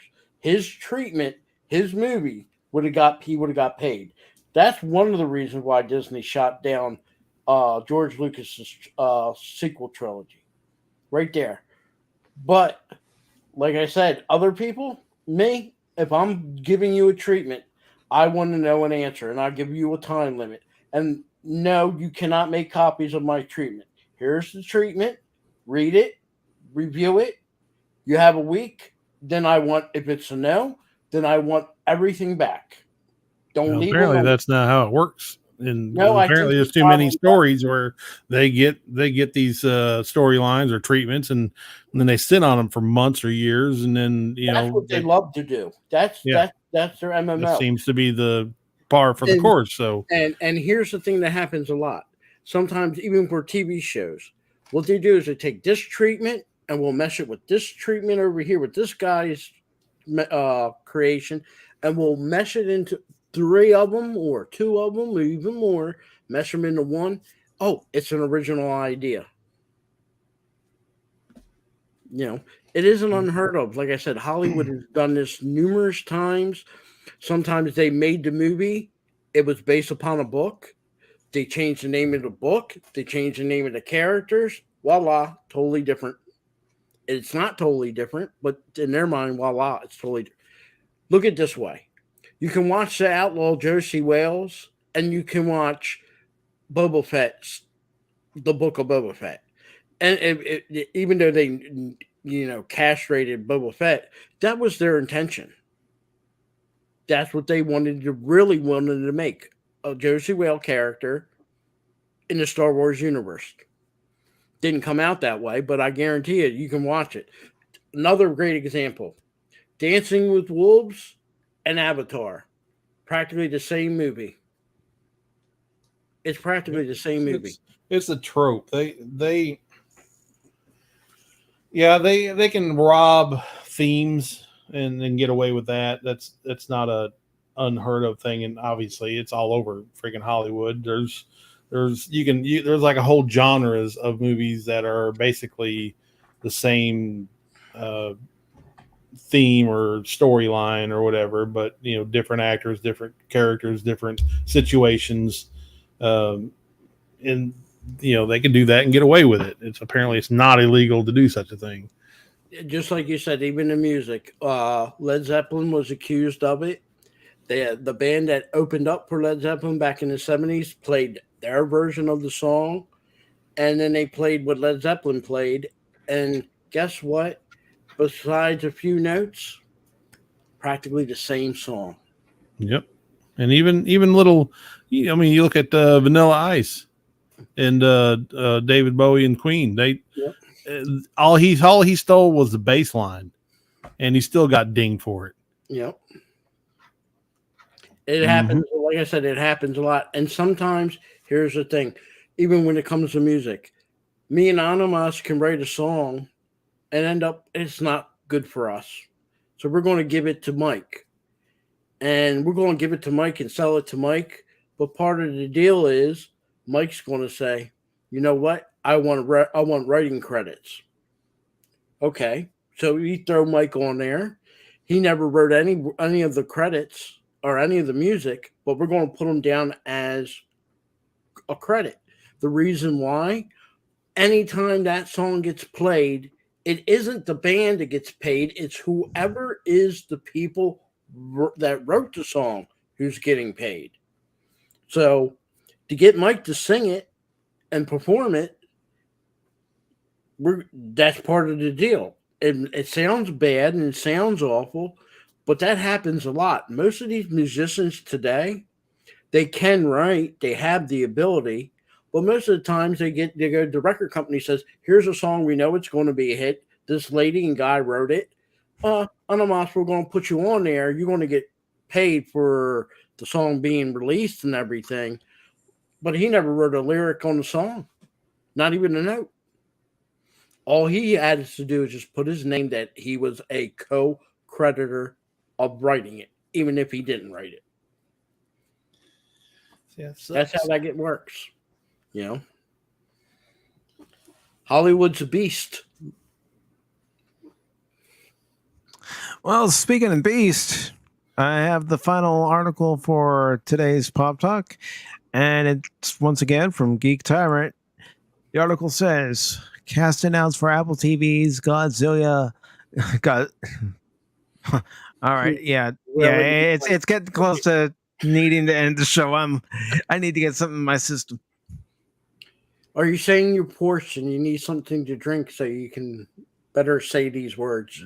No, I need to get some food. Anyways, cast announced for Apple TV's Godzilla and the Titans live action series.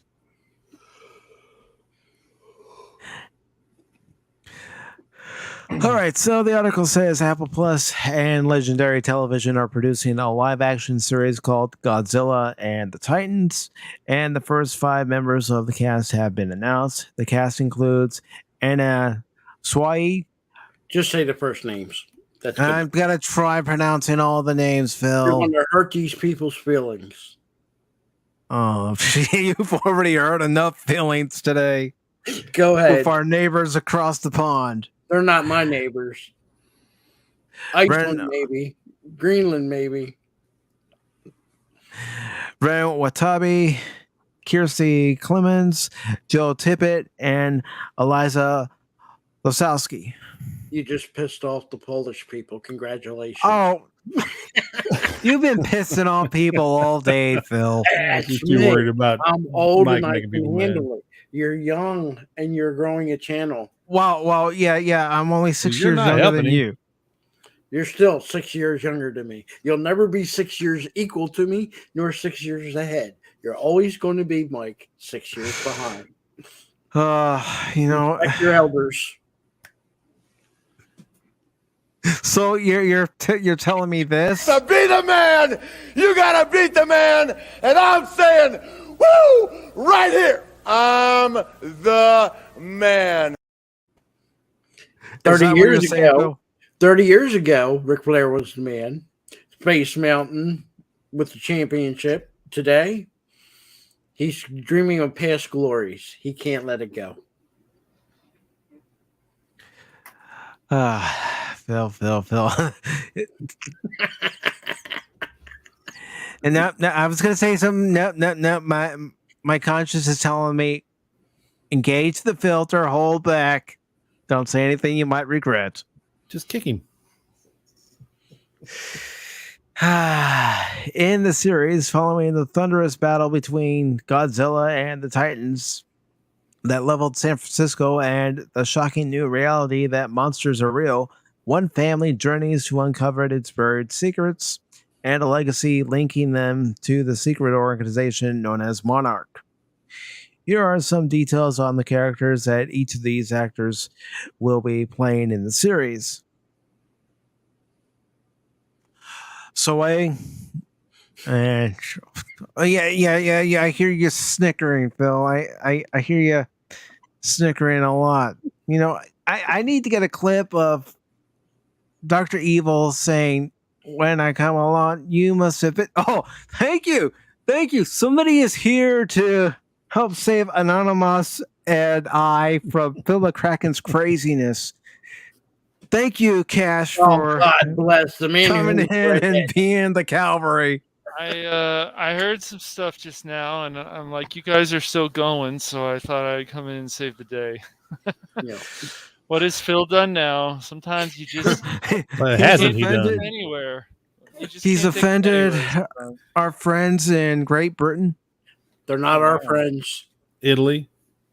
Wow. Mhm. Greenland. He's offended the entire world during this edition of Pop Talk Cash. The world is too sensitive to be offended. That's not true. Oh gosh. Is that all he's done?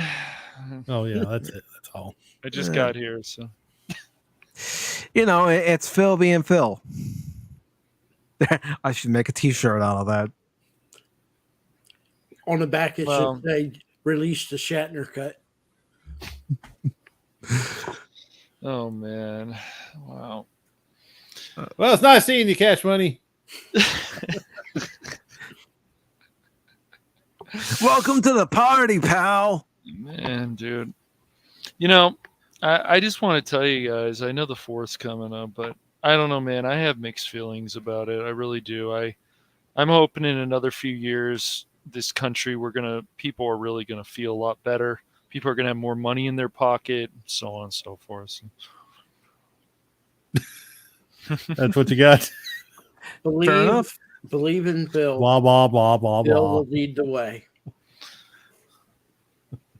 Yep. Yeah.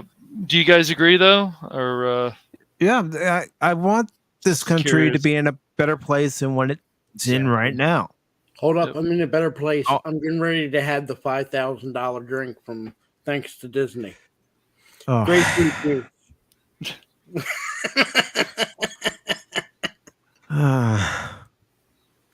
Phil, you've lost your mind. so what You is have- so what is Phil covered? Let me guess. The Shatner cut he said a few times. Mhm. He's just gone on about something that you guys were like, that's great. He probably attacked Mike for some reason about something like last time. Yeah. Remove the ivy and getting on me for not being able to pronounce Japanese names and a few other names. Oh boy, jeez, man. Yeah. Did he actually pronounce them though? No, he refuses. No. He hates them. Oh, I told him to see. ease the way, just say the first name. Skip the last name.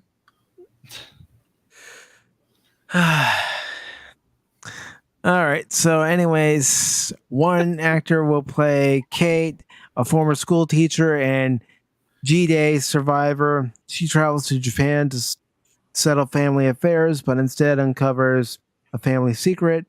Tired of running from her problems, she is determined to find answers.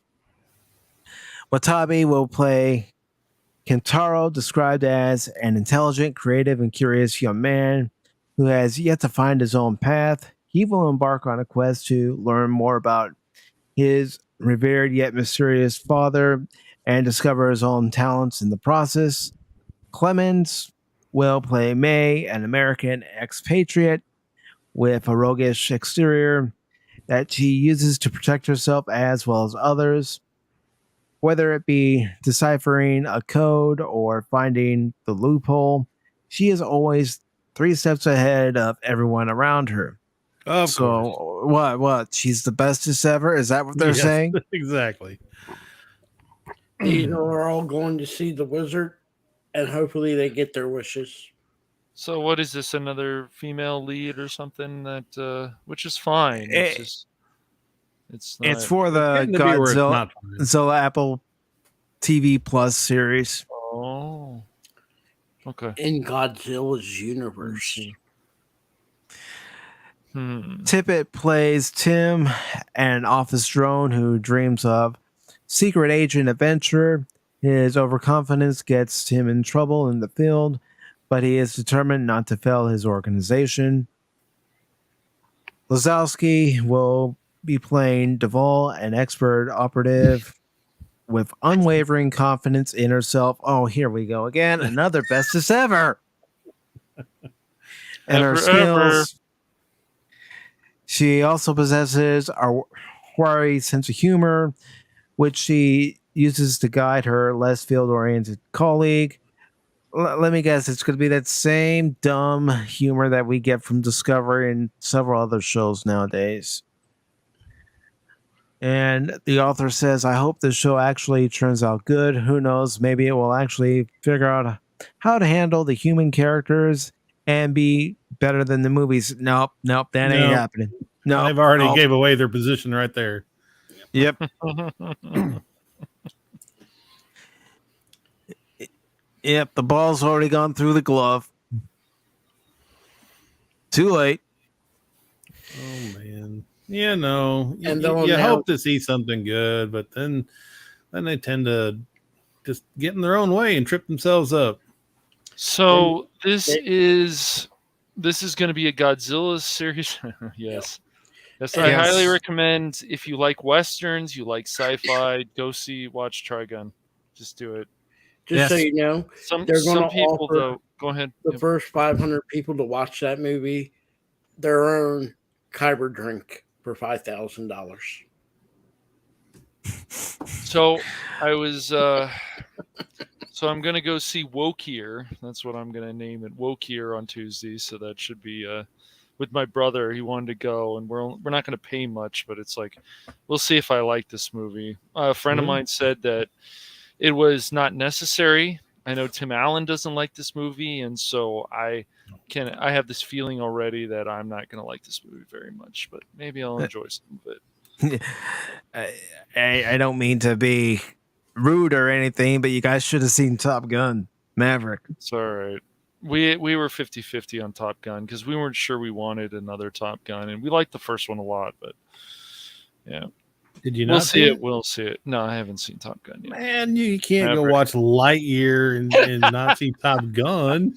I'm more excited about seeing the Minions movie. I heard great things about that. So I have to understand. True. Cash likes diversity, inclusiveness when it comes to everything except redheads. If you're a redhead, you're excluded from Cash Money's That is such Here a he goes lie. again, causing more trouble. I know. Telling the truth. Have you decided to ban Phil yet from the panels? I'm really thinking about it. What have you done? What have you done to Mike? Mike's a good person, Phil. I have done nothing. What have you done, Phil? I have done nothing. Nothing. He's running on 2 strikes already. So, well, since we're talking about movies, we might as well talk about the latest weekend box office before we end the show. Sure. That's right. As you can see, Minions: The Rise of Gru raked in $108.5 million, followed by Top Gun Maverick at $25.5 million, which it made $30 million last week. So a $5 million drop isn't too bad, especially with a movie like Minions coming out. Mm-hmm. Of course, you got Elvis. Is Elvis $19 million. Good. Yeah. Then of course you had. Go ahead. Don't watch the video of EVS. He brought the knowledge of Elvis, but he had some really mean things to say about Tom Hanks. Well, Tom Hanks isn't exactly winning any friends lately. No, I agree. Actually, I do agree with that. The Black Phone came in at $12.3 million. I've heard pretty good things about it, but when I saw the trailer, I just wasn't sure. I never heard of to see it. What is the Black Phone? It's basically like it's Ethan Hawke. He's this evil person. They kidnap kids. I don't know if he's exactly a serial killer. I'm not, because I haven't seen the movie. But from the trailer, he kidnaps kids and in a way tortures them, and it's pretty brutal. But I don't know, and I guess he looks freaky. But and Lightyear came in at number 6. How much does it make? Cash. I know, right? Are you sure you want to see it? I know. It's your money. I can't tell you how to spend it. I might push him over the edge and let him break even.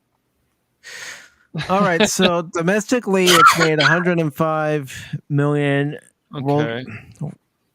International, $82 million. So the worldwide total is $187,562,663.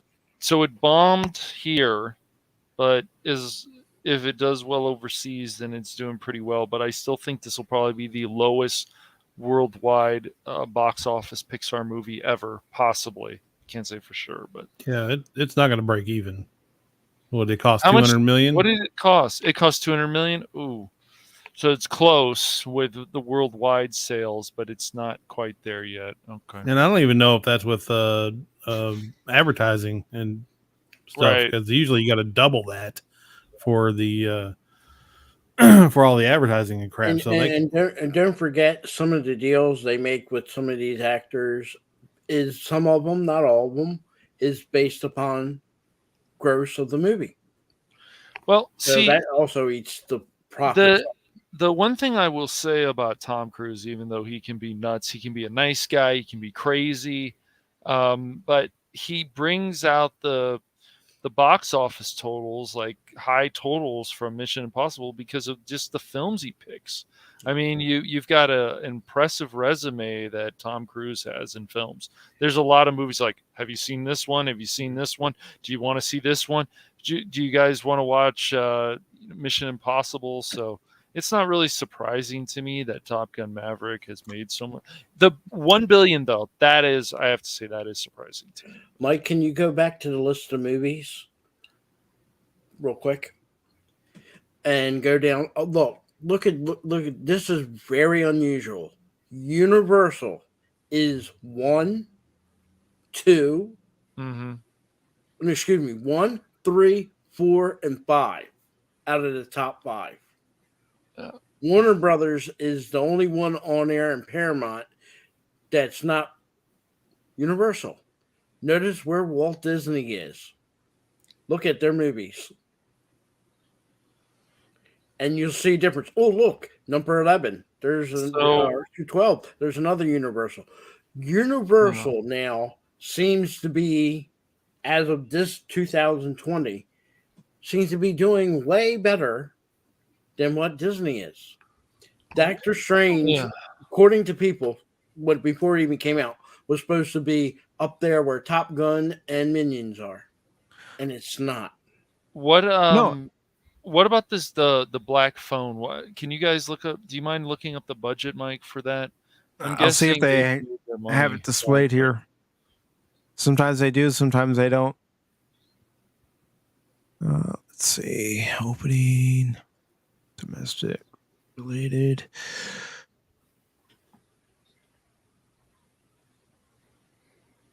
But yeah, I've had 1 or 2 people. Okay. Number 4. Yeah, I guess a far more modest. Yeah, an $18 million budget. Yeah. Okay. So yeah, they've done well then. So they put together a quality horror film that enough people liked, and that's good. And it's rated R. So and look at how many movie theaters that's based upon. 3,150.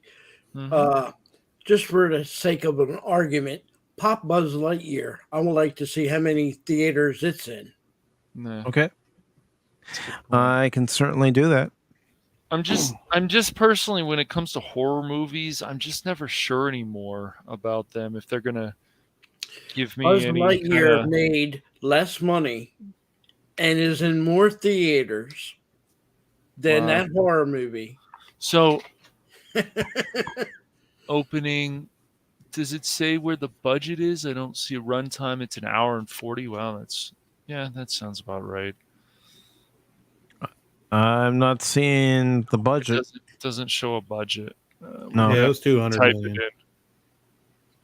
You looked it up. Million, right? but 200 million. I'm gonna look it up, and that's before advertising, I believe. I just like to see that Buzz Lightyear is in almost 1,000 more movie theaters than that phone, the horror movie. It's only in 3,100, and it's making more money than what should be a blockbuster. Yeah. Like I said, it's ironic. Out of top 5 movies, 3 are from Universal. This is the supposed budget for Lightyear, $200 million. Wow, it's still not there. So it's going to lose money hard.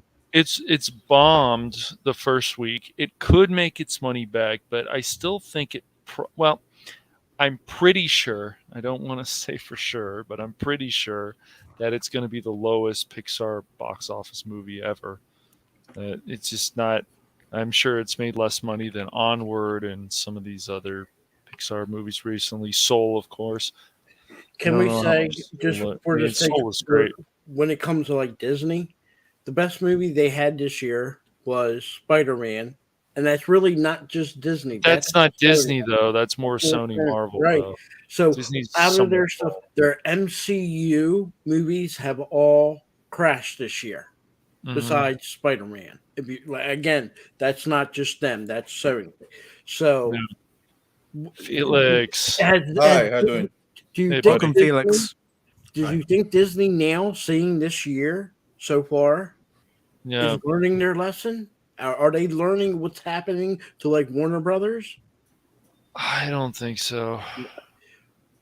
Yeah. I want to see. I want Warner Brothers. I want Discovery to be like, look, guys, we know you've been waiting for these things from the comics. We know you've been waiting for this. We're going to finally start bringing out to you, but we just don't know if that's going to happen. But it would make, if they want to make money, I think they should do that. I would love them to bring Jeff Johns' series. Was it The Blackest Night? I think it's called. A number of years ago. I would love to see that on the big screen. I love to see that. I love for him to do it. So, and real quick, I do want to say hello and welcome to Spock's Friday Nights. Happy 4th of July weekend, brother. I know he's been working hard on his episode 2 for his episodic series, and I can't wait to see that come out.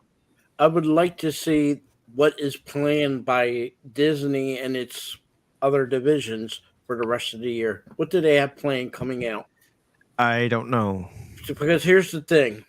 You're already past the midway point of the year.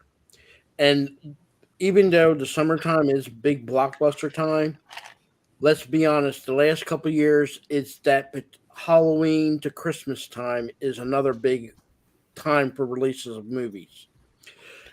They can make it, I'm not saying they are, but I say they can, depending on what's coming out and what the content is in these next couple months before Christmas. I don't think so. I think this is going to be a bad year for Disney, Marvel, and the company as a whole, all its subsidiaries, no matter who they are. I think this is going to be a bad year for Disney. I mean, it could be, but I found some releases, but I got to get it up to a date here. Okay, so let's start here, and I'll go ahead and share it. And how's your day going for you, Felix? Doing good, yeah. It's I this weekend I saw Minions with my kids, so we have a lot of fun. Oh, dude, So I bet was it really good? Like the other Minion films? Yes. Yeah, they went. I will say this is, and that's why I joined the stream, because you guys were talking about the Buzz Lightyear and all that stuff. I'm telling you that it was tough for parents to bring the kids to see Buzz Lightyear. So we didn't went over there, but I was waiting for Minions because I knew Minions was gonna just basically break the record. And I'm telling you, Minions went all the way on the comedy. They just win it. So it was really, really good. I've seen the other one, Despicable Me 1, 2, and 3. I've seen the Minions. This one, they just went, I don't know, with a bang. They just it's super funny. They all the jokes, like everybody, the theater was full of families. You know what I mean? You can hear kids laughing, parents laugh. It was a great experience. I had a lot of fun. So the Minions didn't help some trans kid out with her period. This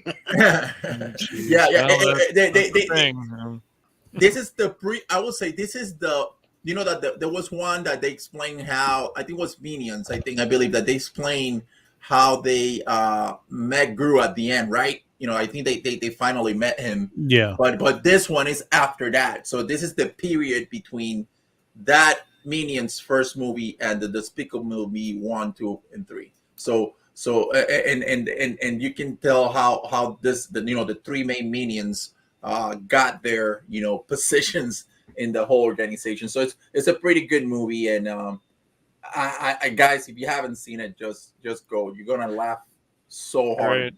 Great. It's Great. good. So yeah. Yeah, my wife wants to go watch it next weekend. I think it's an amazing thing, because if you look at other times and periods, when you have Universal 3 of the top 5 movies, that's hard to do in the summertime when blockbusters. Yeah. 3 of the top 5 are Universal film movies, and not one of the top 5 is a Disney. That shows a lot there. Money. The only way that Disney is going to change some of their ways is if they keep losing money. That's the only way. If they don't lose enough money, they're not going to care. That's the only way that things are going to start changing again. So, yeah, and one thing that I noticed about this movie, about the Minions movie, and you're saying, okay, diversity and all that, right? They did it without being pushy. It's right there in the story, but it's not push. It's part of the story. It's just a normal world. You know what I mean? Like that's all people want. That's all people want. Be inclusive, but you don't have to push it down your throat. Oh yeah. Or change the story. You don't. That's the thing. Want. Yeah, you don't have to announce it from the top of your lungs. Universal seems to have the patent down. And I think it's time that Disney, especially, and I don't know about Warner Brothers, but they have to be looking at it and saying, wow, Universal has 3 of the top 5 movies in the summertime. I can't name another time that I can think of on the top of my head, a movie company having 3 of the top 5s in the summertime. I can't think of another time when that ever happened. Yeah, well, then I'm going to have to tell my brother we're seeing Minions next, since we have to see Lightyear. He'll be fine with that. He wants to see. We've enjoyed the Minions films, so I'm not surprised. You will love. There's a lot of Easter eggs in that movie. If you are a fan of the franchise, right? They make sure they do little things for you in the movie. Oh man, yeah, thank you, and wow, yeah, they really did a great job. I was wondering, is Maverick part of the same studio of Minions or no? Maverick is part of Paramount. Yep, I believe so. Yes. Okay, so that's another movie there that it's great, great on. Did you see the Black Phone at all? Are you interested in any horror movies, Felix? I don't know. I've heard a few people in the community really liked the Black Phone, but I haven't seen it. I'm a fan of the Exorcist and all that stuff. So I can deal with a horror, but sure. Is this what kind of what is the topic of this one? Is well, from the trailer that I've seen, these kids get kidnapped and they can only use this rotary phone or whatever it is to call their kidnapper, and they're trying to escape. Yes. I think I see the trailer. Yeah, interesting. It looks interesting. I was like, whenever there's a horror movie, usually that's rated R, unless it actually looks really good, then I'm usually on board. But these horror movies, they feel too much for me, like Saw usually, or it's just recycled ideas, and I want something kind of new. I like real horror, like Amityville style, and like you said, I'm not into the Saw type, the chopping up of body parts and that type of stuff. I've never been a fan of Saw, or what's the other one, Under the Hill, or that type of series. Hostel. Yeah. Cut I'm off not into that. I'm stuff. into that mystery and horror. The old Exorcism, I like that. Them type of horrors. Yeah. I like that paranormal kind of type. Yeah. I don't want the blood and guts type thing. That's played out too much. Horror to me is being spooked, getting scared, not getting terrorized. That's not horror to me. So, And is it based on a true story? Even better, because then he adds the kind of like the feeling that that it happened. So that's kind of like that's what I like The Exorcist. So yeah. You notice I said Amityville. I only mean the first movie. I don't mean them fakes that came afterwards. They're not true. Even the first one is a little bit warped, but it's close to being true with the Amityville horror. But yeah, I like the old ones, and I'm like you. I like Felix. I like them old horrors, so I know exactly what you're talking about. Have you seen the Exorcist of Emily Rose? Have you seen that one? Or? I haven't seen the new one. No. Yeah, that's a based on true story too. So yeah, that's haven't seen it like Exorcist. See that one? Yeah. So yeah, you have this another article up, I guess, Mike. Or you were Yeah, I was looking at the list of upcoming Disney releases. The Thor: Love and Thunder. I know we heard Crit and I heard an early review, and they said there's 40 minutes of jokes. Now, of course, the Guardians of the Galaxy is in this, and there is jokes in those movies which do work. So maybe this film will be enjoyable. And I know people had mixed feelings about Ragnarok. I liked Ragnarok a lot, but so I don't know if what you I'm guys afraid is they took like, Ragnarok to the times 50, and I don't think that's going to Mhm. work if they did that. Yeah, so we'll see how this one turns out. Yeah, the only way I'd go see it is if it comes down to the theater where I only have to pay $7 for a ticket. Yeah, that's all I'm paying for Lightyear, because on Tuesdays AMC has a deal where you can you get cheaper prices. So Yeah, I'm going matinees only because of that too. It's just it's yeah, the matinee price. Yeah, yeah, because right now I was talking with this with my wife. It's kind of like now going to the movies for a family of four. Average, it's like $100. It's crazy because you go to the movie and you're always gonna want to get popcorn, right? Between popcorn, a couple of drinks, it's like $25 or $30 at least. Yeah, at least. So it's kind of like even if you go already fed over there, it's still a lot of money. You know what I mean? So yeah, it's yeah. Yeah, because how many of us, even if we've had lunch or dinner before going to the movies, the moment you step into the theater and you smell that movie theater popcorn, you go, I gotta get some. Yeah. I would be honest, and I know I want to get the cheap label. If I go to the movies with my girlfriend, I make sure she brings her purse. I'll be honest. I get 2 Cokes from the local store, 20 ouncer, put it in her purse. Candy, put it in her purse. Yep. If I go to when I go to movies, if I smell the popcorn, I'm like you guys. I gotta get popcorn. But popcorn is it. Other than that, I'm not spending $5 on a box of candy that I can get at the Dollar Tree for $1. Yeah. I'm sorry. That's And what I know my some wife places- was telling me. Like next time, like we are, because we're going back to the movies, right? Let's go to the Dollar Tree, get your candy, right? Get your candy, stick it in their purse. Yeah. I know some movie theaters where I'm at, some of them are starting to get a little wise to it, and they will do a check of the purse. But I still will risk it because you go with 4 people, kids, they want candy, that's given. So them boxes, that's $10 right there. So you get say 2 tubs of popcorn. Let's just say that's $7 right there. So that's 14. And then you're going to need something to drink. And they're going to charge you $5 for a 20 ounce, where you when it comes down to, you're almost bankrupt just going to see a movie. Yeah. Average. I'm saying average wise, it's like $90 to $100 the whole deal for a movie. Family of 4. Yep. Yeah, it's like that. Yeah. That's why when it comes to me, I have to say to myself, okay, this is what I'm going to watch in the movie theater, and these are the movies I'm going to watch when it comes to, I have HBO Max and I have Disney. If they're on there, then I'll watch it.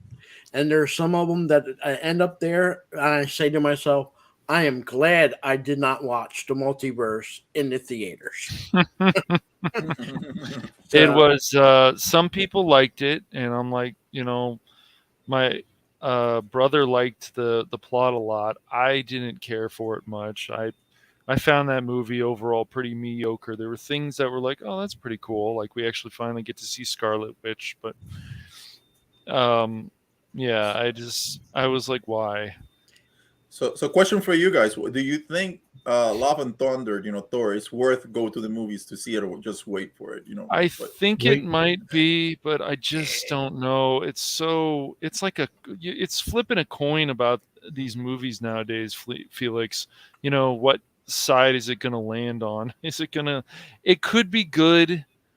It could be another MCU kind of situation, where it's like it's supposed to be about Thor and then it turns into something else.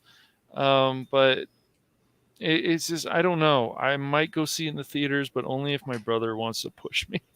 I would say, Felix, if there's no other movies between now and Christmas that you are not going to go see, and this is the movie that you say out all that's coming out, the only one I really want to see, then I would go see Love and Thunder in the movies. But if there's a movie coming out that you think might be better, then this will be the movie that you can say, I'll wait till it goes on Disney Plus. That's the way I see it. But like I said, I as of right now, I don't know what's coming out after Love and Thunder. I don't know what the list of movies. Well, as far as a Marvel movie is concerned, Wakanda Forever doesn't come out until later on this year. See, the other one that is the third Guardians of the Galaxy movie, I think that could be quite enjoyable. Even though I wish James Gunn did so much more with Suicide Squad, I wanted more of like a rated R kind of Guardians of the Galaxy thing with Suicide Squad, but there were, dick jokes and few and stuff. It just wasn't. I just didn't. I got a warning for people.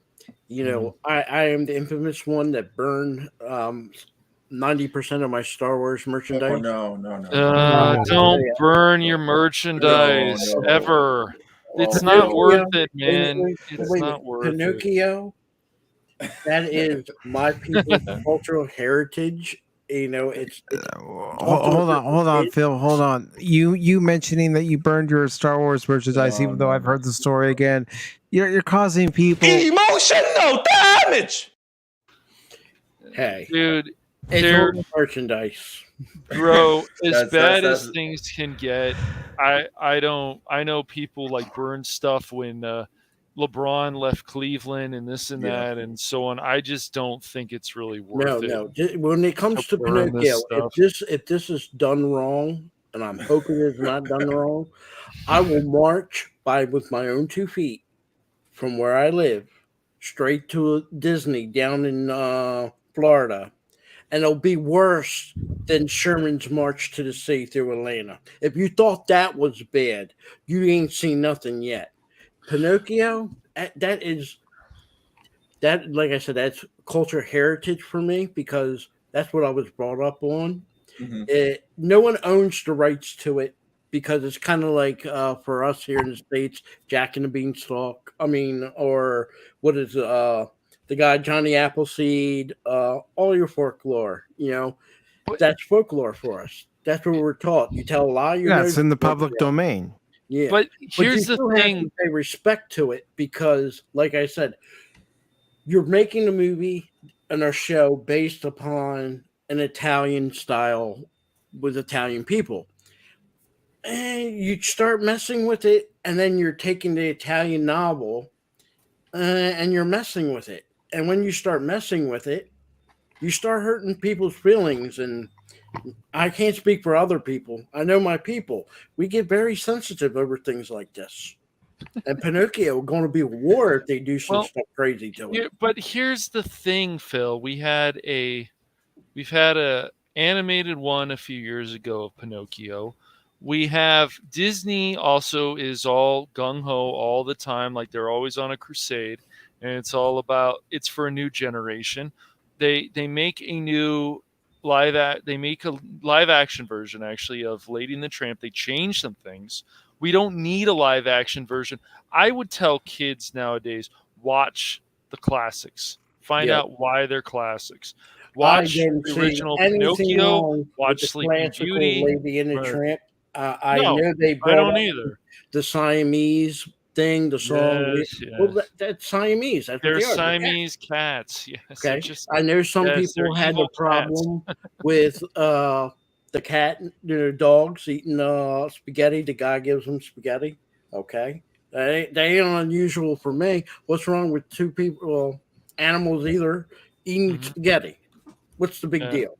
You know? Oh, the accent. Well, some Italians do have that type of accent.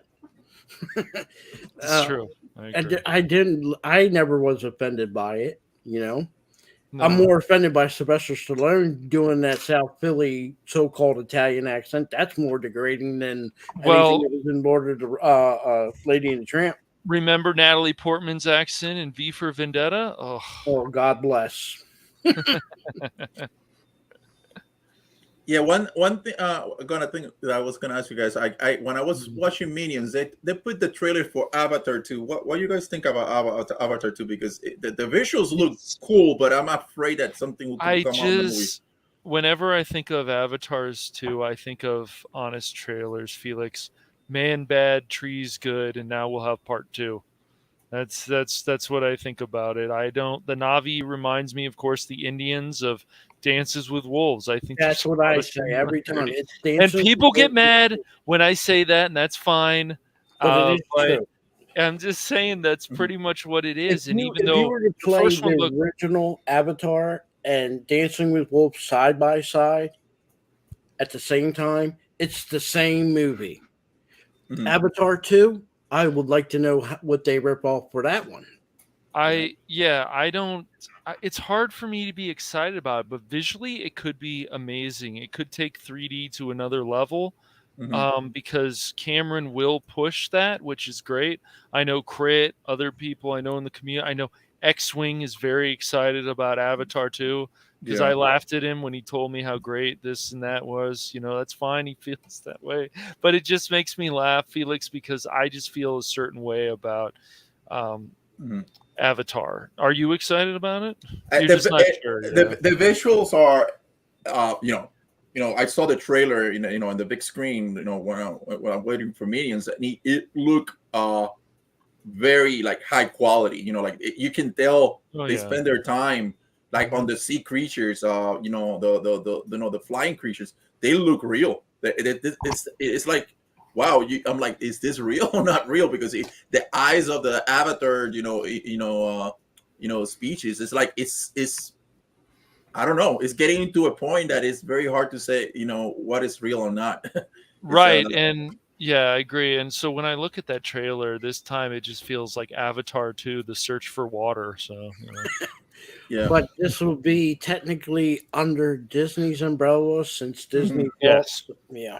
I hope they keep it clean, that they just keep it to the story because the first one, there was nothing about, any hidden agendas in between the stories. So hopefully they keep it.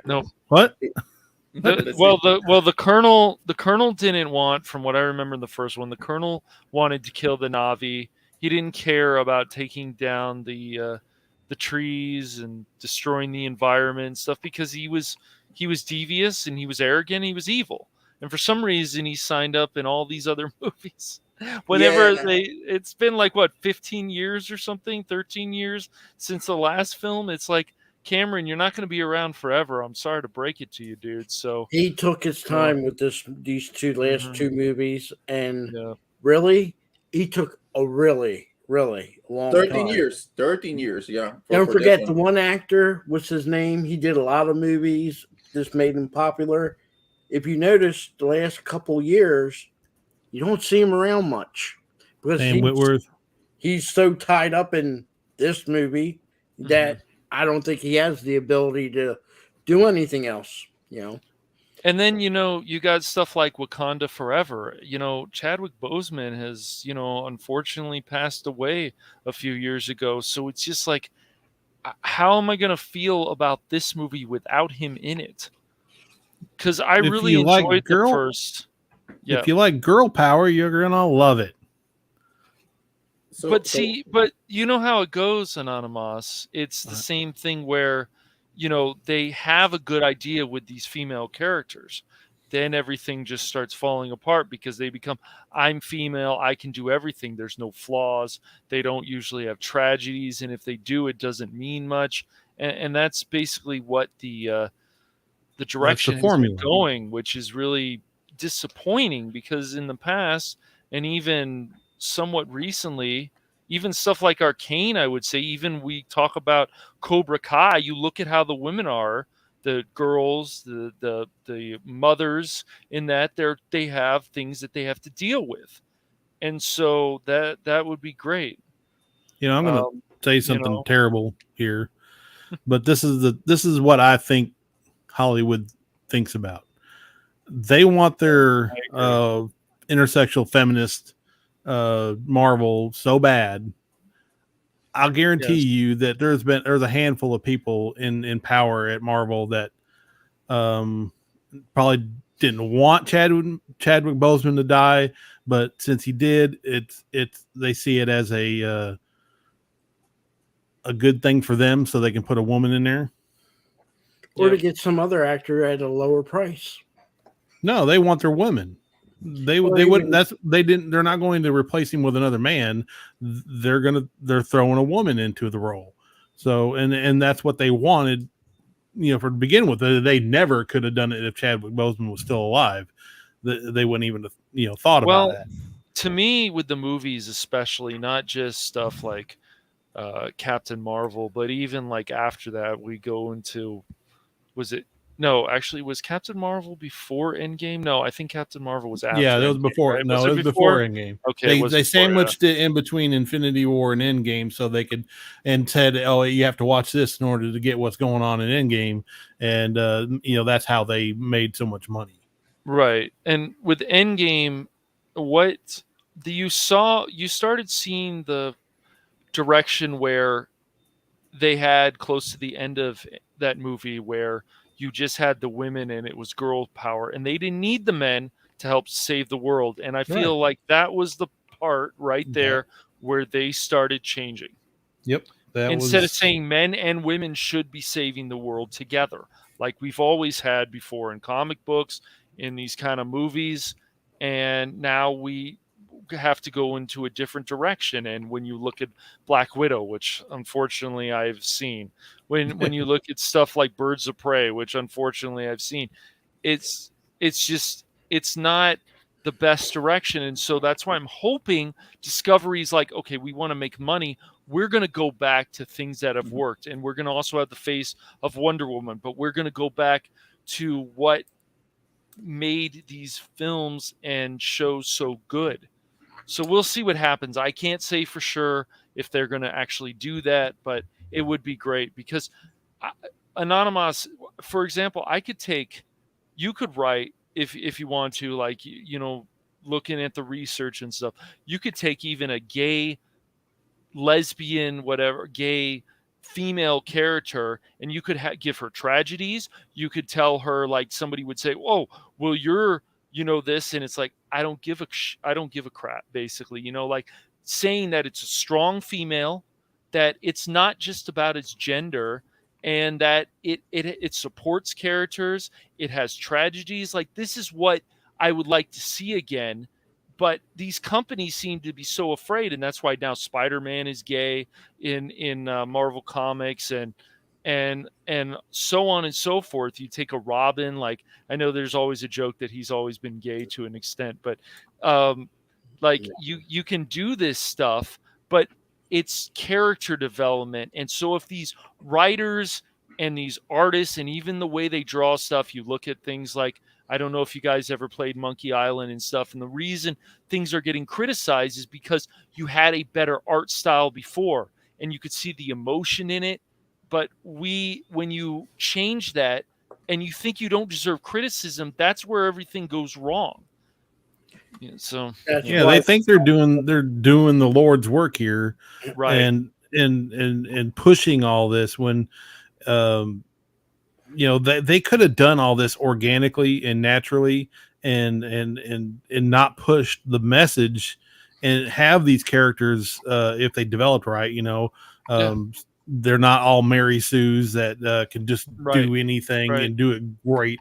And that's what turns people off. And we get so sick of it. It's every stinking movie and it's every TV show. And I'll tell you what, it's not a very good show, but I watch, I don't know if you guys know, real quick, Felix has to step out. I want to thank you, Felix, for joining us here on the panel. Yeah, Felix. Talk to you soon, buddy. Yeah, man. Soon, guys. Happy 4th of July to everybody. You too. You too, man. Okay, bye. And but that's why there's a show called Be Positive. Mm-hmm.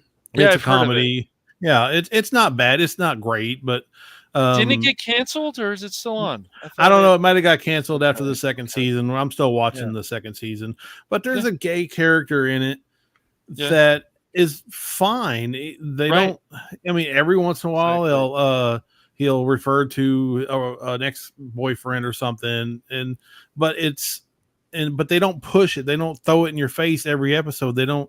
He's a funny guy. He just he's just part of the crew, and it's not trying to push a message, and it's totally acceptable. So, but they can't do that. They can't. They don't know how to do that. They want.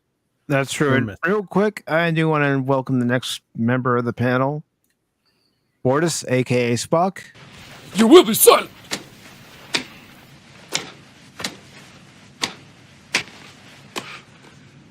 So, what does this just go on until somebody? Let's go!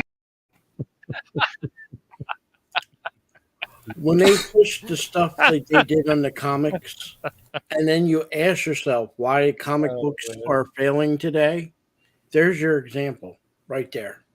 There's your example. And as far as diversity, inclusiveness, and Endgame, Mr. Wong, big man and all, especially with Doctor Strange. But when he gets there, you only see him at the beginning, and then he goes, his line, "Oh, you want more?"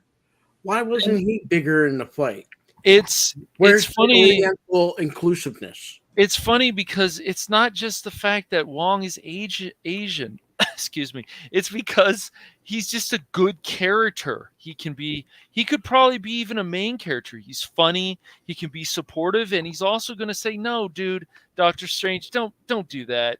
You know where this is going to go." And I'm like, that's a well-developed character. I liked him in the first movie too. I like him in this movie as well.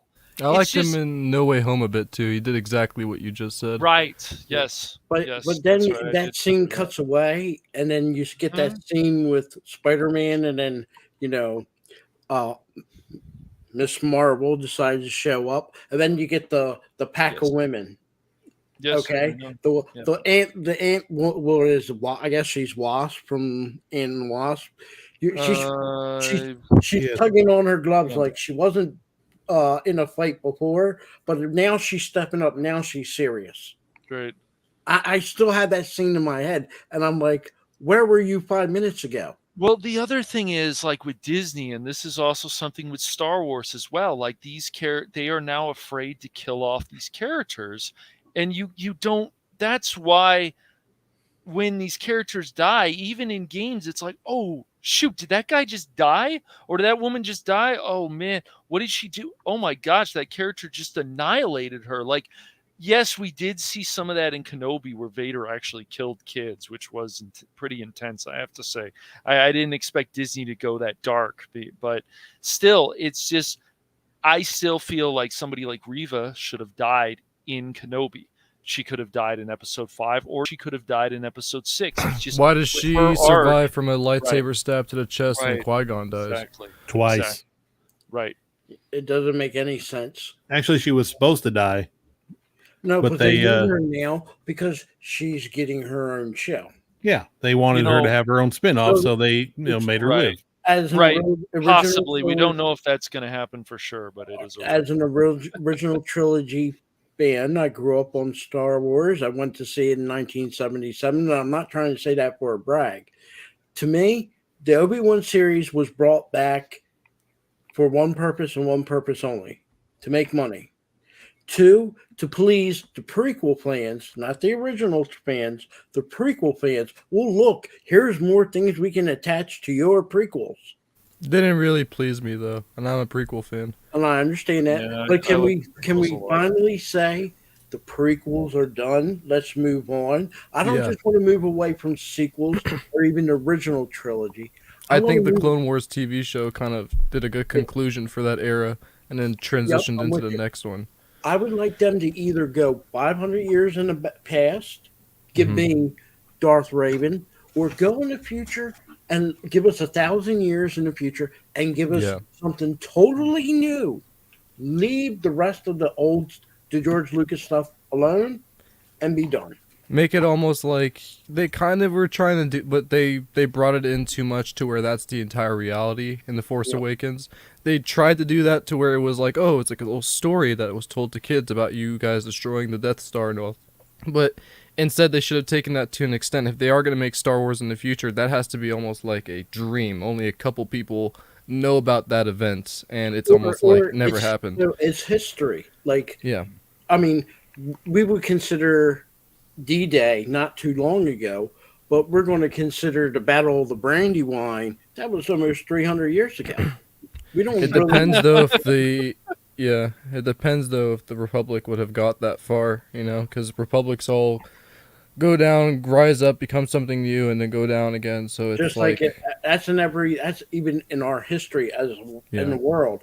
You go from a republic to a empire or to a, let's say, a power, and then you go through the whole cycle. It's like anything in Disney definitely should have focused on the Old Republic though, if I'm Yeah, being I honest, would because say- I that's would what I was agree. hoping they would have done. Darth Obviously, Raven would you know, plenty. Darth Raven including all of my like unawareness of how bad the writers are and the directors are from Disney, I would have been on board with the idea of them making Old Republic stuff rather than continuing after Episode 6. Yep. Because that could get ruined. A lot of the time, something that's good should just stay good and don't touch it. You want to make something new that's either taken place way before in the past or, like you said, all the way in the future, where it's just completely irrelevant to what we've known about Star Wars. So it's just a whole new story. To please the fans and say we're going to bring Ewan and Hayden back. I got a good idea. Go in the past, 600 years, 500 years, like I said, or go in the future, 1,000 years. Give them new characters. I don't have any problem with Ewan McGregor or Hayden Christensen playing a new character in Star Wars. Hey, well, even when we Trek- had Hayden Christensen and Kenobi, and you had that scene between Kenobi and Anakin where they're dueling, they didn't even de-age Hayden Christensen in that scene. No. It took Yeah, a fan honestly, to do it. they didn't really have didn't- to go through that though. They could have just No. made that the Episode 3 cutscene, like something from Episode 3 we've never seen before. There you go. Or Right. my friend brought up a good I- point. Like there's a lot of scenes from the video game the Revenge of the Sith video game. That there's a lot of scenes in that game that were actually cut out from the real movie. They could have just done that, and then boom, we would I have had will a tell scene you about this. them. That It scene- didn't ruin the scene though, however people feel about how, and Hayden is older, but it didn't ruin that scene for me. No. What I think hurt the show for me, and look, we have people in the community who like it a lot, and that's fine. That's fine if people like whatever people like is fine with it. Doesn't matter. I'm just saying that for me personally, cutting to Riva, like I think hurt this show. It did. That did a lot. That's what I feel hurt this But show. I will cutting say to Riva. further, the fight scene between Obi-Wan and Anakin was low quality. That was the low budget should have quality. been bigger for this show. I mean, definitely. if you ever seen that SC-38 reimagined the scene with Obi-Wan So fighting good. Darth Vader on the Death Star, that graphics, and that's not even coming from a major production That's just company. from a fan. That fight scene is 10 times better than any fight scene we got in Obi-Wan. Why is that so? That's a fan-made, low budget, and yet they pulled that fight scene. I could tell you right now, I wouldn't have a problem taking out the old scenes from 77 and inserting that into New Hope. I would not have a problem. That's how good that fight scene was. That just goes to prove how little talent the people that they are hiring have. They're not creatives. They're not anything special when it comes to this kind of stuff, writing, production, choreography. They hired the cheapest yes men they could and put out a turd. Well, I mean, the thing is, Kenobi, it was only a 90 million budget, and stuff like Endor, which is going to be longer, will probably be a bigger budget, and that's going to be, if that does happen, which it probably will, it's just like a diss to the Kenobi show, that the show they could have spent more money on it, and 90 million is not that much for a show like that, and only 6 episodes. I would have personally, if I was working on that show, I wanted to add more. I don't think the Kenobi show was trash. I would have done 10 60-minute episodes, and the first and last episode, I would even make them 2 hour. They're not constrained by time limits, like if they were on Netflix. Or because they become so marvelized. People are so used to that quick action, they forgot what Star Wars used to be like in the theater. Especially for me, when I saw them in the prequels in the theater, a lot of people were sleeping because it's just a long movie and a lot of stuff is happening. But I was wide awake. I was watching it because I was actually interested in it. But, it's a long movie, and that's what people are forgetting. That's what Star Wars used to be like. It's not supposed to be so quick-paced, under a limit. That's when the story starts to feel really artificial. Like when Reva starts finding out about everything without any scenes, like her going to a library and finding out the friendship between her and Obi-Wan and Bail Organa. No, she just knows and tells them about it. And I can say with Reva, like, she was okay when she wasn't screaming, because it didn't sound fake. You're like, okay, you're having a conversation with somebody. I get that. What I didn't like about the Inquisitors, and this is what I don't like about this whole situation with Disney, where they like this misunderstood villains. I wanted to see these Inquisitors start being menacing. I'm like, oh, they're the Inquisitors. They're basically Vader's minions. Well, they should intimidate people. But I never really felt very scared. Like the Grand Inquisitor, he was like the Empire in none of this episode. Only one who scared me was Vader. Vader. Reva was a super witch. She was cutting people's hands off. I know. Gonna torture a small child. I mean, come on. She's more Inquisitor than the rest of them were. And how do you redeem that? I didn't kill another boy because that I shouldn't have even been going after, because I saw myself in him. So now I'm redeemed. I'm a good guy. And that bull crap. But see, if you guys played the Fallen Order, any of the Fallen Order, it's all copied. There's they put on the helmets, and you can just tell that's just more intimidating. Yeah. And I mean, that's the thing. They're supposed to be like in the way of Vader's minions, and he traditionally wears a helmet to hide his identity, so naturally they would too. But the fact that they show that they're faceless all the time, I agree. It's not that intimidating. It also makes them show like they're exposed too. So I don't know. They're big Inquisitorum or whatever on the planet. 2 snow speeders attacking it like attack helicopters. And then takes off and leaves. Yet they have a whole thing on the roof of TIE fighters. They can't launch a single TIE fighter after them. There was not well, even fighter in the show. Even with Kenobi in that escape shuttle, and Vader Star Destroyer right behind it, they didn't launch a single TIE fighter then either. Yep. What's the whole point? What was the whole point? And their Inquisitorum was supposed to be one of the best, highly protective. Look, our Pentagon, it's been attacked before, but be honest, you're not going to destroy the Pentagon without a fight. And before you even get there, they're probably going to fight you before you even get within the building.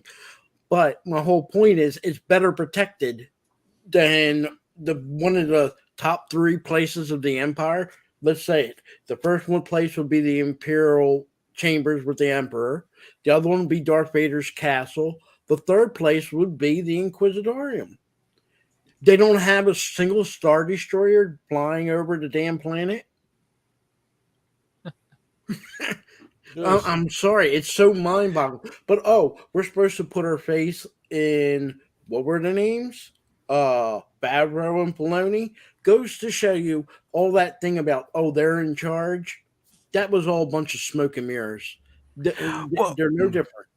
What about in episode 5 where Vader's coming down on that planet where Obi-Wan and Leia are, and everybody's wondering how the hell did Obi-Wan and the rebel forces get off the planet when there was a Star Destroyer in orbit? As soon as they open them doors above them, regardless if they use that trick for Vader to, this ship's taking off, but this is the real ship getting away. Well, here's the thing. They know how to handle the action, especially for Vader, but the circumstances still didn't make it better. I was like, yeah, it's cool. He's being Vader. He's killing poor innocent people. I didn't like to see that, but he's doing it. For some reason, yeah. It's like it's all weird circumstances. Why is I don't know. It's like coincidentally Obi-Wan's there, Vader's there. There's a whole resistance there, and like you said, that they left without a single TIE fighter chasing them. I don't know. It's just the circumstances are all weird, and they know how to just mash up the action. That's it. Here's the worst one. Obi-Wan gets on board a smaller ship, granted smaller, to draw the attention. But that ship has a warp drive. The other one is supposed to be damaged. Why didn't they take everybody on board the smaller ship? It might have been crowded, but doable, and use that to get away. Since it has a lot warp of conveniences. Yeah. Why ask why, Phil? A lot of conveniences can work, but these were just like obviously convenient. Well, for some reason, Disney doesn't. I don't remember if they did this in the other movies, but they don't care about things like light speed. I don't know why. Like, it was weird that Reva got to Tatooine so quickly. Like the only true light speed. Well, it wasn't really light speed, but it was a scene with Vader on the front of his ship, and you see out the window like the warp blue thing going past. I thought that looked cool, but that was the only real space thing we ever saw. I don't know. We didn't see TIE fighter fights. We didn't really see any. Did we really get a real space battle? I can't remember one. No. You only get a turkey shoot. I mean, that was literally the beginning of episode 3 was a giant battle of Coruscant. I mean, they could have just referenced back to that. I don't know. Try to make some callbacks. Be a little smart, make some callbacks if they are going to reference the prequels. How did a severely wounded Reva get off that planet and get to Tatooine ahead of Obi-Wan, who has a warp drive spaceship? Did she have a spaceship? I didn't see a spaceship. I didn't even see how she even got to Tatooine, let alone been able to fly a ship while your guts has been, singed by a lightsaber. She can teleport. Yeah. She's got a sling ring. She's able to read minds. It's just I agree with Steven here. Stop being smart.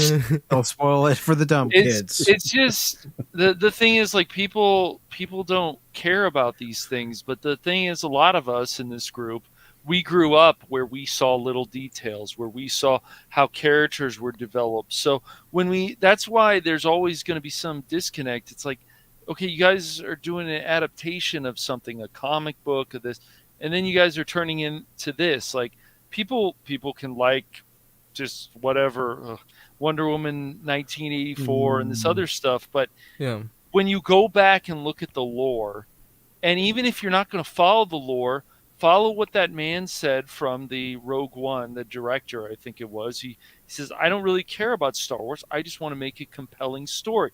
But he obviously did enough research where you're like, this feels like Star Wars, and it connects well with Episode 4. So yeah, it could have been so much worse. Pretty cool. It was bad enough that they pushed their. Luckily, it was just diversity, so everybody was like a different nationality. They wanted that was fine. I didn't really care about that. Yeah. Jen Erso obviously was a little bit of the feminist crap.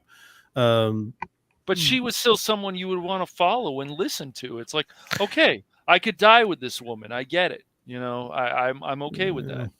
No, not feeling that. Well, no, I don't know if I go that far. Here's something I've been thinking Okay, about. maybe and I'm going. You all can come after me if you want, but how do we know what the original script has before it was turned in and changed? I mean, there could have been a great script, and then all of a sudden Kathleen Kennedy or somebody says, I am altering the deal. Pray I don't alter it any further. Yeah, I guarantee you that's Rogue exactly what One, happened. Don't forget, see, Rogue the One thing is- had 70% reshoots.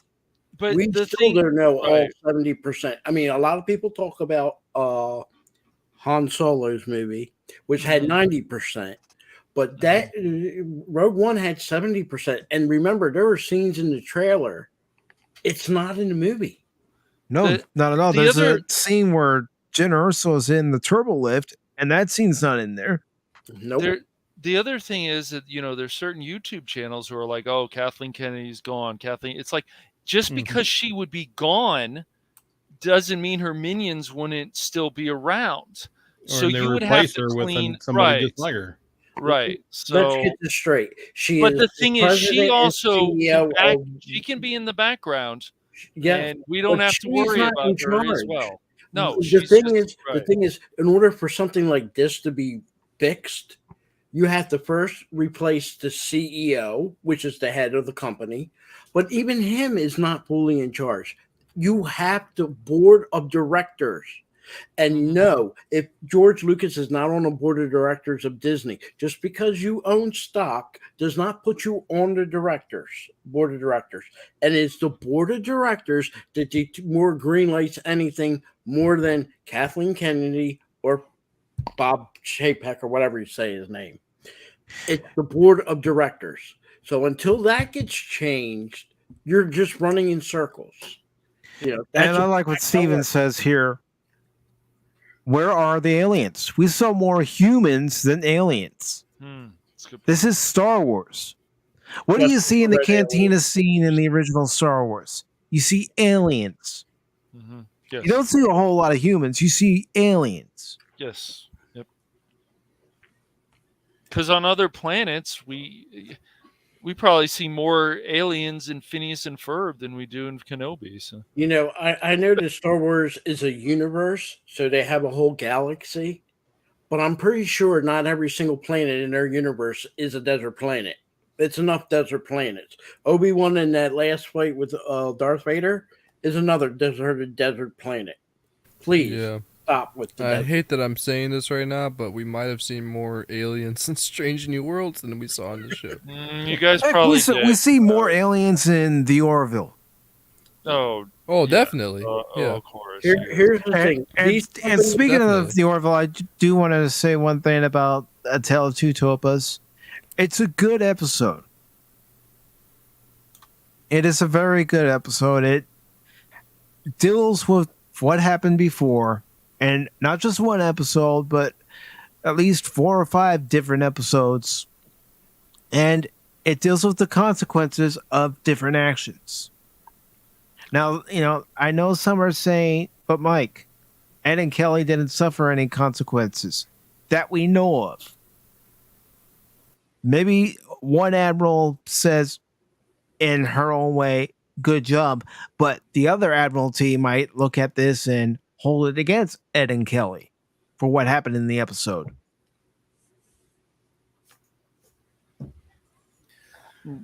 Yeah, it's just really odd how the way entertainment is. Like, if my friend's like, okay, we want to make this because she's an artist and she says, I want all this representation, for example. He said that's fine if that's your vision. I'm happy to help you with it. But as I explained to her, it's all about character development. It can't be I'm whiny because of this, I'm a victim because of this. There has to be growing pains. There has to be how they're going to get away from that. If you're and just creating grow. something original and it's your making, but when you step into something like Star Wars and you're stepping in other people's shoes, or Star Trek, let me say this. This is where Star Trek and Star Wars have a similarity. Their fans know the ins and out of that universe. And if you put a green shirt in TNG, they're going to know it's not belonging there. But Disney, as an example, doesn't understand that its fans knows the in and outs and frankly don't care. They're going to write their own way. And if it rubs against you the wrong way, they don't care. So they'll be the type of people, if they had Star Trek, they would put a green shirt in TNG. Just saying. That's how they think. You know, speaking of Star Trek, think back to the episode The Emissary on Deep Space Nine, its premiere episode. Cisco tells Picard that he doesn't want this assignment, that he's thinking about resigning his commission as a Starfleet officer. After everything goes down, Cisco tells Picard, I've reconsidered my original position and I'm willing to stay. I mean, that was character growth. You had a character in the beginning of the first episode of the series saying, I don't want this assignment. I don't even want to stay in Starfleet anymore. And then by the end of the second episode of the two-parter, he say, you know what? I'm going to reconsider my position and I'm going to stay in Starfleet. And for all of us DS9 fans, we're glad he did. It was a good character. Yet we get a character like Obi-Wan, and for some reason, the big hoopla, we got to see a depressed Obi-Wan. Well, I mean, he had been on what? If I'm wrong on this, 10 Catch, years? correct me. I want you to correct me if I'm wrong on this. This All right. series lasted maybe in their time frame 2 or 3 days, maybe. So this Obi-Wan went from I'm a denier, I'm PSD, to magically being the Obi-Wan that we get in A New Hope and Rebels. The thing is, though, with this Obi-Wan character that I felt, I still would say it was more Obi-Wan than it could have been where he's apologizing. Look at what happened with Book of Boo Boo. There was actually an episode where Finnick and Boba Fett or Boba Fett or whatever, they actually apologized to each other. In this, I didn't feel that way. And I did like the scenes with little Leia and Obi-Wan. I like those scenes a lot. There's just other stuff around this that I didn't care for, but I still felt he was pretty much Kenobi. I didn't feel like he was going to put his hand in the sand. Obi-Wan. And as far as little Leia, let's be honest here. She now knows everything. So when you get to A New Hope and you see her on her little ship and she's putting the little thing in R2, she don't even need to bring up her father, Bail. That's all she has to say is, you saved me once, I need you to save me again. Everybody was a superhero. Well, remember, she only knew him as Ben. So people, right, as Ben. I'm not saying I could think of something better, but I'll tell you one thing. They said his name right in front of her. Obi-Wan, yeah, they did. Obi-Wan. No, they did. I'm not saying I could think of something better, but this is the problem. Disney couldn't really think of a story after Revenge of the Sith. That's the whole problem. Not only that, though, obviously the most obvious one, but the fact that, Obi-Wan is able to, even after the tragedy, because a lot of people bring up the excuse that, it's because he's sad after what happened in episode 3. You would think that, obviously, he would be depressed. No shit, yeah, I'm not arguing that. But the point is, even after even his fights with him, literally just a couple hours after his fight with Anakin, he thought of the whole plan to send Leia to where she was going, to Alderaan, and to send Luke to Uncle Owen and Aunt Beru. He thought of all of that stuff. And not only that, what do you think he thought of after, I'm going to go into the desert and be depressed? No, I would have thought he would have maybe done something a bit more extreme afterwards, maybe set up a resistance of his own, tried to get in contact with other Jedi if there was any survivors, just to piece everything together about what's going on. But they made him like Luke was in The Last Jedi, with Rey all sad, That's how I upset. But I mean, I liked but that was just the beginning, After when the show picked up a bit, I felt like, he's retaining his roots as Obi-Wan. Right. But it was just, I didn't like Disney's approach that, he has to be an old hermit who's upset and depressed and given up on his beliefs. That's not Obi-Wan. I didn't mind him though working at like that meat factory or something. I'm like, well, he's got to find a job. Yeah, he's got to blend in. Agreed. I have a problem that they. But the fact Yeah, go ahead. PSD, and I'm sorry, if you have PSD, it does not go away that quickly and that easy. Yes, there are some people that come from some horror graphical things have been done to them, and in war. Not everybody comes back with PSD. Not everybody is traumatized. I never saw Obi-Wan as traumatized. Even with Rebels, when Maul comes to the planet, that's what, 5 years after Revenge of the Sith, or a couple years afterwards.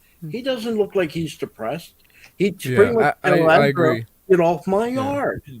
You shouldn't be I here. agree because Phil, after Revenge of the Sith, when you see his face when Padme passed away and he has to take the kids, he obviously felt like he's gonna ponder this for a long time. It's gonna be really hard for him to process everything that's happened. But it didn't look like, oh, I'm gonna give up on everything. I'm not gonna be a Jedi anymore. He knew what the I didn't see plan that. was. And the plan was just like Yoda said. If you watch that last thing in the Revenge of the Sith, Bail takes Leia because that's what he wanted to take. Yeah. Obi-Wan says, I'll take him to the planet with his uncle and I'll watch over him.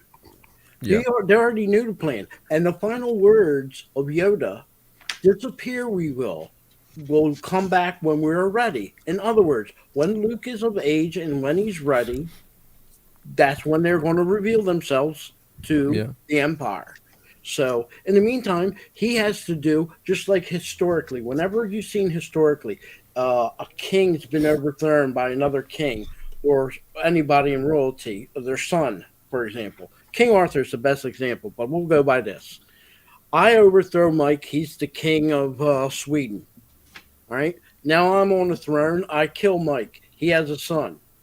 Normally, what happens, the son will go in hiding. His father had already assigned someone to protect the boy, and that's his job, to protect that boy up until he's of age, and then that boy's time to start to try to reclaim what is his. That's historical.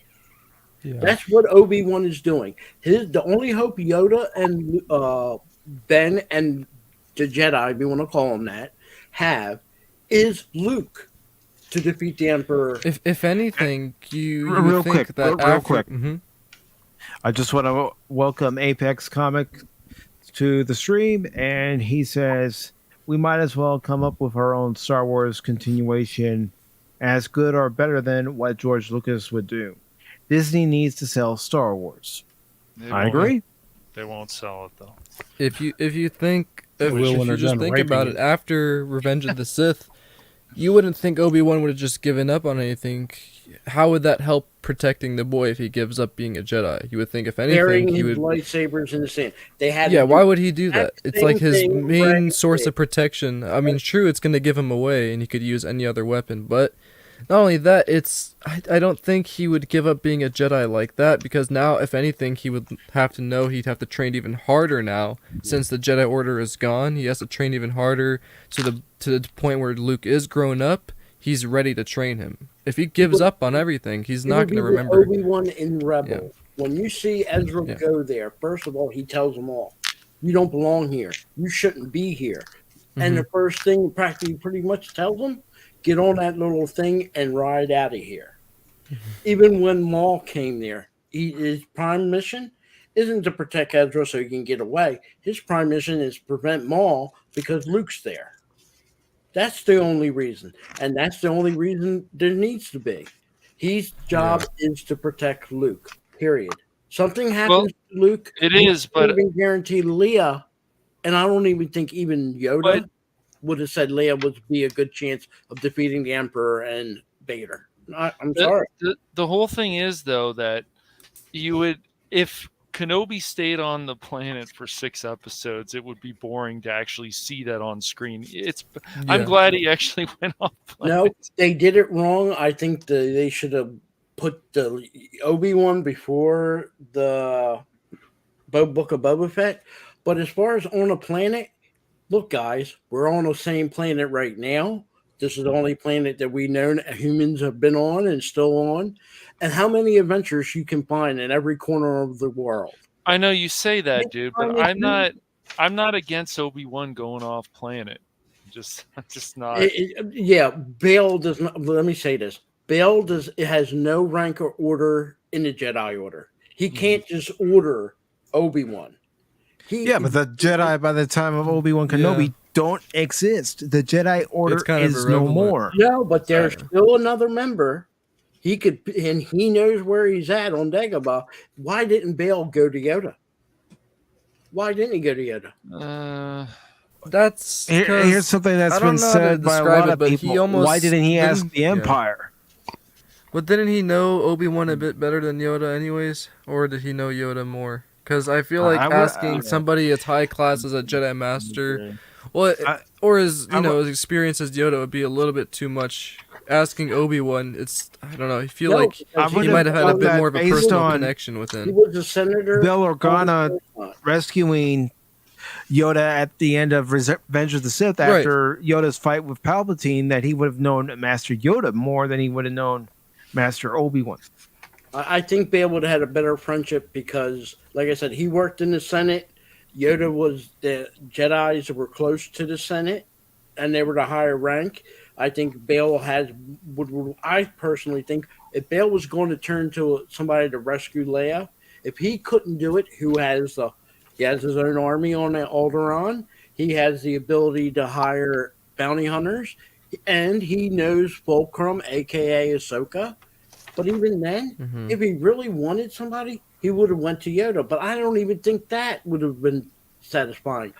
Once Vader, I agree now. Because if anything, him saving him would be like repaying a debt. Once Vader knows, I can use Tatooine and Bail Organa to get Obi-Wan to come out.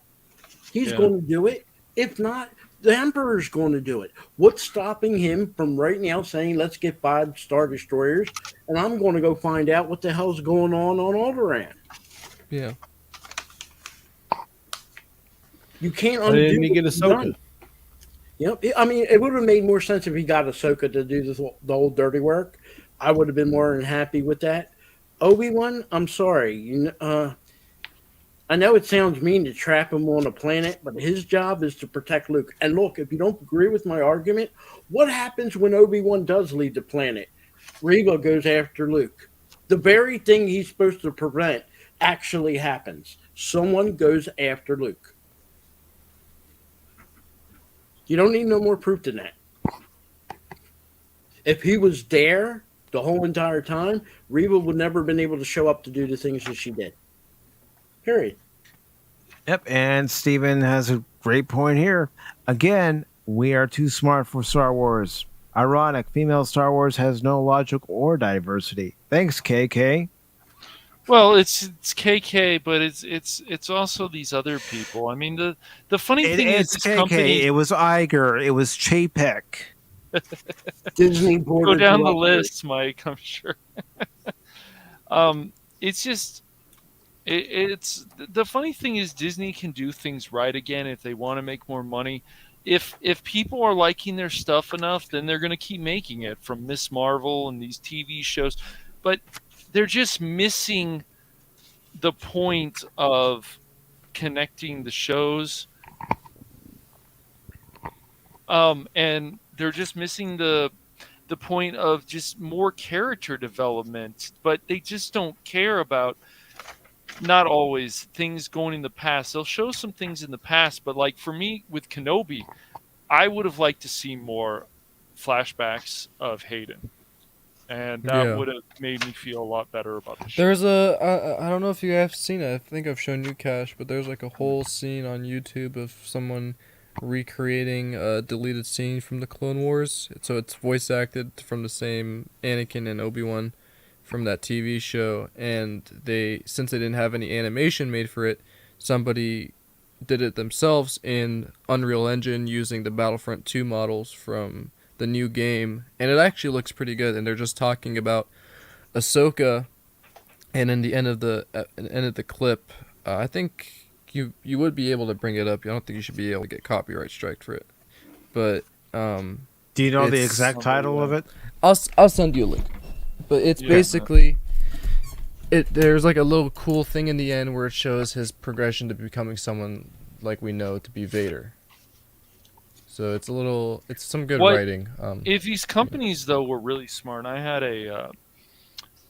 had a discussion about this recently with a boyfriend of a friend of mine I know, and he was like, "Why don't they do this woke stuff and then the non-woke stuff, and then you have it all covered?" I'm like, I wish they would think that way, but unfortunately, it won't happen. So you go, here's the category for these people. Here's the category for these people. And I'm like, I wish. And Disney and all these other companies, they can do things great again. But when they go down the road of politics, when they go down the road of bad character development, when they just don't care about things, when they don't want to connect stuff, when they don't care about good flashbacks, I just feel like things just kind of go out of hand. Because there'll be something else, even Disney, even a show, a movie that Disney's involved in that could be really good. But the question is the path they're going on now, and even like the Marvel films, they could take a break for a few years, start figuring out some other things, maybe come back, and then we're oversaturated with Marvel content. We're oversaturated with Star Wars to an extent, I would say. Then there'll be gems, other stuff that people like the Mandalorian, or Andor may turn out really well, where they even connect. But it would, if they have this bigger budget than Kenobi, then it's like, well, you guys kind of diss Kenobi like that. It's not cool. I really think these companies, and try it again, especially Warner Brothers, especially, but they learned a lesson. I think they think in their head, we hammer this stuff home, and we are going to turn our opinions to their thoughts, not Disney turning their thoughts to us. Now, Warner Brothers, did they realize that there's no money tree? They thought there was a money tree. If their way of thinking and doing things was all right, there would be Batwoman 4 right now, season 4. There's a reason why there's no Batwoman 4. There's a reason why all their movies flopped and TV shows flopped. There's a reason why they had to sell. Disney needs to realize their fans are just on the border of this happening to them. And trust me, if Marvel is going downhill, if Pixar is going it already downhill, is. They know it. All they have to do is look at Warner Brothers. If Thor Love and Thunder doesn't do well at the box office, I think it will. But if it doesn't, that could be a sign that maybe we need to change things with Disney and Marvel. But we'll see. I'm going to go ahead and play this. I'm going to also include it in the chat for anyone who would like to view it for themselves. And before I do, because you guys brought up. Oh, go ahead. Sorry. Yes, Crit, we're still going. And Steven brings up another good point. Being oversaturated in goodness would never be bad. Very true. And Crit says, geez. But you guys were talking about Ahsoka and Obi-Wan. I thought this could be a good segue into her being introduced, maybe, but never know. All right, let's take a look at it.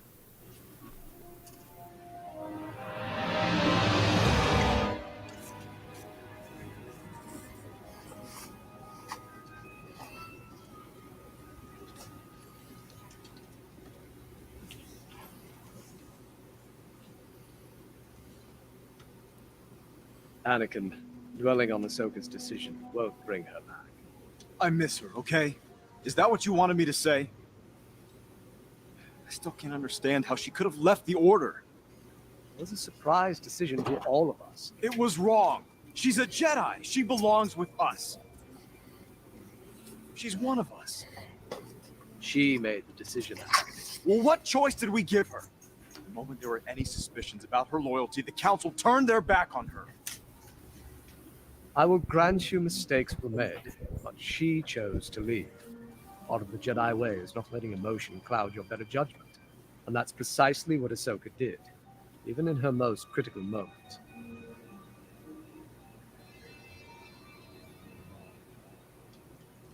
Why don't you get some rest? I'm not tired. You can rest, Master. I'll keep first watch. Then I will accept your kind offer. You can't take responsibility for Ahsoka's decision, Anakin. How would you feel if I turned into a major disappointment? It's not the same. It's precisely the same.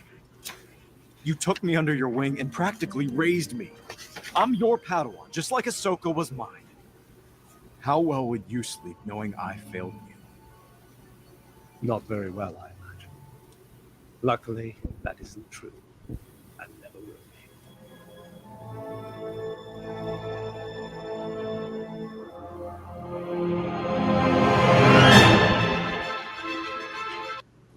Yeah, I have watched that before. Did you show that to me before, Spock? I can't remember. I think I showed one of you guys before. I like that a lot, and I would have loved to see those kind of flashbacks more in Kenobi. That was a deleted scene from the season that never was made for the Clone Wars. Wow. That was where That was actually a scene. Wow. Yeah, okay. there's a scene where they have if you remember, there was a Boba Fett versus Cad Bane, and he gets the dent in the helmet.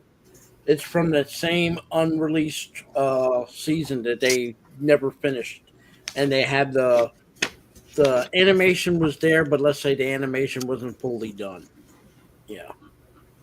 And this video is available on Cinematic Captures. Please give all credit for that video to them and subscribe to their channel if you so choose. But yeah, this was something. If I had to choose a moment of when I would enter this kind of dream, obviously recreated within live action, that would have been the moment where you see Obi-Wan, and I think in episode 1 or 2, he's just sleeping and he's having a nightmare, and he wakes up in his room, and then it's like a pale moonlight in his room, and you see where everyone thought Qui-Gon was probably going to appear, but in that moment is when he should have had that nightmare, and then cut to the next scene. I wouldn't even call it a nightmare. Not nightmare. Like, that was a bad term, sorry. Yeah, I understand what you meant. But I would say something where he just dreaming about the past. Just like we all do. Something happened and you dwell about. You never know when it hits you, but you dwell upon something that happened to you maybe when you were 20 years old or maybe when you're 10. I would see it. I would rather this whole episode with Obi-Wan had been flashbacks of him remembering things that happened from the time he was training Anakin up until the end of Revenge of the Sith. I would have been all happy and all for it. And it would have made a lot of sense. This would have been perfect in that kind of setting. Obi-Wan remembering things and recalling things in his head. Not saying that he could have changed anything that happened, but maybe he would have picked up on things a little bit differently than he did. Because let's face it, it wasn't just the Jedi Order that was blind. Even Obi-Wan, knowing how Anakin was, he would kind of turn a blind eye too. Mm-hmm. So I would have been all for it, more so than having a depressed Obi-Wan that didn't know what he was doing, why he was doing it. Well, like you said, Spock, at the end of Revenge of the Sith, he's the one who says, I'll watch over the boy. He wasn't ordered. He told Yoda, I'm watching over the boy. He did. You know? So, like I said, we as Star Wars fans, even Star Trek fans, we know the ins and outs. When a company like Disney wants to ignore it and then want to realize why they get backlash from people, well, you're going to get backlash from people if they know something and they know this is not what belongs or how things are done in their universe. Yep. Yeah. It's classic knowing the story, They do a Star Trek movie of the original cast, and there's no Captain Kirk. First thing people, where's Captain Kirk? And why isn't he there? Yep, and I think on that note, I'm going to go ahead and wrap up this edition of Sunday Morning Pop Talk. Let's go for another 5 hours. Come on. Yeah, my butt don't hurt. my stomach's growling. But I want to thank you guys. Yeah. definitely a lot of fun. And I want to thank you guys for being on the panel. I want to thank Anonymous, Phil McCracken, Spock's Friday Nights, Cash Money. We also had Jet Sparks earlier. We had Star Wars Theory, also known as Felix. And we also had Gap Stargate on the panel. I also want to take the time, and this might take me a little while, but I also want to thank Stephen Ransom for coming by. Also, Lord Crit from Everest Productions, thank you for stopping by. And now let's go through the rest of today's lineup. Apex Comics, thank you for stopping by. And of course, we also had previously mentioned Spock's Friday Nights. We also had Anonymous. Pop in the chat. Yes. Whether you're on the panel or in the chat, I will highlight you. Of course, the previously mentioned Star Wars Theology, also known as Felix Kiros. Thank you very much. Hopefully, StreamYards hasn't wiped everyone out. Don't forget Wumpa. I'm not going to forget. I'm not forgetting Whoop. I was going to save him for last. Nobody puts Whoopi in a corner. Yeah, Wumpa, me and him have an alliance going. So I was going to save I was going to save the best for last. There you go, Whoopa. I'm the best for last. What do you mean? I don't know. I don't know You're what last, you all would right. say about our friends in Great Britain. I don't know. Wait a I minute. want to thank DJ Who Ronnie G.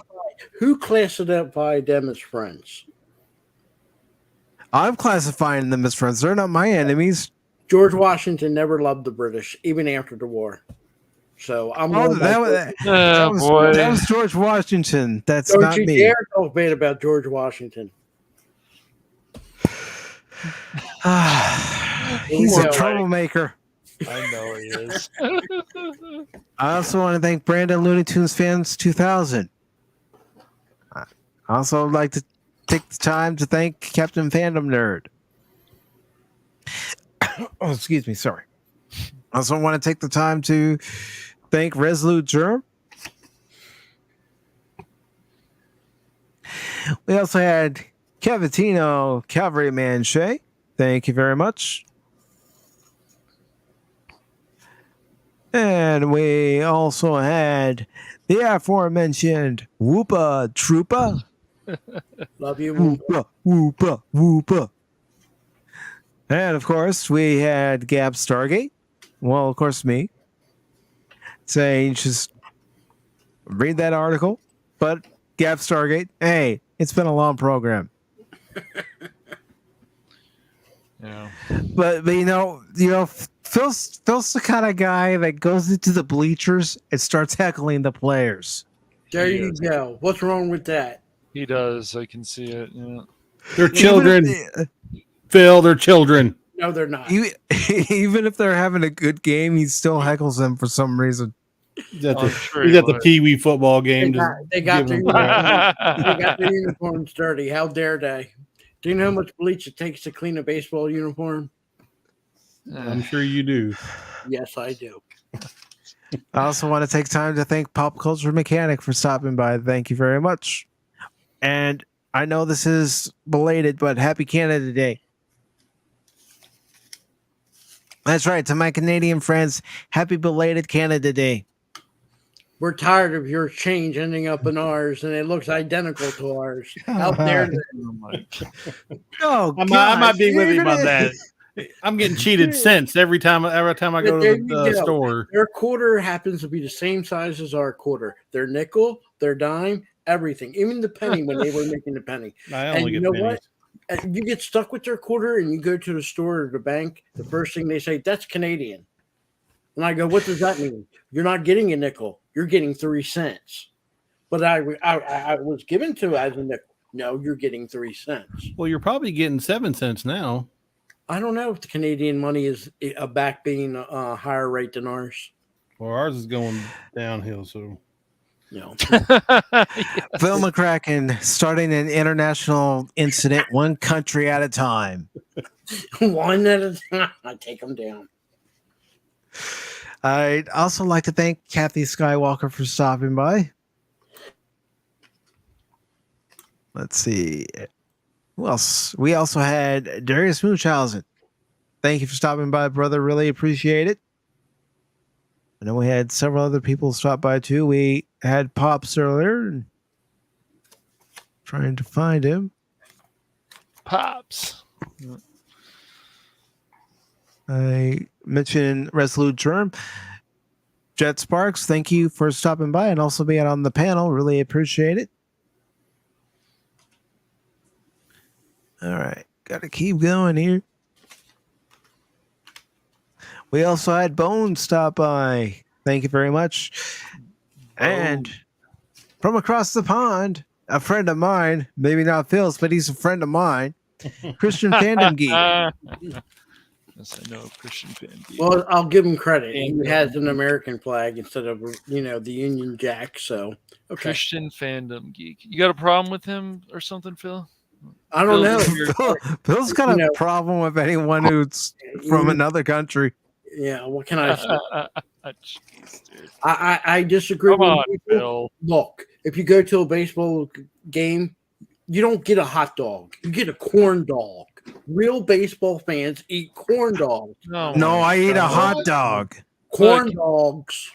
Mike wants to end the stream soon, dude. If you go on another rant, Jeez. Justice for corn dogs. You are a corn I like dog. corn dogs. I like corn dogs too, but I don't think it's a huge deal, man. Hey, Phil, guess what? Sometimes I like to get myself an Italian sausage at a ball game.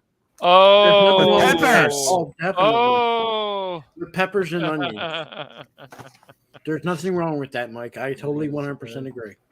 I can imagine what it would be like to go to a baseball game with Phil. Did they get the right condiments? Did they get the right food? The condiments better say Heinz on there.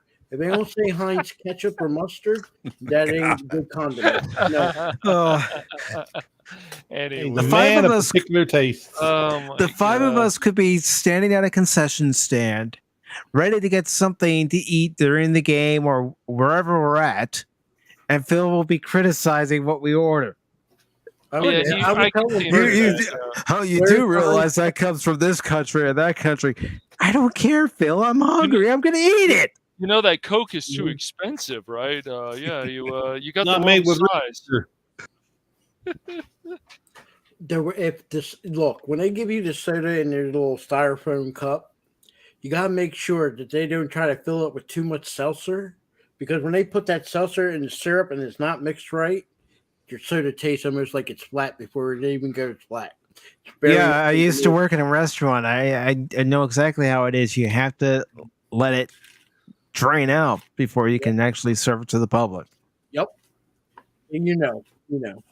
It's very important that your condiments are Heinz ketchup and Heinz mustard. If it's any of the other cheap stuff, then don't put it on your hot dog or corn dog. I don't put any ketchup on my hot dog. Blasphemy. We put Vulcan spice on our Plomex soup. Plomex soup. And if you're near somebody that dares put sauerkraut on their hot dog, smack it out of their hands. I like sauerkraut on my hot dog. No, you don't. No, you don't. Yes, I do. No, you yes, don't. I do. Oh, yes, I do. that is just awful and wrong in so many ways. Oh, well. Bratwurst, I can give it to you. You can put sauerkraut on that. But a hot dog, Wow. What do you not have a problem with? That's an interesting question. I don't Bald-headed people. What? Bald-headed people. No, he has a problem with Patrick Stewart. Look. Bald people don't have a choice. When they tell you they shave their head, it's not because they have a choice. They have no choice. I have a full head of hair. I have a choice. I can shave my head bald, or I can grow my hair out. I have a choice. Well, here's a random question for you, Phil. Do you like the original Avatar as much as X-Wing? No, it was Dancing with Wolves in space. That's all it was. I said that before. Dancing with Wolves in space. He's not the only one. That's the name that comes to mind. But anyways, I'd like to thank JT Gunn, Late Night Cap, for not only stopping by for the first time, but also subscribing. Thank you. Of course, we had DJ Ronnie G. Good old DJ. And I say for the record that I'm not responsible for the droppage of these people's IQ levels after the show. They did it to themselves. I'm not responsible. I have to put the disclaimer there. You know, my conscience is telling me to shut up and don't say anything you might regret.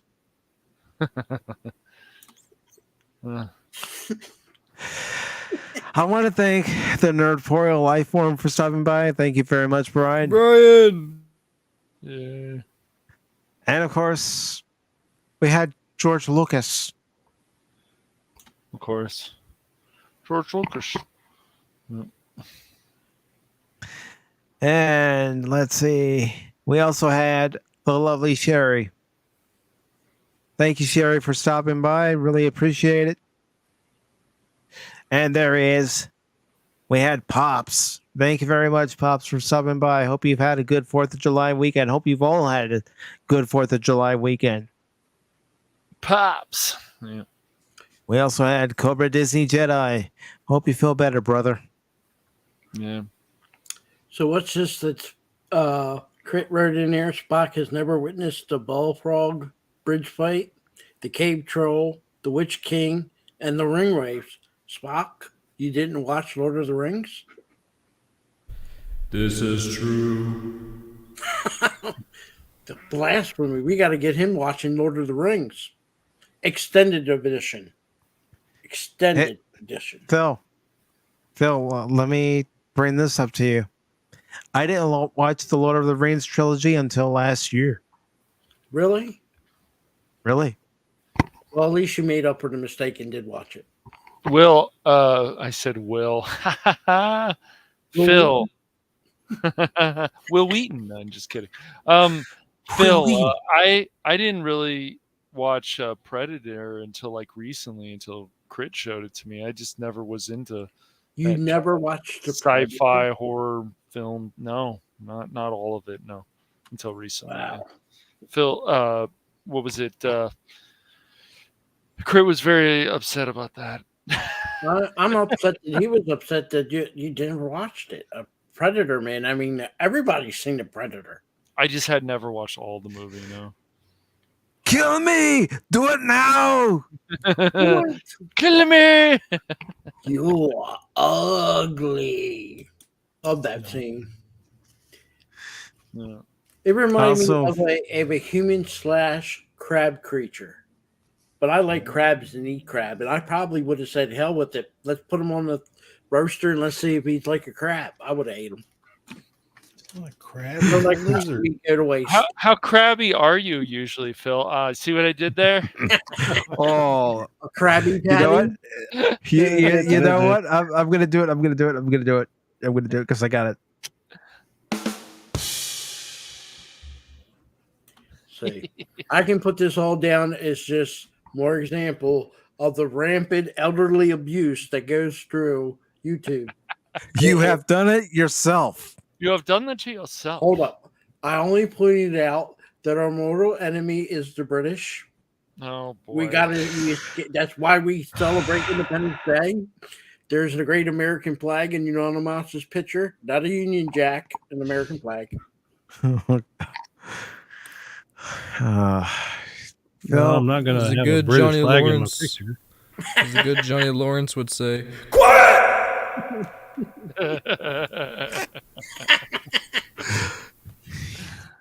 I also want to thank Keely Chow, Road Tie Keely Chow. And here's a question a lot of us have been asking today with Phil McCracken. What? Just can't handle the truth, but you just can't deny that I speak the truth. That's just how it is. What?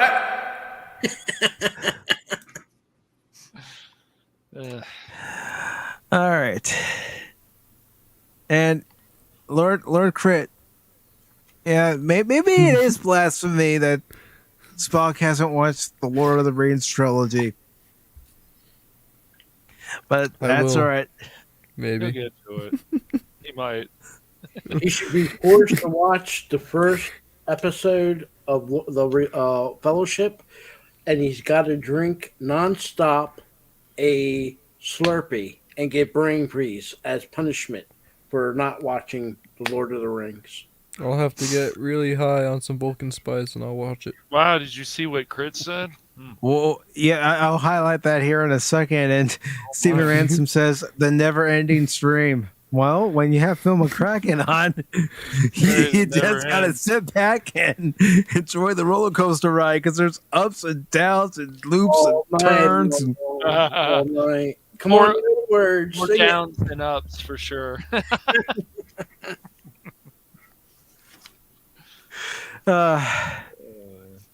And Stephen Ransom says, still complaining. Yep.